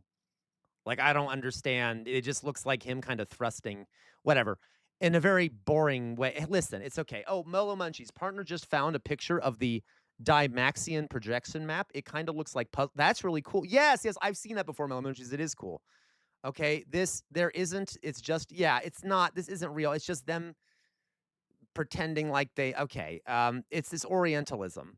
This is like Orientalism, okay? This is like, look at this mystical ancient Chinese practice, whatever. A frightened mouse running through a hole. The penis penetrates quickly and withdraws quickly. The movements are strong and quick. Even though the penetrations are done quickly. I'm getting uncomfortable. I'm sorry. I feel like a Puritan watching this. I'm like, oh, because like looks like he's getting aroused, and it's kind of weird. A man must remember not to stab at the woman's vagina. A hawk seizing its prey. The penis moves in an erratic manner inside the woman's vagina. This style does not have any set patterns to its movements. However, each thrust should be different than the preceding one. This is really disturbing. Some dumb beats, I hate you, some dumb beats. Some dumb beats say, why are they showing all my dope dance moves? Oh my God, some beats. Well, you know what?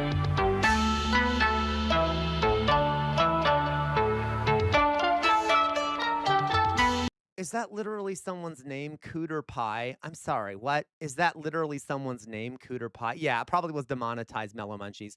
At this point, are we surprised? I always get demonetized. It's fine. So, like, it's okay. But, all right. So it's okay, though. We're fine. Yeah, sorry, guys. Listen, guys, is that someone's name? Was this episode written by Cooter Pie? Okay, so like a Cooter Pie, yes. Okay, so gross. Pure educational content. Listen, guys, it's over with. I apologize. Right? I hope you're gonna change your name to Cooter Pie. Okay, hilarious. We you know what? Listen, we got through it together. And really, wasn't it about the journey and not the destination? Okay, it was all about the journey and not the destination. Okay. Anyway, so let's go on. Okay, that's fine. Let's find something else to watch real fast. Okay. Again, guys, I repeat, not in a propagandistic way at all. It's about the journey and not the destination. All right.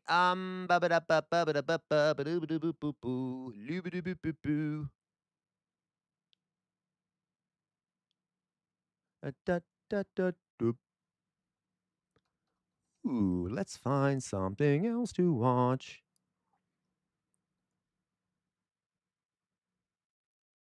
Oh my God, a Kmart training video? Sweet Jesus.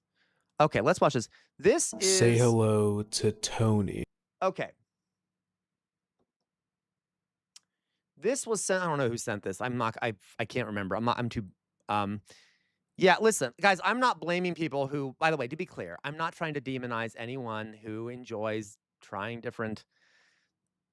Like, I'm not trying to shame people of any... who try any kind of sexual whatever, okay? It was just kind of weird to watch. Okay, listen, I no problem with that. Do what you need to do. Have a great time. Okay, enjoy yourselves. Be safe. Have fun. Okay, so Jay Williams, and you know what? Maybe they had a grand old time. I'm just saying. It was what was weird about it was the mix of like the Orientalism kind of racist kind of shit with the okay. Jonas said you were slut shaming me last night. No, come on, Jonas. If I call you a slut and you are a slut, it's not slut shaming. What do you mean? Anyway, I am shaming people that compare. That's fair, LaQuabois. Sam can't say kink. That's what it was, kink shaming. There you go. But it's not really kink, is it? It's just kind of, maybe it is kink, I guess. Whatever, it's fine. Okay, so guys, let's watch this. I exist to torment you. I know you do, Jay Williams. Okay, so let's go on here. This was sent to us by Jay Williams. I think Jay Williams just told me that. Okay, and this is not, it's not like one of his regular videos.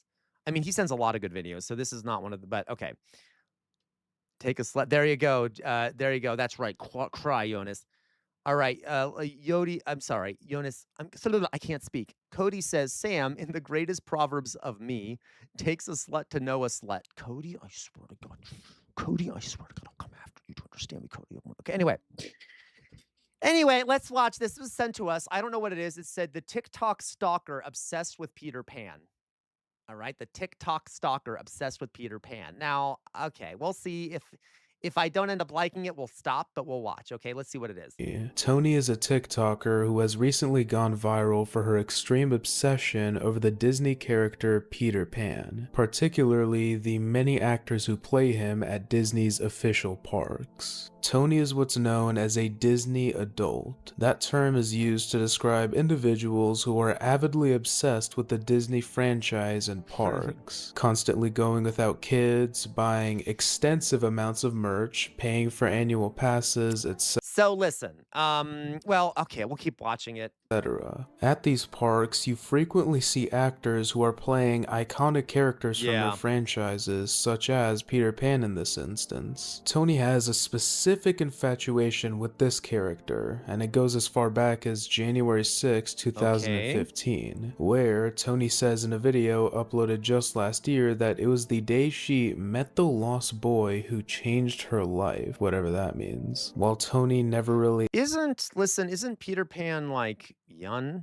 Yeah, thank you, Cody. That's what I was about to ask. Also, side note, Peter Pan is a child. Yeah, I thought so. elaborated on what she meant explicitly, it does appear to be some kind of romantic attraction. The first instance of this was in a TikTok posted on November 11th, 2025, which is captioned, "My first love was indeed a lost boy." This point is further accentuated by a video uploaded on May 11th, 2020. The caption reads, "I'm in love with this green bean," and the name of the audio she used is literally called "I'm in love with you." So listen, we'll watch this, but this might be a mental health thing. I gotta tell you, like, this is kind of, I'm kind of feel bad for her. She's clearly going through something. Yeah. So I'm just gonna point that out because I don't know where this is gonna go. Well as this, a TikTok user who goes by Delicious compiled a large amount of clips primarily from Tony's Instagram. Most of the clips in their video contain Tony making romantic passes or suggestions towards Peter Pan, all of which were shut down. What's worse is that she also hugs them multiple times in a very weird way, even though the actors are very clearly extremely uncomfortable. Yeah. This actor, he needs to, like, I don't know, he's being assaulted, kind of. To homecoming? Yeah. Well, I don't know. What is homecoming? You're coming home to something, so I would be going home with you. Where's your home? Ew, oh my God, she's asking to go home? All right, it's kind of strange. Okay. You gonna dance? Yeah. Oh, I can't dance. We're best friends, but we're not gonna be anything more than that, so don't get any ideas. Oh, darling, don't you ever... No. No. No. You can have Aaron. Oh, okay. It's like friends that are not as much. I don't like them. Yeah.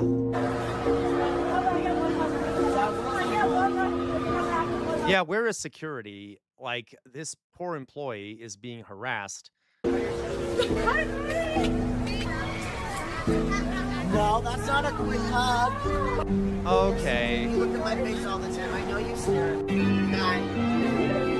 Yeah, this is okay. Over the next 6 or so years, Tony would consistently visit Disney World primarily for Peter Pan. I'm not exaggerating when I say the volume of her visits, especially over time, is very concerning. She never slowed down or stopped, even when they rotated through different actors for the character. This all accumulated in a TikTok uploaded on July 31st, 2026. This video absolutely blew up, having 2.6 million likes as of of the time of me recording and over 30 million views. When watching the video, it's easy to see why it went viral and started the controversy. So these are different actors, aren't they? The They're not actor all was the same visibly uncomfortable, and honestly, he looked very tired of her. Bye.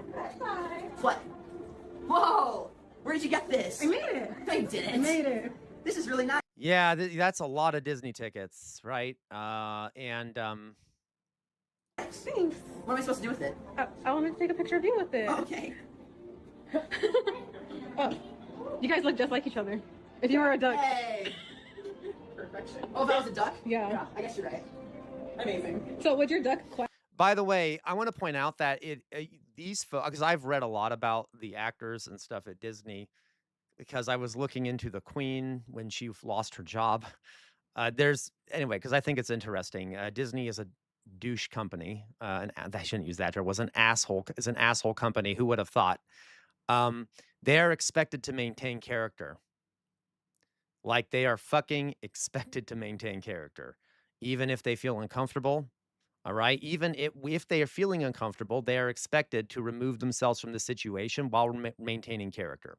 So, like, you have to understand too, part of this is fear on the side of the employee who is uncomfortable, but also is kind of prohibited from setting a boundary in a real human way, because then they would have to break character, right? So what sort of safety precautions do actors have against people that treat them like this? So Le Quabois, a lot of the times they will have handlers with them that go with them around. But even then, the handlers can't do much unless, like it takes a lot, because Disney is very harsh to their employees, so they have to be very super careful. Or would it crow? Oh, it would definitely crow. It's not as good as me though. I know, Crawl, right? So I'm looking at you like that. Alright, I'll take pictures for me though. Did you give it to me? I'll take a picture of you with it. Oh, it's not me. It's not for me though. Do you want one? If you want it back, you could have just said so. You can have it. I can make another Yeah, one. and they're being recorded all the time too. Yeah. Sure? Yeah. Well, can I get it on video that I gave it to you? Oh boy. Whoa, it's just like you. It looks like you. Oh yeah. This is great. Hey, leave him alone. Okay, we get it. Okay. Leave him alone. Is that what you wanted? Great. I'm not a pirate. Now what? Now you're gonna take a picture with her. Okay. But it should also point out, guy, again, I know I feel bad for the employee. Absolutely. There might be something going on with her, but Disney enables this shit, right? Okay. Anyway. Oh. What did I get? Oh, you want another prize? Do you still have the leave? I do. I really do, actually. Does she have the leave? Yeah, she really does. You weren't even there. I saw the video. I'm her number one fan. Told her the day it happened. Huh? I literally told her the same day it happened. Oh, okay. Let's find you something different then. I told you the same gift to me once. Well, now what? You have your prizes. I have my prize. Now we'll see you next week, right? Mm-hmm. Cross my heart as a lost boy honor. I will take care of my ducks. Yeah, the friend is enabling it too, Louise. Sounds great. Yeah, it looks like this guy doesn't have a handler. Normally they have a handler or someone who goes around with them to keep them safe. I can show you another video of like a handler, but thank you, Peter. You're welcome. We love you. I know. Oh. See you later. Okay, sounds great. I know. Oh my God, he's scared. I can hear it in his voice. He See you later. feels weirded out. Another clip, seemingly taken on the next day, went viral as well, and he looks way more uncomfortable in this Oh, hey, one. Dolly Boy. Great job. You have a 235 stream streak. Hello, Dolly Boy. How are you doing? Well done. No. What? So why are you looking at me like that? What did I do? Nothing. You're already dressed like pumpkins? Yeah, it's summer league. Le Quabois, not allowing the employees to be able to assert their personal boundaries creates permission structure. Absolutely, Le Quabois. And they're allowed to assert like a boundary, but they have to stay in character, which makes it hard because you're trying to play along. I mean, people will think you're still playing along. So thank you, Shanna Cranky Pants. Thank you, right? Isn't the most... Yeah, that's totally most customer service roles, right? Like this is what they have to do. And what is I forget what the Disney is really good at corporate propaganda. So you're not an employee at Disney, you're a cast member. They don't call their employees employees, they're cast members. And the idea is if you're in the park, you are on stage. It doesn't matter what your position is. It doesn't matter if you are in a concession stand. It doesn't matter. You are on stage and you need to act the part. And if you don't you can only not act the part when you're behind the scenes. Okay? So like yeah, if you're being like harassed or assaulted, you still need to act the part while you assert your boundaries and shit. That's not a real thing. We love Halloween so much. Yeah, AMA Gaming. I think I saw a video of the actor who played Gaston tell a lady who kept getting handsy with him that she needs to leave, and I think they kicked her out. Yeah, yeah. So I mean that can happen, AMA, but Disney makes it really hard. Okay, like unless you're like directly assaulting someone, like if you're grabbing someone's body, like their genitals and stuff, yeah, you can break character. But my point is like this still allows people to harass them constantly and things like that. Guys, revolt. This lady claimed to be a Peter Pan fan. Yet she doesn't even know Peter Pan is not a lost boy. That's fair, Crawl. I don't even know. Okay. We celebrate it twice a year. But if you celebrate it all the time, it's not special. You should try it. No. Think about this. Like, okay, carving pumpkins, but instead you carve watermelon. Why would you do that? It's fun. Do you put a candle in the watermelon too? Sure. What do you want? I guess watermelons are tastier than pumpkins. Exactly. That is true. But you can't make watermelon pie. And then if you want to be like, give me 2 things a year. I can be 2 things a year instead of just 1. Yeah. Why? It's fun. What do you want 2 Christmases? Okay. Yeah, I guess I would. Okay, Christmas in July, yeah. That's a thing? Yeah. I need to go to the mainland more often. After the virality of this clip, people began searching through not only her accounts, but others as well. And let me tell you, the rabbit hole is much deeper than it appears. Firstly, there are tons of clips in recent times where not Why does only she keep bringing him gifts and shit? Doug, I had a Disney adult keep me on the phone almost an hour past the time of close. Oh my God, Doug. Okay. Actors seem irritated and uncomfortable, but Toni herself seems to be creepy as well. One example is this clip where Toni was literally waiting for Peter Pan to show up and hussed him down while he skipped away. He's very bright. Like me. It's always a good morning when you see the green leaves. Hi. Cool outfit. Can I have one? Oh my God. Of this. Whoa, look at that. You made it yourself, huh? Yeah. I thought they would give you one last time, remember? Like, yeah, this is kind of psychotic. That's all I brought. For me? Yeah, really? That's all I have too. That's all I have to get. Thanks. I was waiting to see you. It's been a while. What's worse is this clip I'm about to play. Okay. As a Disney adult, no, fuck you, I'm not a fucking Disney adult. I do not like Disney, okay? Listen, there's some good Disney movies, I guess, but I'm not a fan of Disney at all, okay? Listen, guys, there are some people who really like Disney. I get it. It's okay. I'm not going to blame people who like Disney a lot. No, I hated it, Chairman Bart. I did not. I watched the new Spider-Man movie, but it was not a thing for me. I found it deeply boring. Deeply fucking boring. But that's okay. Anyway, yeah. Toni hawks down Peter Pan multiple times, which seemingly caused him to make up a story to get her away from him. Can we go on the ride here? Sure, go ahead. I don't want to go on the ride with you. Peter, what are you talking about? Jeez. Still is. Okay, here's the deal. You have to go find some treasure. And then when you find it, you have to bring it back to me, and then we're gonna go bury it. Okay. Is it a deal? Yeah. Pinky swear? Pinky swear. See, he has to stay in character. Unless she's directly assaulting him, he has to stay in fucking character. Okay? Good. I'll see you later, okay? Okay. Yeah, Bye, it is Peter. Philly cheese. Bye, Peter. Besides the clips she posted herself, people started finding her in other people's videos. A good example is this one where Peter Pan is talking to a kid, uploaded by an unrelated Why is she videotaping other kids interacting with him? This is so weird. individual on TikTok, and in this video, Toni is clearly seen in the background staring Peter Pan down. As a result of this drama, an individual who actually played Peter Pan at these parks parks and seemingly interacted with Tony came out with a video. It was mostly about the issues surrounding how Disney park actors are treated and not necessarily about Tony herself. Hello everyone, I'm Joshua, and I used to be a character performer for Walt Disney World in Orlando, Florida. It recently came to my attention that there is this girl that's going viral, I think her name is Tony or something like that, who is obsessed with Peter Pan at Disney World. And he has beautiful eyes. Look at his eyes. Be best friends with Peter Pan. If you don't know what I'm saying, I'm going to include pictures of my best friend. Now, the matter at hand. Back to the obsession with Peter Pan.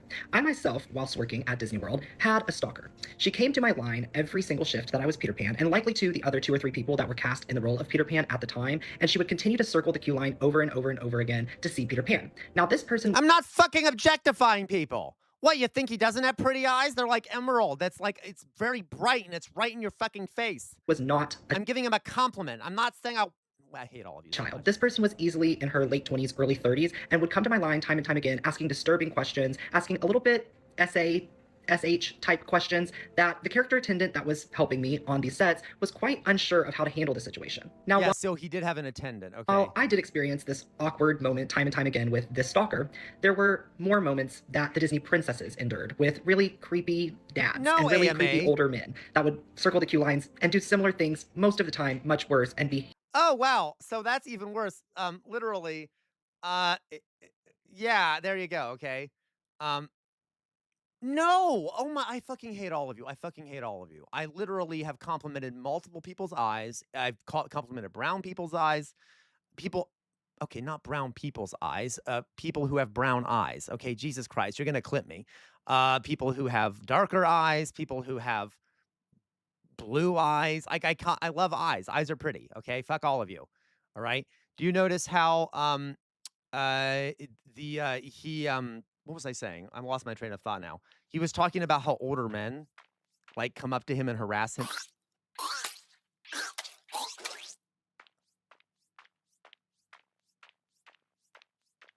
Oh my fucking God, AMA Gaming. I swear to fucking God, AMA Gaming. You did that on fucking purpose, didn't you? You did that on fucking purpose. Okay. Okay, moving on. All right. He was saying the Disney princesses. Oh, so they would come up and harass the Disney princesses. Isn't that disgusting? Okay, like, because you're viewed as an object, kind of. You're viewed as like this toy that people can play with because you're like a fictional character. Handsy with the princesses on cast at Disney. Gross. Now, I'm not going to outright say that I blame Disney for these instances, as they couldn't control what the guests were going to act like once they were in the park. However, I do think Disney needs to pay more attention to how the character performers are being treated when they're on set. There also would be times when different guests would just— See, on set. He even used the phrase when they're on set because it's supposed to be a stage. Ask inappropriate questions or questions that included cuss words or ugly language. And I think when you're there as the character performer, it's really hard to mitigate these types of situations and learn how to steer in the other direction when dealing with these things, because obviously Disney is a place that was catered towards children to begin with. So this type of language is never going to be appropriate to use, even as an adult. And obviously, yes, all the character performers are also adults, but it's hard for us to figure out how to mitigate that situation. And I know that all character performers would really appreciate it if we use our common sense skills to be nice. So next time you're there, if you're an adult and you want to meet a character, just remember to be respectful and kind to the performer. And don't be a Tony. Tony would then post a video with another creator who goes by Matthew Desmond, and this Matthew individual— It might also be that she's just trying to milk. It might be that she's trying to milk the content. I mean, she already was, but there have been other people who have formed good relationships with characters that actually work together, and so maybe she doesn't realize that. Okay, which is stupid. Yeah. Okay, I don't know what the fuck. Yeah, those weird glasses he has on. I just don't understand it. I don't get it. I don't fucking get it. Okay. I'm sorry, I'm just trying to go through. I feel like I missed some comments here. Let me go through here and see if I did. Did I miss any comments? Okay, there we go. Would actually come out in full support of her in a video uploaded on August 15th. If this archway behind me looks familiar to you at all, then you've probably fallen down the Peter Pan girl side of the internet recently. Let's talk about it, because the story's actually much crazier than people realize. First of all, the number one question I keep seeing people asking is Tony banned from Disneyland? And the answer to that is no. And anybody that's saying she is, I've seen different versions of this. She's permanently banned. She's banned for 2 weeks. All of those videos are lying to you for clicks. None of them are true. She is not banned from Disneyland. And No, Doug, what the fuck is that? You say, did you go over the video of the influencer describing male to female bottom surgery in Disney? No. What video? reason why she is not banned from Disneyland is because Tony hasn't done anything wrong. Now you're probably saying, but she's been stalking and harassing this guy for 10 years. And while it's true that she has been visiting Peter Pan, the character, not one specific actor, over the course of 10 years, this girl has posted... Okay, are you stupid? What do you think that their act? It's not really Peter Pan. Okay. Do you think that then, like, if you've been visiting the same character over 10 years, you're not going to be going back to the same fucking actor over and over and over again, or at least the same few actors? Like, what the fuck kind of excuse is that? 978 videos across 2 social media accounts, and let's just assume that none of them are doubles, which most of them are. That's still less than 2 videos a week, and not all of them are even with Peter Pan. And it's not like she's meeting the same Peter Pan actor every time or following one guy around. She is meeting the character. Now, honestly, I am super awkward at character interactions. I don't know how she does it, but she obviously plays along with the role very well, and the Peter Pan actors actually like her. There's this crazy misinformation circulating online that Peter Pan is trapped and he has to talk to her if she's there, if he's uncomfortable, and that is simply not true. Peter Pan has the option to exit stage at any time. He can go... He does. He literally does. He keeps running from her and she keeps following him. And no, he does not have freedom. He's an employee. That's the fucking thing. Capitalism is authoritarian. When you're an employee, you have to work within the confines of your employment contract, and they're very strict about it. So no, he doesn't have the freedom. You know what drives me crazy? So like, if anyone, if you're ever like in a cab, or like sometimes older folks will do this. If you have a waiter or a waitress or whatever it may be, okay, and you start asking them questions, or like sometimes older people will be like, hey, where are you from? If like the waiter or waitress has an accent they don't recognize, and don't do that, okay, unless they're openly talking about it before you ask. Because if they don't want to talk about it, are they really going to be able to just ignore you? Their paycheck is based off the tip you give them. Their paycheck is based off the review you give them. They're going to have to do the things, or at least they're going to have to be nice. So if they feel fucking uncomfortable, what do you think they're going to do? It's going to be hard for them to express that. So it is not a free relationship. It's like if you lived in the South during slavery, okay, and you walked up to an enslaved person, and as a white person, and you started asking them personal questions, and you're like, hey, if you don't want to answer these questions, that's fine, but here's some questions for you. Do you really think it's going to be fine if they don't answer the questions? Like, what do you think they're going to think? Yeah, Dolly Boy, the same with wearing a kilt. Always get the fucking, what do you wear under your kilt? You're so fucking stupid, Dolly Boy. LaQuabo, I've had to permanently trespass men stalking women coworkers at pizza places. Yeah. Okay. And like, and those women coworkers, it's also hard for them to set a firm boundary because they're employees and they have to be nice to customers. And even if they do, sometimes the men don't get the hint. It literally can affect it affects it can affect their paycheck. So you're not talking to people that are free. We always forget that. Employees are not free. So stop pressuring them to do things they don't want to do, because you don't know if they actually don't want to do it, okay? All right. He can get a handler. There are so many options that Peter Pan has if he is uncomfortable. The fact that he is leading her around the park should tell you that he is actually engaged in these interactions and participating in them willingly. But the crazy thing is, most of y'all haven't even watched the actual videos of her interacting with him. You've just seen the hate videos that accuse her of being this crazy stalker and harasser and are jumping on this bandwagon to dogpile and bully her. It's absolutely insane. The sad thing about this is that Tony is one of the sweetest people you ever meet, and she absolutely does not deserve the hate that she's been getting. The main thing I want to say about this, though, is that all the people who are saying that she got banned, or that Peter Pan got fired, or that she spent over $2 million in the parks, or that she does this because she's neurodivergent, all of these people are straight up lying to you for clicks and views, and they are making money off of... Yeah, LaCroix, exactly. It was hard for me to even, because I had to decide how bad the situation was. Because, yeah, that would happen to me, LaCroix, where you feel like maybe I should call the fucking police, okay? And I know we don't like police in here, but sometimes, guys, that's the only fucking option you have. So, like, if you, if you're working, this would happen to me as a teacher. There'd be time, not as a teacher, I'm sorry. When I worked at a group home as an employee, or when I worked at Barnes & Noble as a barista, there's times where it's like, should I call the police? But you're worried if you call the police over nothing that you're going to get in trouble, even if you feel threatened, or if like you're worried someone else is in danger. Because you're an employee, you're worried that your paycheck might be affected if you call the police for the wrong thing, which might put you in more danger. And then you don't know what the police are going to do because they're the fucking police. So what if you call them and they hurt someone else? Okay. So All right, it's your gullibility, you need to stop believing everything that you see on the internet. People are actively scrolling through 10 years worth of Tony's videos, commenting on almost every single one, and then have the audacity to call her a stalker. I guarantee you, those people. She is a stalker, and listen, she might have some sort of mental issue or psychiatric issue. And I want to point that out. I mentioned at the beginning of the video, there might be something mentally going on there. It almost seems like she's not picking up on the social cues she's being given. Maybe, I don't know, but like, yeah. But the fact that it's enabled to the point where she can do this is a problem. Spent more time in the past 2 weeks interacting and watching Tony's videos than Tony has spent with Peter Pan. Like, who is actually the stalker here? Now, at the beginning of this video, I did say the story gets crazier, and it does, because not only is Tony being bullied for something totally innocent, now she's getting threats, her husband is being contacted on Facebook, there's a petition to get her banned from Disneyland. Like, this insanity needs to stop. It's absolutely nuts how people are responding to a totally harmless interaction with the character at Disneyland. The really sad part about this is that so many of you have clearly lost your whimsy. If you could watch these harmless videos of this girl interacting with Peter Pan and having a good time and think, he's such a Disney adult. If you lost your whimsy, if you lost your whimsy. Okay. All right. Wow, she must be deranged. How dare she have fun with a character? A lot of people have also been attacking her for a video where she's leaning forward trying to kiss Peter Pan, where she is a minor in that video, first of all. So anybody who is circulating that to attack her is circulating a video of a minor to bully her. The crazy thing about that video is that it just proves that some of y'all have never even seen the movie Peter Pan, because that is a scene straight from the movie where Wendy leans forward and tries. Who cares if that's a scene from the movie? This is real life. This is fucking real life. Like, what are you talking about? Some people get so caught up in these fantasy lands that they forget what's real and not real. Yeah, Louise, hey, maybe her husband should dress up like Peter Pan. Okay, like, it doesn't matter. This is real fucking life. To kiss Peter, and obviously the Peter Pan actor participated in it, so he was clearly not uncomfortable.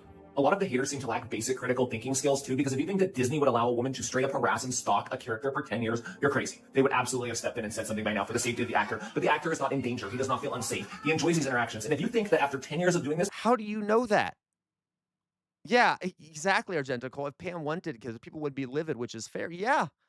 Okay, absolutely. Because, yeah, Argentical, like, give the guy a break. Jesus. That she's not friends with these actors IRL, you're crazy, because she actually knows them, and it's I nuts know, that she right, would assume Dolly Boy? otherwise. These guys actually like her. They enjoy her company. They enjoy talking to her. That's why Peter Pan No, they runs around and don't. finds gifts in her. Like, these interactions are so sweet and cute, and you'll have twisted it into something gross and disgusting and use it as an excuse to cyberbully a stranger, and the hate needs to stop. It's gross. I think it goes without saying, but I do completely disagree with this video. There are years worth of footage specifically of Tony's uncomfortable and boundary-pushing interactions with dozens of Peter Pan actors. Yes. And for them, it's not as easy as just saying they're uncomfortable and moving on. Disney park actors have extremely strict rules they must abide by, so much so that their treatment by park goers is becoming a fast-growing issue. I will also say that I don't agree at all with anyone threatening her or her family. Yeah, obviously I understand that it can be infuriating. Yeah, also, people need to fucking calm down and not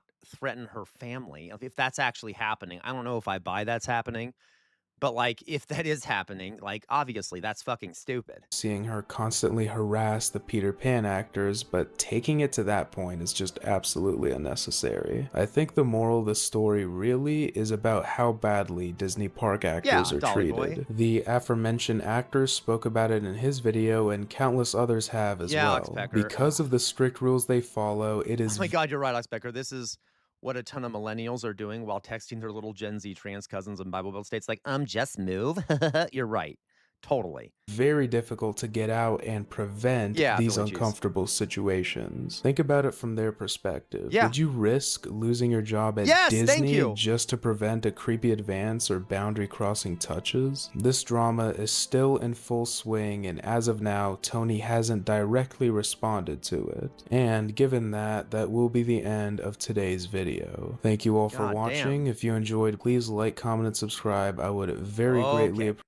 All right. You see here, Disney it's fine. I've been to Disney World. I've never been to Disneyland. When I was younger, I went to Disney World. I don't really have a desire to go back. I got to tell you, listen, there's nothing wrong with people who like going to Disney World, adults or whatever. It's fun, I guess. It's not my thing, but you know, you do you, I guess. Right. Anyway, so, okay. Can I yeah, I went to Disney World when I was 8. The lines, I can't even remember when I went. Okay, it was a while ago. Just realized that obviously Disney is a profit-seeking company, and there is Well, I don't want to go into this. Okay, never mind. I don't want to bash anyone's hobbies or anything. Okay. So let me find some. Let's thank you for that, Jay. Are you still here, Jay Williams? That was a good video. Thank you. Just be nice to people who are employed, right? All right. See here, same. It's weird. Yeah. Oh, hello, Xenocider Omega. Same. It's weird. Xenocider. What's that mean? Okay.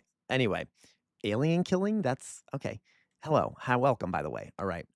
Message at the end of it, don't harass Disney employees. Yeah, don't harass any fucking employees. And remember, they're not free agents. They're not free agents. So their livelihoods are dependent on that. Okay. So let's see here what else we got here, folks.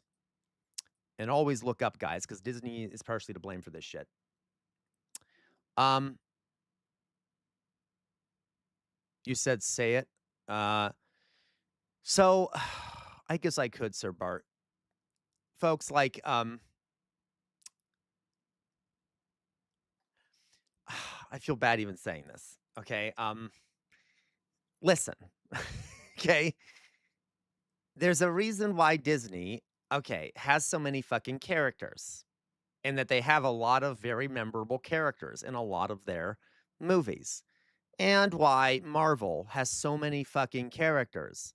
And why they have movies, okay, movies that are like Avengers and shit, or what are I don't fucking know what these movies are. The ones with like Thanos and shit, you know, the big fucking ones, for merchandising.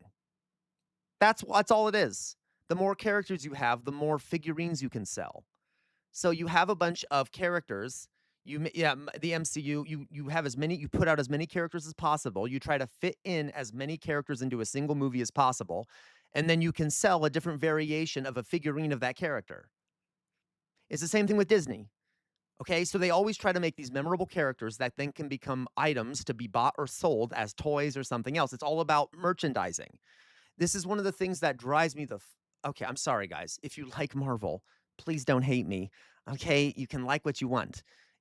Those characters are garbage. They're garbage. I'm sorry. Listen. There's a lot of like a lot of the comic books were better. I don't know. I've never read them. I've heard they're probably better, but like a lot of times those movies are just like, oh, and here's another fucking character. Oh, they're so superficial and have barely any development of character. But we can sell a fucking now we can sell a goddamn figurine. Okay. Okay. So like anyway, I'm just saying, listen, I'm not trying to be an asshole. But I just be aware that they want you, they're trying to convince you to buy this shit. Okay, they're trying to convince you to buy this shit. And it's not about making good shows. It is not about making like deep characters that are realistic or human. It's about entertaining you and then getting people to buy shit. Specifically children, getting children to buy shit or getting parents to buy children shit. Okay, anyway. Dally Boy Cult is the only home for the downtrodden. Through Dally Boy, we will persevere and succeed. For this is the only path to salvation. Oh my fucking God, Dolly Boy, I hate you so fucking much. Anyway, so yeah, no, guys, please don't get me wrong. There are some Marvel movies I've enjoyed. Okay, I'm not saying they're all awful. I'm just why I get frustrated about Marvel is how like people like salivate over it. And okay, anyway, never mind. I'll stop. And Disney and shit like that. Okay. All right. So, okay. They are brainless. They're like not, it's fun. They're fun to watch. They're fun to watch. I'm not saying that there's anything wrong with them. Enjoy what you want to enjoy. Okay. All right. So, I also, by the way, think they're really bad for people's body image because they're all like super muscular or super busty women and shit like that are all very thin or like, okay, never mind. I'll shut up. I'll stop. Okay. Let's go on here. Okay. Let's go down here. Moving on here. All right. So let's see what else we have.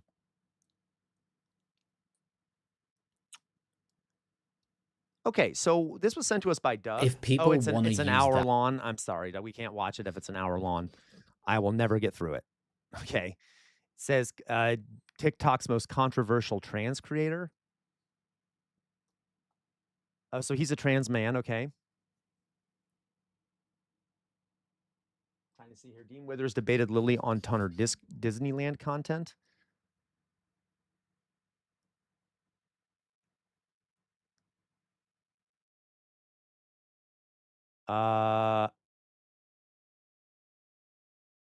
Okay. I'll save it. I'll have to watch. I don't know what it looks like. It might be too long, but maybe I'll watch it. I'll see if I can find parts of it. Okay. Okay. So like I agree in the context of recycled. Hello, Jay Williams. How are you doing? Okay. Yeah. No, it's okay though. Like Pokemon is the same. I also love the Pokemon. I love the Pokemon games. Though a lot of those characters are made for mass reproduction. But like, listen, this is why I didn't want to talk about this. I don't want to take anyone's joy away. Like, guys, I love fucking Lord of the Rings. What do you like? There are tons of fucking things out there to purchase stuff for Lord of the Rings, right? Okay, like I bought like one of the like a Ring of Power type thing. And shit like that. Okay, I'm not saying I don't do this too. Okay, I fall for the marketing and shit too. I don't know. Maybe I'm just saying this because I'm trying to critique myself without openly saying myself. Okay, but like I'm just saying, like what you want to like. Okay, just because I don't like Marvel doesn't mean I don't I don't like other things too. Okay, whatever. You get my point. Thank you. I wish capitalism didn't commodify escapism, right? Okay, there he goes, Xenocider Denier. All right. Okay, you can't beat Disney at taking people's joy away. There you go. Okay. All right, you guys, let's go on here. So let's see what else we have. I know, Outer Signal. How dare I? Okay. All right. Okay, so this was sent to us by Jonas. Israel is preparing for... Oh my God, I love him so much, Owen. Okay, so let's watch this. This video, Jonas just sent this to us. This video is called Israel at war with Turkey. Is it coming? Which I predicted, as a reminder, I predicted this long ago. Okay? Long ago. All right? Oxpecker, card games make you want to smash a random object with a bat. What the fuck is wrong with you, Oxpecker? Calm the fuck down. Okay, I'm just kidding. I like card games sometimes. Okay, but I'm from the Midwest, which, you know, we're kind of boring that way. All right. So let's watch this. This is very predictable, right? That Israel's going to eventually want to go after. Stop acting like you're the only person with accurate predictions. I don't. Okay, I take credit when I'm right. Okay. Okay. Dolly Boy and Dolly Boy. Thank you, Dolly Boy. That was lovely. Okay. So, okay. So let's watch this. This is like, so let's watch. Now, it's become impossible to ignore the drumbeats of war. That's the threats which are coming out of, well, the Israeli political establishment and media establishment. They're trying to turn Turkey into the latest bogeyman, the new Iran. Of course. As we'll come on to that in terms of how Turkey's being described. Israel is a country, a state which depends on perpetual war. I know, Dolly perpetual Boy. warfare. It's obviously launched attacks on multiple states across the Middle East. Yep. So, guys, the basic structure of the point here is that Israel's trying to eliminate all the powers that threaten their hegemony over the Middle East. That is literally but what they've been doing over time. Iran is the newest target of this. They've taken out every other power that could be a threat to them so far, okay? They would like Iran to be a failed state. They've subdued Egypt to some extent, okay? Turkey would be the next threat to them, okay? Turkey is another very big power in the Middle East that threatens their hegemony. So it's kind of predictable that at some point they'd be going after Turkey next. Now, yeah, they started with Iraq.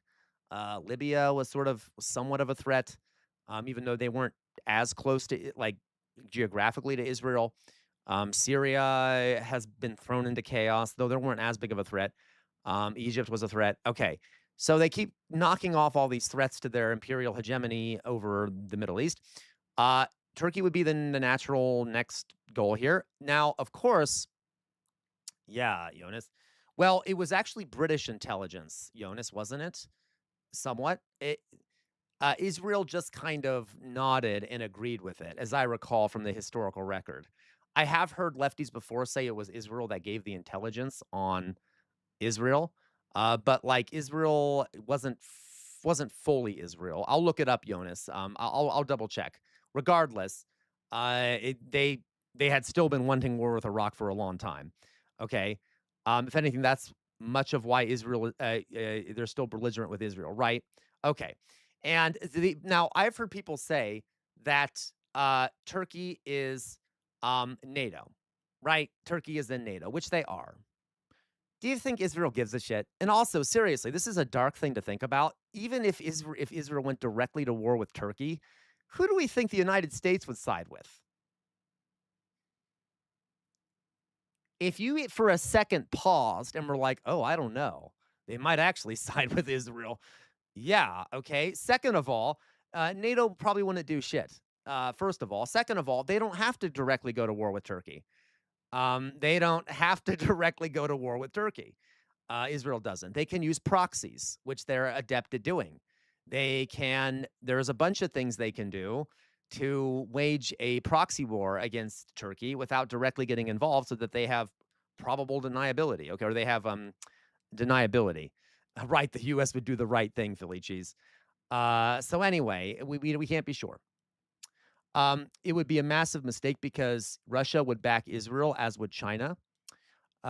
Think about the Caspian Sea and its significance. It would be a big mistake. Forgive me, Jonas. It would be a big mistake for what? For Israel to go to war with Turkey? Russia doesn't get along that well with Turkey. Russia has very mixed relationship with Turkey. I don't really think Putin would back. I see what you're saying, but well, that's actually a good point, Jonas. Maybe Russia, though, doesn't really like Israel too much either. This is complicated. They're kind of weird in that way. I don't know, though, Jonas. See, listen, people keep saying that. So, Jonas, I know you're mentioning China. China doesn't like getting involved in shit like this. They don't. They often will speak out loudly about things like this, but China likes to stay in China. That's sort of a trend historically. I mean, they haven't gotten China kind of sits back. Now, they sometimes send like weapons or other things, but they're not. So I don't think that's true, Jonas. I don't think China would get involved. Yeah, and I'm kind of glad that that's kind of based that China's like, fuck it. If you guys want to fight, I'm going to sit over here. Okay, so I don't think China would get involved. I really don't. And Russia, I don't know if they'd get involved either because Israel's a nuclear power. Well, they wouldn't. I don't know why they would. I don't know if they would side with. They might not want to get involved either. Regardless, it doesn't even matter because Israel doesn't have to do a direct war. They can do a proxy war, right? But this is, I think, very telling and disturbing, and it's not been properly reported on. So let's just go through some of the evidence. So on the 6th of January 2025, the Nagel Committee, which was appointed by the government to look at the security threats and so on to Israel, and it had classified recommendations, but Israeli media reports suggested that the recommendation said that Israel had to prepare for potential direct war with Turkey, saying that was particularly true if a Turkish-aligned Islamist government in Syria with the support of Turkish forces was entrenched. Now, the Jerusalem Post reported that the committee considered a Turkish-backed threat from Syria to be even more potentially dangerous than the previous Iranian presence there. So, I mean, what happened is previously under the... so there's already a proxy thing being set up. Jonas, Jonas says, plus Turkey is a far bigger nation with a sophisticated army. Israel is backed by the United States.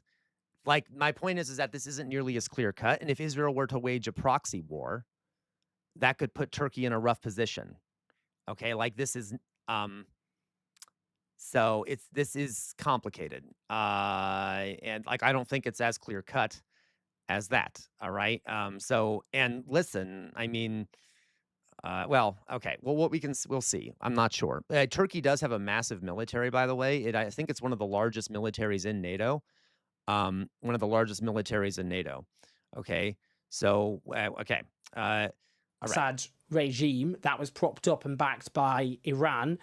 Turkey backed the opposition. When the Assad regime fell, Turkey therefore expanded its influence. It was seen as obviously supportive of the new government, and we'll come on to that.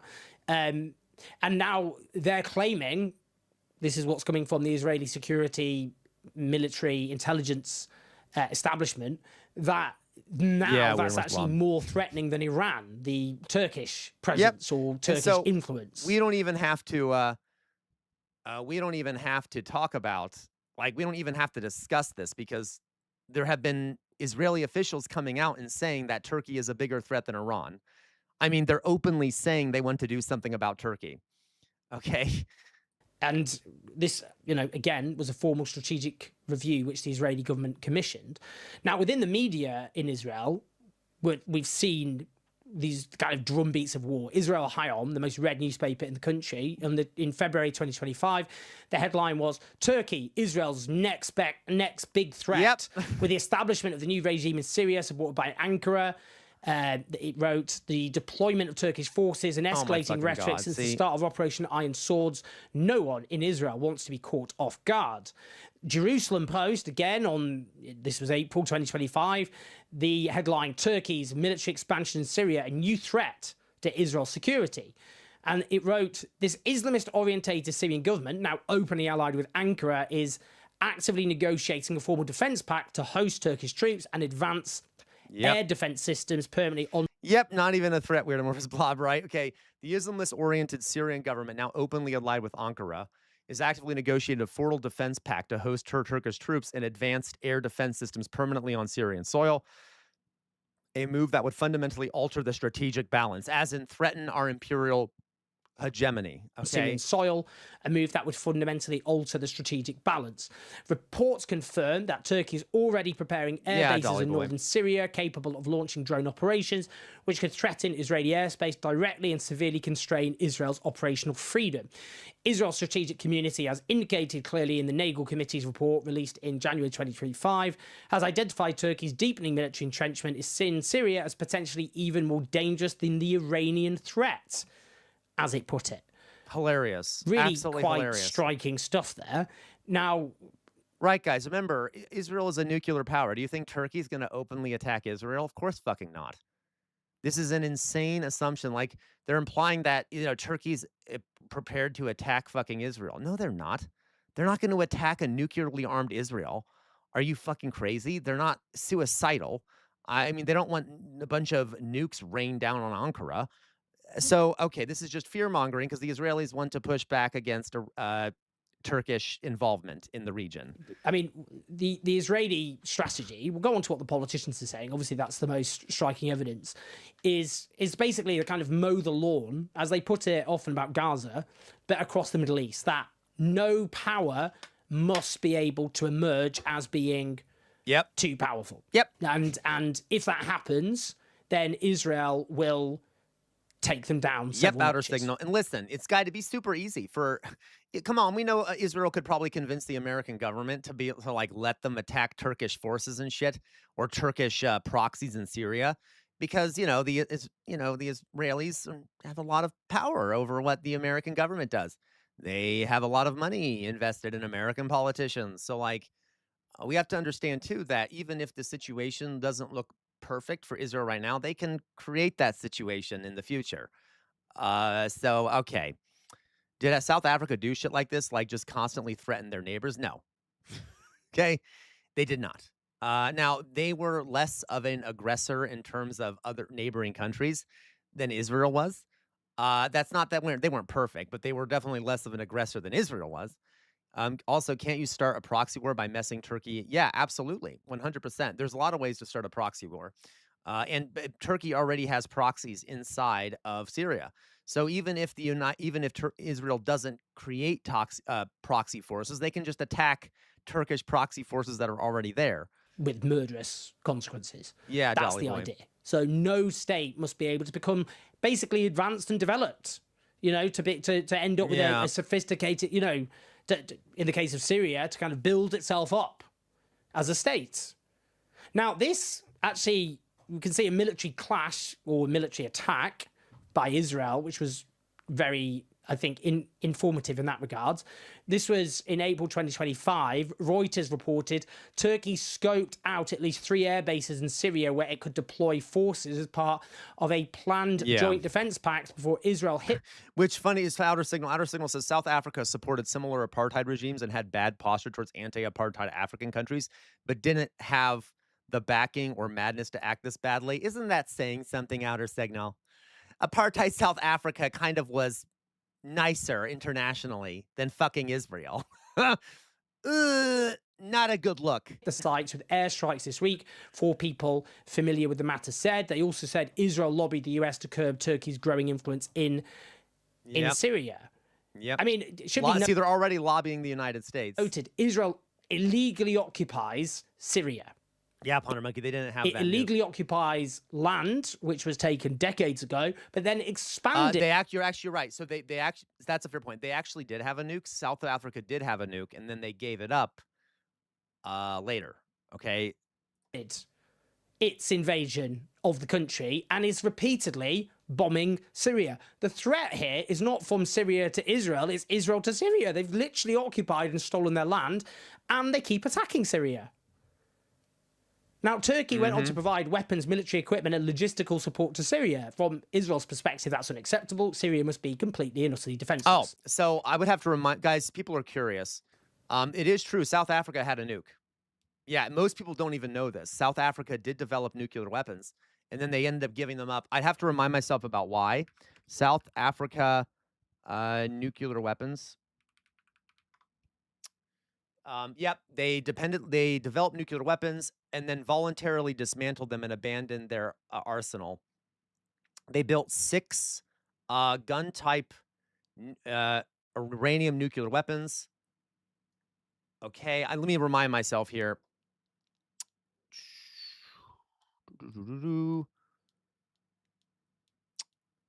I honestly can't remember, Jonas. I literally can't remember. I just know that they did have them.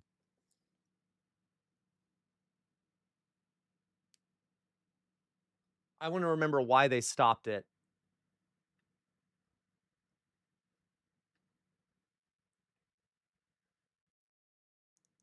Oh, that's right. They also collaborated with Israel to do this, by the way. They collaborated with Israel. Shocking. But don't worry, Israel doesn't have nuclear weapons.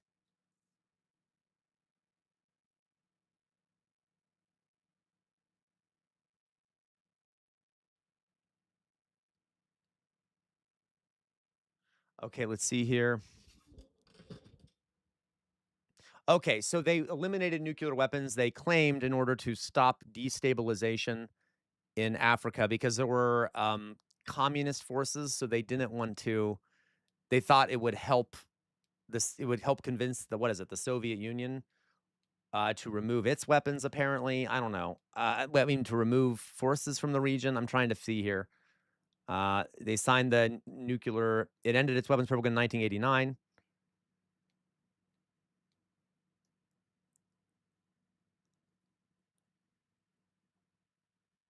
Okay, so but apparently in 1993, oh,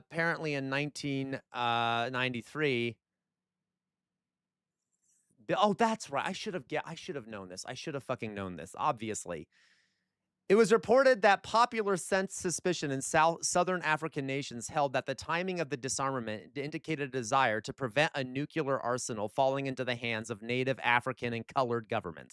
Okay, that's what the word is there. With the collapse of the apartheid system. Okay. To be clear, I will say the African National Congress political party did approve of disarmament. But regardless, that's another argument. Okay. Yeah, I think, to be honest, guys, I think it's probably a combination of factors. The union, the National Union Party did also agree with it, but it's probably a combination of factors. There also appear to have been pressure amongst other things. But okay, I wouldn't be surprised at all if that was the big reason they did it. Okay, let's keep going here. Now, what are politicians? By the way, Israel tried to get India to attack Pakistan when they found out they were building nukes. That could have led to mass slaughter if the Indian PM didn't stop. Of course they did, because they're fucking monsters. Jesus, okay, that's surprising. Not surprising at all. Saying November 2025, Diaspora Affairs Minister Amitai Chikli. Now, he is a far-right lunatic who backs far-right. Guys, I'll read more into that about South Africa, because I was just looking at the Wikipedia article. I just remember that they did have nukes and then they got rid of them. Okay. Extremists across Europe who he sees as Israel's allies.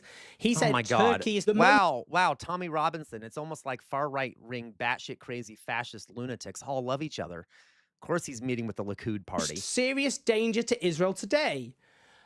This is before the Iran war, the main Iran war began. So they were saying Turkey's more of a serious danger than Iran, and they literally have gone to war with Iran. You know, twice actually. They had the 12-day war last year. Later that month, Chikli reported, Lee said that Erdogan's Turkey was a hostile or terrorist enemy state and called for Turkish diplomats to be expelled from Israel. Now, the most striking escalation came from the former Prime Minister, Naftali Bennett, on February 2026. Naftali Bennett is one of... I swear, he looks more like a whale every time I see him. I'm not a fan of Naftali Bennett, so forgive me. I'm not, like, shaming people, but, like, he looks worse every time I see him. I feel like his face is ever expanding. Netanyahu's opponents. He's in the running to become prime minister. This is the supposedly moderate... Refocus? I don't know, Refocus. You say, does Owen Jones still want Israel to exist, or has his position shifted? I don't know. Does anyone know? Position. He said that Erdogan was dangerous, accused Turkey of attempting to encircle Israel, and presented Ankara and Qatar as building a Muslim Brotherhood-led regional axis. So this is a former prime minister. Now let's just hear what he said. Right, exactly, because they don't want Turkey to have power. That's why they might fight back against Turkey. March 2026. A new Turkish threat is emerging. Yeah, there we go. A new Turkish threat. Okay. Yeah, I right, Jonas? Okay, so of course they're already talking about a I want Turkish to be very threat. clear. Turkey and Qatar have gained influence in Syria. Oh, right, Qatar. Yeah, Qatar is a big fucking threat to Israel. Hilarious. Are seeking influence elsewhere and everywhere throughout the region. And from here, I warn, Turkey is the new Iran.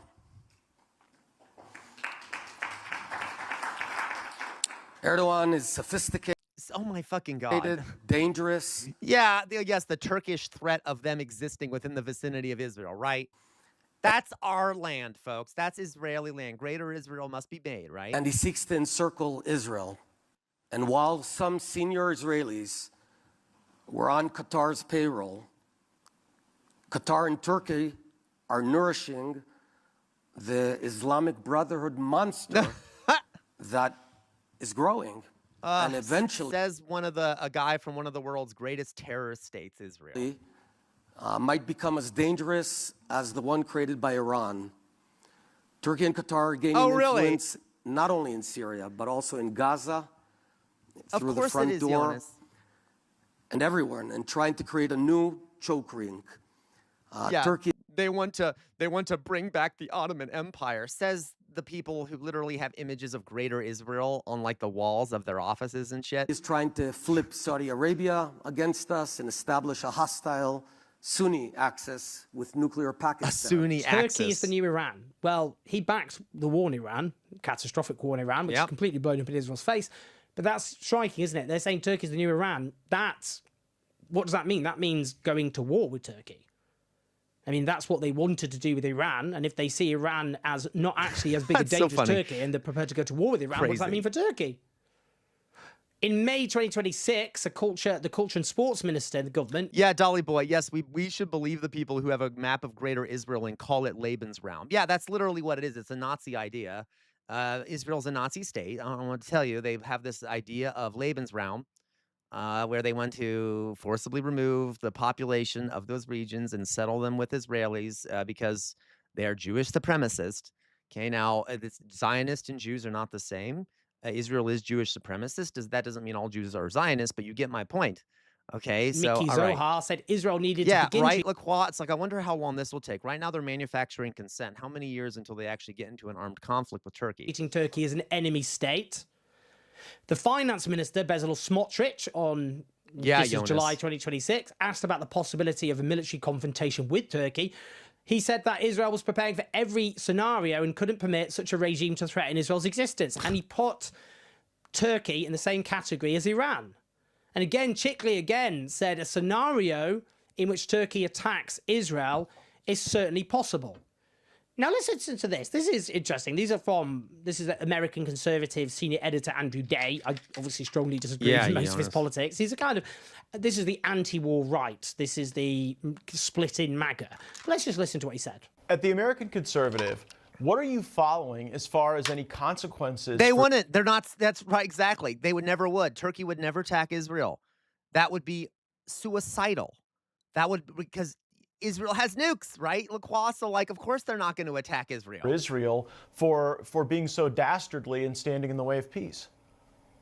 Well, one interesting development in the Middle East is that Turkey, Saudi Arabia, and Pakistan signed a joint defense agreement in Mecca recently. Do you believe that? And a lot of people are looking at that and asking, what exactly are they hedging against? And I think the main driver of this is that Turkey is worried about Israel, because Israel is now talking about Turkey as kind of like the new Iran, right? So we helped them attack the big boss. And I forgot about Matt Gaetz. I'm very glad I haven't had to see his face often. The Middle East, Iran. I guess so. I didn't know Matt Gaetz had a show on OAN. The final boss in their quest for regional hegemony. But, it turns out there's another... Hope he has no teenage interns in there. Another powerful country in the Middle East, Turkey. And so the Netanyahu government is talking about Turkey as a threat, which means talking about Turkey as a country that they might be attacking at some point. Well, great hit, Dolly Boy.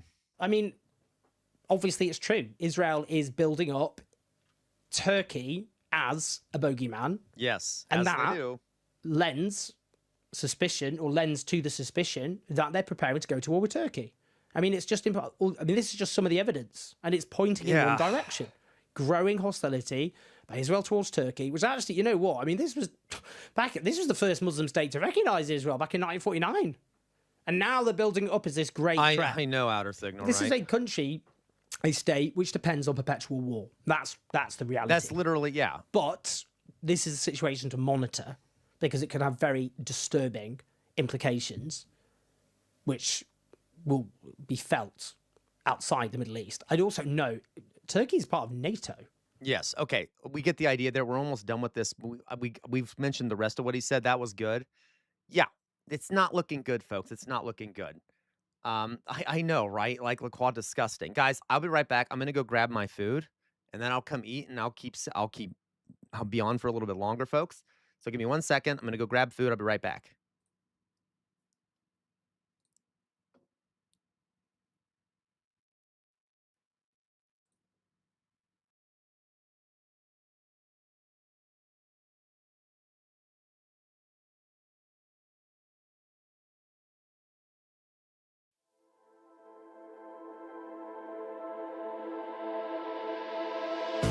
In the dark haze, polarized gaze, trying to find my way to you,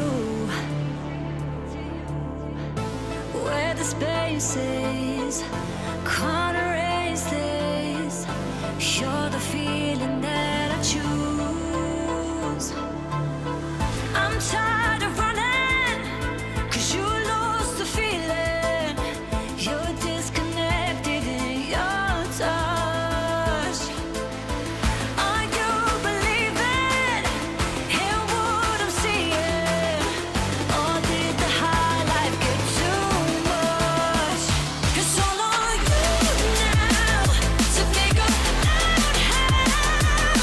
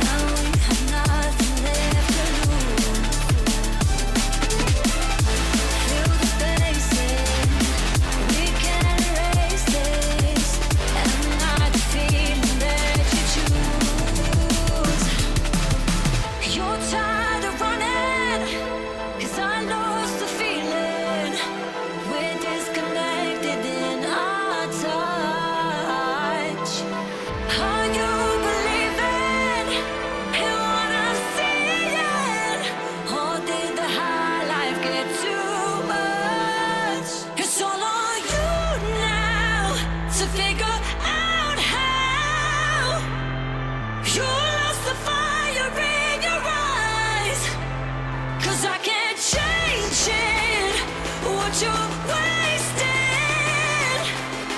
Now that your gaze is polarized.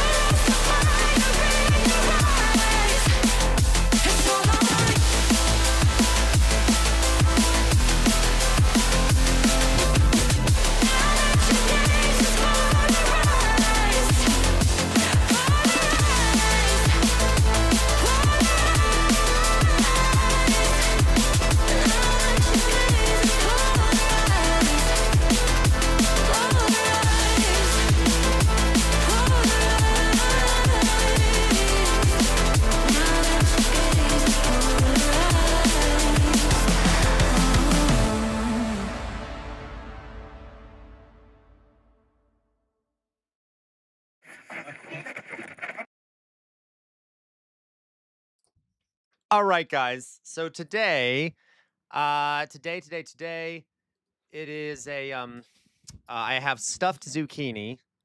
So it's zucchini. It's actually zucchini from my garden that has been stuffed with ground beef, tomato sauce, topped with mozzarella cheese.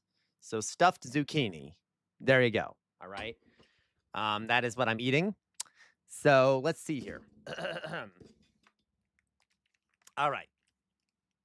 So before I start eating, etc., and before we watch another video, I do want to mention, guys, that as part of our talk about Japanese feudalism, I would like to watch the a movie with the community called Ran, R-A-N, Ran, which is a famous Japanese movie by a really well-known director. It's considered a classic, and it is the story taken from, basically, it's very similar to the Sengoku Jidai, the story of, it's a Shakespeare story, the story of King Lear put in Japan, in Japan, okay, set in a Japanese setting. And it's a very good movie. It's very long, but I do want to watch it with the community at some point because they do a great job. The costumes are amazing. The uniforms are amazing, showing the Sengoku Jidai period and what things would have been like. Okay, so maybe we could watch that at some point. I was even consider watching it at tonight. But well, let me see. Let me quickly see who we. Let me just check some things real fast. Probably wrote it into the contract. Dance, dance, dance. Da, da, da, da. I'll stuff your zucchini. What the fuck is wrong with all you? You all disgust me. Okay, you're all disgusting. What are you talking about? Okay. Anyway, so I just wanted to put that on your guys' radar. Maybe I don't think I can watch it tonight. I'm getting tired already, and we're not even done yet. So okay, let's find something else to watch though, shall we? Let's take a look. You disgust me. What do you mean? Why are you apologizing, Groove Holmes? How dare you? Okay. How dare you apologize? All right. Okay. Groove Holmes, you're the only one that didn't do anything wrong. You're the only one here that's perfect and never does anything wrong. What do you mean? Okay. So I'm going to see here. Let me take a look here. Here we go. So this will be a good thing to watch while I am streaming. So I've been wanting to watch this, and this is a show about, there's a court fool in the movie. There is Le Quoibois. There is a court jester. There is a jester in Ran. Okay. Hello, Pob. How are you doing, Pob? Okay. So I thought we could watch this. This is Louis Theroux meets America's Most Hated Family. And listen, we're going to be upset. We're going to be upset because this is the Westboro Baptist Church. Okay, so we're going to watch the Westboro fucking Baptist Church meet Louis Theroux. All right. Is that his name, Theroux? Theroux? Okay. And this is a long one. This is like 2 hours long. So we're not going to get through the whole fucking thing. We'll watch some of it together while I'm eating, etc. All right. And let me actually check, how long is Ran? How long is Ran? Because I cannot show Ran on YouTube. But if I'm still on later, we could watch it on Twitch together. Let me see here. Ran movie.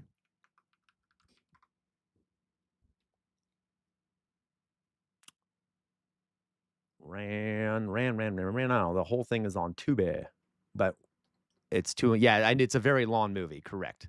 It is a very long movie. Let's see here. Dolly Boy, 300 bits. Here's some money for being a jester, man. Don't want to annoy you about it, but can we watch the video I sent a while ago? Yes. Do you mind, Dolly Boy, bumping it in the reactions? Because it'll take a while for me to go all the way back to find it. So put it again in the reactions at the bottom so that I can find it. Okay. Yes, we could watch that. I totally forgot about that. Okay. So, okay, thank you. So I'll wait till you do that, Dolly Boy, and we can watch that because I don't think it's that long. I watched this. It's quite an old dot. Is it really? It's old? Because this one says it was only posted a month ago. Unless I am like, let's see here. Oh, this is a follow-up on it. Yeah, it's pretty old. God damn it. Okay. So is there a newer one then? I mean, it doesn't matter. We'll watch Dolly Boys first. LaCroix says, have you watched the interviews from the people that grew up in the Westboro Baptist Church? I have not. It's still good? Okay, 1 second. Let's watch Dolly Boy's video because I will watch it. Thank you. Who are the cover? Okay, so this one is... So, Dolly Boy...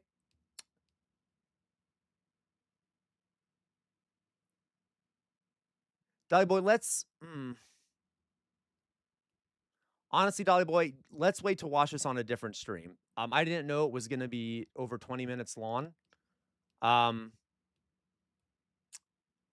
going to save it. But for the sake of the flow, etc., we'll definitely watch it. But now that I have it saved in reactions so that I won't lose it again, let's watch it on Thursday, okay?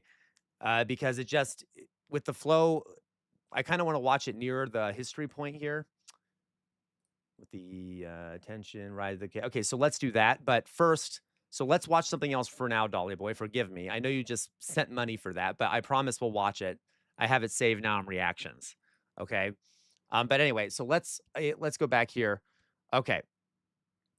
So does anyone know? Okay, I'm going to be late working again on Thursday, but we will watch it at some... Yes, I promise we will, Dolly Boy. Forgive me. It's nothing against you, but for the sake of the flow we got going here and the... All right. I also kind of want to look up the Coventers first. Okay, so let me see what I can find here, folks. All right.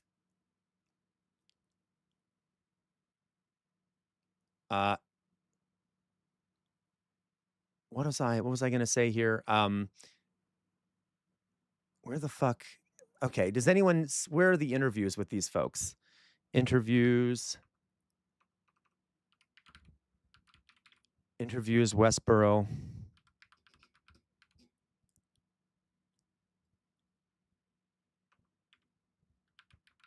Baptist Church. Okay. Videos, see here. I grew up in the Westboro Baptist Church. Here's why I left. Does anyone have the interviews, by the way? Into the Shadows. I would love to see the video with the interviews. Oh, let's watch this. It's great to welcome to the program today. I don't want... No, sorry. I freaked out. Okay. I didn't mean to yell when I witnessed Pac-Man there. Okay, that was an overplayed reaction on my part. I don't want to watch a Pac-Man video. Okay, let's just watch the original video I pulled up. Okay, fuck it. If it's old, it's old. Okay, whatever. Fuck it. Okay, yeah, that was a Pac-Man jump scare. Ashamed to be an American where the fags can freely roam. Can I even watch this on Twitch with all the F word? Folks aren't even in there anymore. Apparently, a lot of them have escaped. So, yeah, God does hate Pa. By the way, that is probably biblically true, given that he murders tons of people in the Bible, right? Okay, this was the one that put Thoreau on the map. Yeah, Thoreau is a great interview. That is a funny sign. Oh, I approve of that. That is a pretty funny sign, isn't it? That's a pretty funny sign. Yeah, you know what? Hey, I support that. I support that. You got this, soldier. All right, you can take it. Okay. Anyway, yes, that's funny. Fun fact here. Fun fact here. Literally. Um, fun fact. So let's do a little brief little defining that word as guys who take it up the ass or whatever she said. Okay. Now, for those of you who are queer, you know some of this lingo, right? And listen, I'm not going to do a full lesson on this because you all are a bunch of fucking degenerates, and I know that you won't be able to take it seriously, okay? But you have tops, tailpipe, whatever it was, okay? Tops, bottoms, right? You have verse. Some people say switch. Well, that's a bit different. And verse. Now, there's another one to this, okay? So, I think we can guess when it comes to certain activities what each of these are, right? You know what a top is, what a bottom is. Verse, you could go either way. Stands for versatile. Now, there is a fourth category, by the way. They are different, Crawl. They are different. Switch and verse are different, okay? That's a different story. We could also talk about dom, sub, and switch, but that's a different story. So there is another category here called sides. Okay, a side.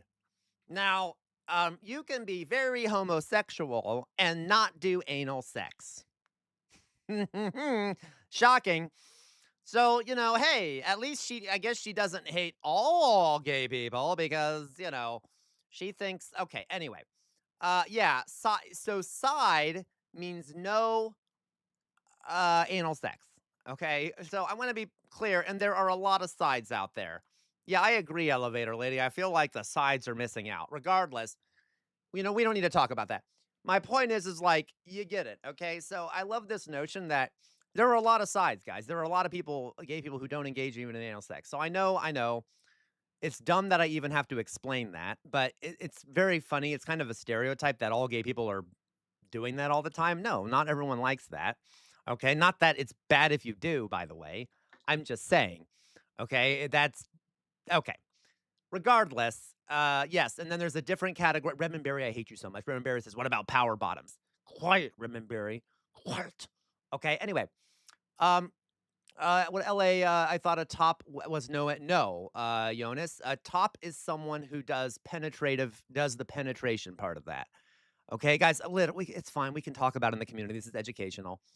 Yeah, frauding fight. That's where you top typically is the one engaged in penetration. Bottom is the one typically receiving the penetration. Okay, I don't want to weird anyone out too much. Okay, everybody that isn't in the church. Oh, really, outer signal. Okay, forgive me. I need to listen to the whole thing. No, Philly cheese. Regardless, sides don't do that shit. Okay, let's go on.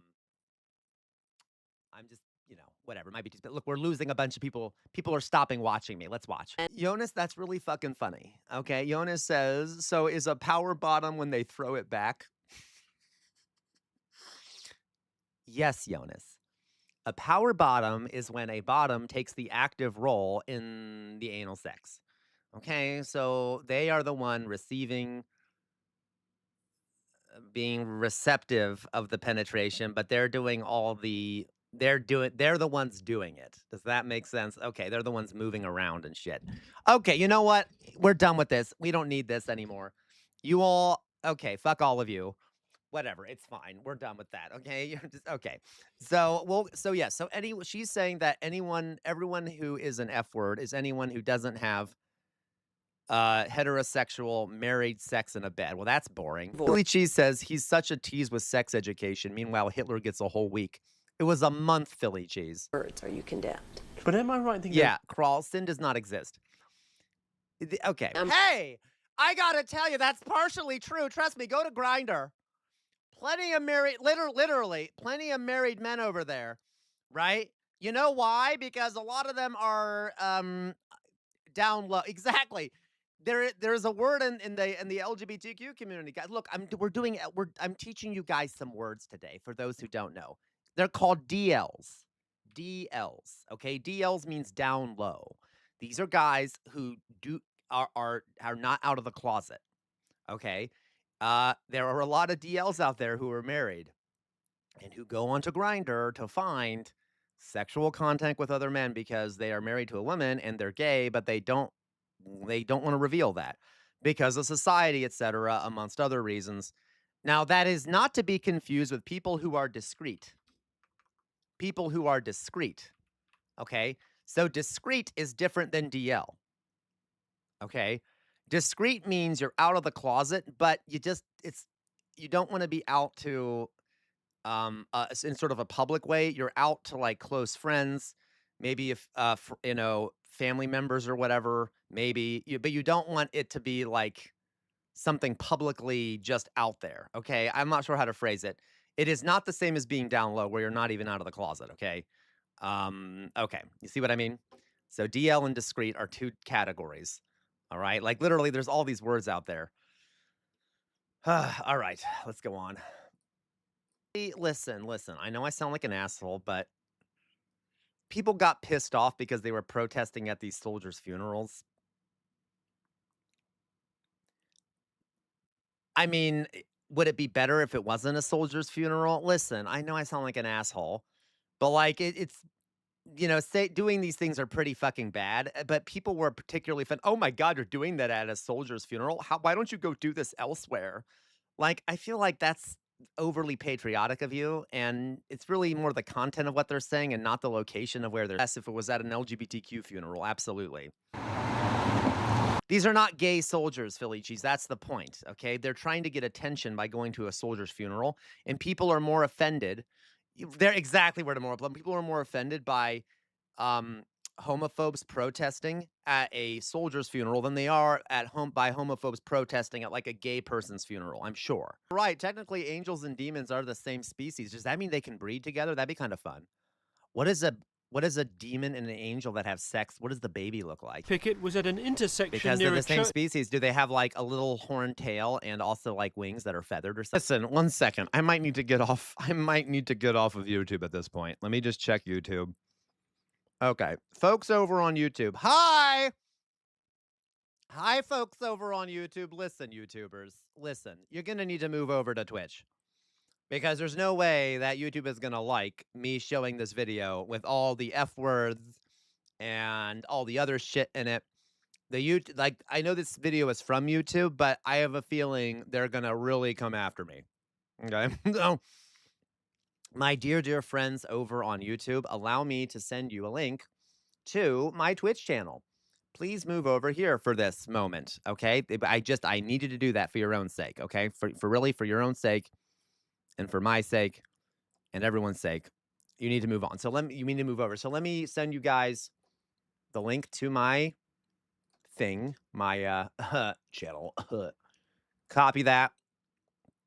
My dear YouTubers, paste.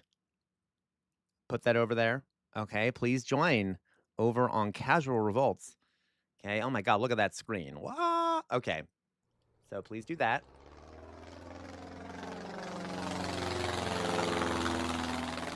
Oh, thank you, Dolly Boy. Yes, come to Twitch, YouTube viewers and fellow Dolly Boy cultists. Thank you, Dolly Boy. You're the best, okay?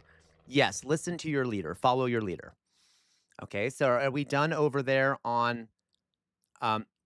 Okay, bye-bye, Louise. All right, everyone ready? Okay, is everyone who was on YouTube now over on Twitch?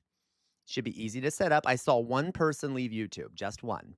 There are still 5 people over on YouTube. Okay, there's still 5. I'm going to have to stop the stream. Okay, 5, 4, 3, 2, 1. Have a lovely day, my YouTube viewers. You're the best. Okay, back to Twitch.